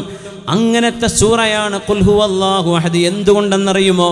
ആരാണ് നമ്മുടെ റബ്ബെന്ന് അള്ളാഹു പരിചയപ്പെടുത്തിയ സൂറയാണ്. ഇതിൻ്റെയൊക്കെ ആശയം നമ്മൾ പഠിക്കണം, അറിയണം അള്ളാഹുവിനെ. ഫഅലം അന്നഹു ലാ ഇലാഹ ഇല്ലല്ലാഹ്, അള്ളാഹു ഏകനാണെന്ന് ഫഅലം, നിങ്ങൾ പഠിച്ചു മനസ്സിലാക്കണം. അതതിനർത്ഥം. വെറുതെ അങ്ങ് ചൊല്ലിയാൽ പോരാ, ചൊല്ലി അല്ലാഹു കൂലി തരും. എന്താണ് ഈ പറയുന്നത്? എന്താണ് ലാ ഇലാഹ ഇല്ലല്ലാഹ് എന്ന് പറയുന്നതിൻ്റെ ആശയം എന്താണ്? ആ അറിവ് നിങ്ങൾക്ക് നൽകാൻ സഹായകമായ ഭൗതിക ജ്ഞാനങ്ങൾ നിങ്ങൾ പഠിക്കണം. അതിനാവശ്യമായ സയൻസ് പഠിക്കണം, ജിയോഗ്രഫി പഠിക്കണം, ആസ്ട്രോണമി പഠിക്കണം, സയൻസ്, മെഡിക്കൽ സയൻസ് പഠിക്കണം. ഇതൊക്കെ പഠിക്കുമ്പോഴാണ് ഇലാഹായ അള്ളാഹുവിനെ മനസ്സിലാക്കാൻ കഴിയുന്നത്. ഫഅലം അന്നഹു ലാ ഇലാഹ ഇല്ലല്ലാഹ്, ലാ ഇലാഹ ഇല്ലല്ലാഹ് എന്ന് ചൊല്ലണേ എന്നല്ല പറഞ്ഞത്. അവിടെ എന്താ പറഞ്ഞത്? ഫഅലം, നിങ്ങൾ അറിയണം, നിങ്ങൾ പഠിക്കണം. എന്ത് പഠിക്കണം? അന്നഹു, തീർച്ചയായും കാര്യം, ലാ ഇലാഹ ഇല്ലല്ലാഹ്, there is no deity worthy of worship except Allah, ആരാധനക്കർഹതയുള്ള ഒരു ദൈവമോ ഒരു പടച്ചവനോ അല്ലാഹു ജല്ല ജലാലു അല്ലാതെ ഇല്ല എന്ന ഖുർആനിൻ്റെ ഈ ആശയം നിങ്ങൾ പഠിക്കണം. മുസ്ലിമീങ്ങൾ നമ്മൾ അറിയണം എന്താണ് ലാ ഇലാഹ ഇല്ലല്ലാഹിന്റെ അർത്ഥം എന്ന്. അതാരെയും വേദനിപ്പിക്കാനോ ആരെയും ഇകഴ്ത്താനോ ഒന്നുമല്ല. നമ്മുടെ വിശ്വാസം അതാണ് പ്രവാചകന്മാർ മുഴുവൻ ലോകത്ത് പഠിപ്പിച്ചത്. ആദം നബി മുതൽ ഇബ്രാഹിം നബിയിലൂടെ, സുലൈമാൻ നബിയിലൂടെ, ദാവൂദ് നബിയിലൂടെ, മൂസ നബിയിലൂടെ, യേശു ക്രിസ്തു എന്ന് വിളിക്കപ്പെടുന്ന ഈസാ നബിയിലൂടെ, മുഹമ്മദ് റസൂലുള്ളാഹി തങ്ങളിലൂടെ അമ്പിയാക്കന്മാർ മുഴുവൻ പഠിപ്പിച്ചത് അതാണ് ലാ ഇലാഹ ഇല്ലല്ലാഹ്. അല്ലാഹുവിനോട് മൂസ നബി ചോദിച്ചു, പടച്ചവനെ അല്ലിംനി, പടച്ചവനെ എനിക്ക് പ്രത്യേകമായൊരു ദുആ പഠിപ്പിക്കണമേ, ഉനാജീക വഅബ്ദുക ബിഹാ, എനിക്ക് പ്രത്യേകമായിട്ട് നിന്നോടൊന്ന് പറയാൻ പറ്റുന്ന ഒരു ദുആ, അത് വെച്ചുകൊണ്ട് റബ്ബേ എനിക്ക് നിന്നോടൊന്ന് ദുആ ചെയ്യണം, നീയുമായി ഒന്ന് സംവദിക്കണം, അതിൻ്റെ ഒരു ദുആ ഒരു ദിക്ർ പഠിപ്പിച്ചു തരണേ. അപ്പോൾ അല്ലാഹു പറഞ്ഞു മൂസ നബിയെ, ഖുൽ ലാ ഇലാഹ ഇല്ലല്ലാഹ്, ലാ ഇലാഹ ഇല്ലല്ലാഹ് എന്ന് ചൊല്ലിക്കോളി മൂസ നബിയെ. മൂസ നബി പറഞ്ഞു, അല്ലാഹ് കുല്ലുന്നാസി യഖൂലൂന ലാ, എല്ലാവരും ലാ ഇലാഹ ഇല്ലല്ലാഹ് എന്നല്ല പറഞ്ഞു, അതുകൊണ്ട് വല്ല എനിക്ക് പ്രത്യേകമായിട്ട് വല്ലതും തരണം. കുല്ലുന്നാസി, എല്ലാവരും ലാ ഇലാഹ ഇല്ലല്ലാഹ് എന്നല്ലേ പറയുന്നത് പടച്ചോനെ. അപ്പോൾ അതൊരു സ്പെഷ്യലൊന്നും അല്ലല്ലോ, എനിക്ക് പ്രത്യേകമായിട്ടൊന്ന്. മൂസാ നബി ഭയങ്കര രസമാണ്. അള്ളാഹുവിനോട് ഇത്ര ഫ്രാങ്കായിട്ട് സംസാരിച്ച മറ്റു നബിയെ കാണാൻ കഴിയില്ല. മൂസാ നബി അലൈഹിസ്സലാമിൻ്റെ റബ്ബുമായുള്ള ഒരുപാട് ഇതുപോലെയുള്ള ഹിവാറുകളുണ്ട്, സംഭാഷണങ്ങളുണ്ട്. പടച്ചവൻ അള്ളാഹുവിനോട് ചോദിക്കുകയാണ്, റബ്ബേ ഒരു പ്രത്യേകമായ ദിക്ർ എനിക്ക് പഠിപ്പിച്ചുതാ, എനിക്ക് നിന്നോട് ആ ദിക്ർ വെച്ച് നീയുമായി എനിക്ക് സംഭാഷണം ചെയ്യണം. പറഞ്ഞു, ഖുൽ ലാ ഇലാഹ ഇല്ലല്ലാഹ്. മൂസാ നബി പറഞ്ഞു, കുല്ലുന്നാസി യഖൂലൂന ലാ ഇലാഹ, എല്ലാവരും ലാ ഇലാഹ ഇല്ലല്ലാഹ് എന്നല്ലേ പറയുന്നത് പടച്ചോനെ, എനിക്കതൊന്നും പോരാ, വേറൊന്ന് വേണമെന്ന് പറഞ്ഞു. മൂസ നബിയെ നിങ്ങൾക്കറിയുമോ ലാ ഇലാഹ ഇല്ലല്ലാഹ് എന്താണെന്ന്? ലൗ ദിഅതിസ് സമാവാതു വൽ അർളൂന ഫീ കിഫ്ഫത്തിൻ വലാ ഇലാഹ ഇല്ലല്ലാഹു ഫീ കിഫ്ഫത്തിൻ ലതാശതിസ് സമാവാതു വൽ അർള് വസഖുലത് ലാ ഇലാഹ ഇല്ലല്ലാഹ്. ആകാശലോകങ്ങളായ ഗോളങ്ങളും താരകങ്ങളും ഗ്രഹങ്ങളും എല്ലാ സൃഷ്ടികളും ഒരു തുലാസിൻ്റെ ഒരു ഭാഗത്ത്, ഒരു തട്ടിൽ ലാ ഇലാഹ ഇല്ലല്ലാഹയെ മാത്രം മറ്റൊരു തട്ടിലും വെച്ച് തൂക്കി നോക്കിയാൽ ലതാശതിസ് സമാവാതു വൽ അർള്, ആകാശഭൂമികൾ നിൽക്കുന്ന, ഈ ഭൂമി മണ്ണ് നിൽക്കുന്ന, മഹാപർവ്വതങ്ങൾ നിൽക്കുന്ന ഈ തുലാസിൻ്റെ തട്ട് ഖനം കുറയും. മൂസ നബിയെ വസഖുലത് ലാ ഇലാഹ ഇല്ലല്ലാഹ്, ലാ ഇലാഹ ഇല്ലല്ലാഹയാണ് ഭാരം നിൽക്കുക. ആ കലിമത്ത് പോരെ നിങ്ങൾക്ക്? അത് പോരെ നിങ്ങൾക്ക്? മതി റബ്ബേ, എന്നാ പിന്നെ മതി മതി മതി മതി മതി. അതുകൊണ്ടാണ് അഫ്ദലു മാ ഖുൽതു വന്നബിയൂന മിൻ ഖബലി ലാ ഇലാഹ ഇല്ലല്ലാഹ്, ഞാനും എൻ്റെ മുൻഗാമികളായ പ്രവാചകന്മാരും പറഞ്ഞതിൽ വെച്ച് ഏറ്റവും നല്ല വചനം ലാ ഇലാഹ ഇല്ലല്ലാഹയാണ്. അലൈഹാ നഹ്യാ, ആ കലിമത്തിലാണ് നമ്മൾ ജീവിക്കുന്നത്. വഅലൈഹാ നമൂതു, ആ കലിമയിലാണ് നമ്മൾ മരിക്കാൻ ആഗ്രഹിക്കുന്നത്. വഅലൈഹാ നുബഅസു ഇൻഷാ അല്ലാഹ്, നാളെ പരലോകത്തേക്ക് വരുമ്പോഴും ലാ ഇലാഹ ഇല്ലല്ലാഹ് നമ്മുടെ കൂടെ വേണം. അല്ലാഹു നമ്മളെ സഹായിക്കട്ടെ.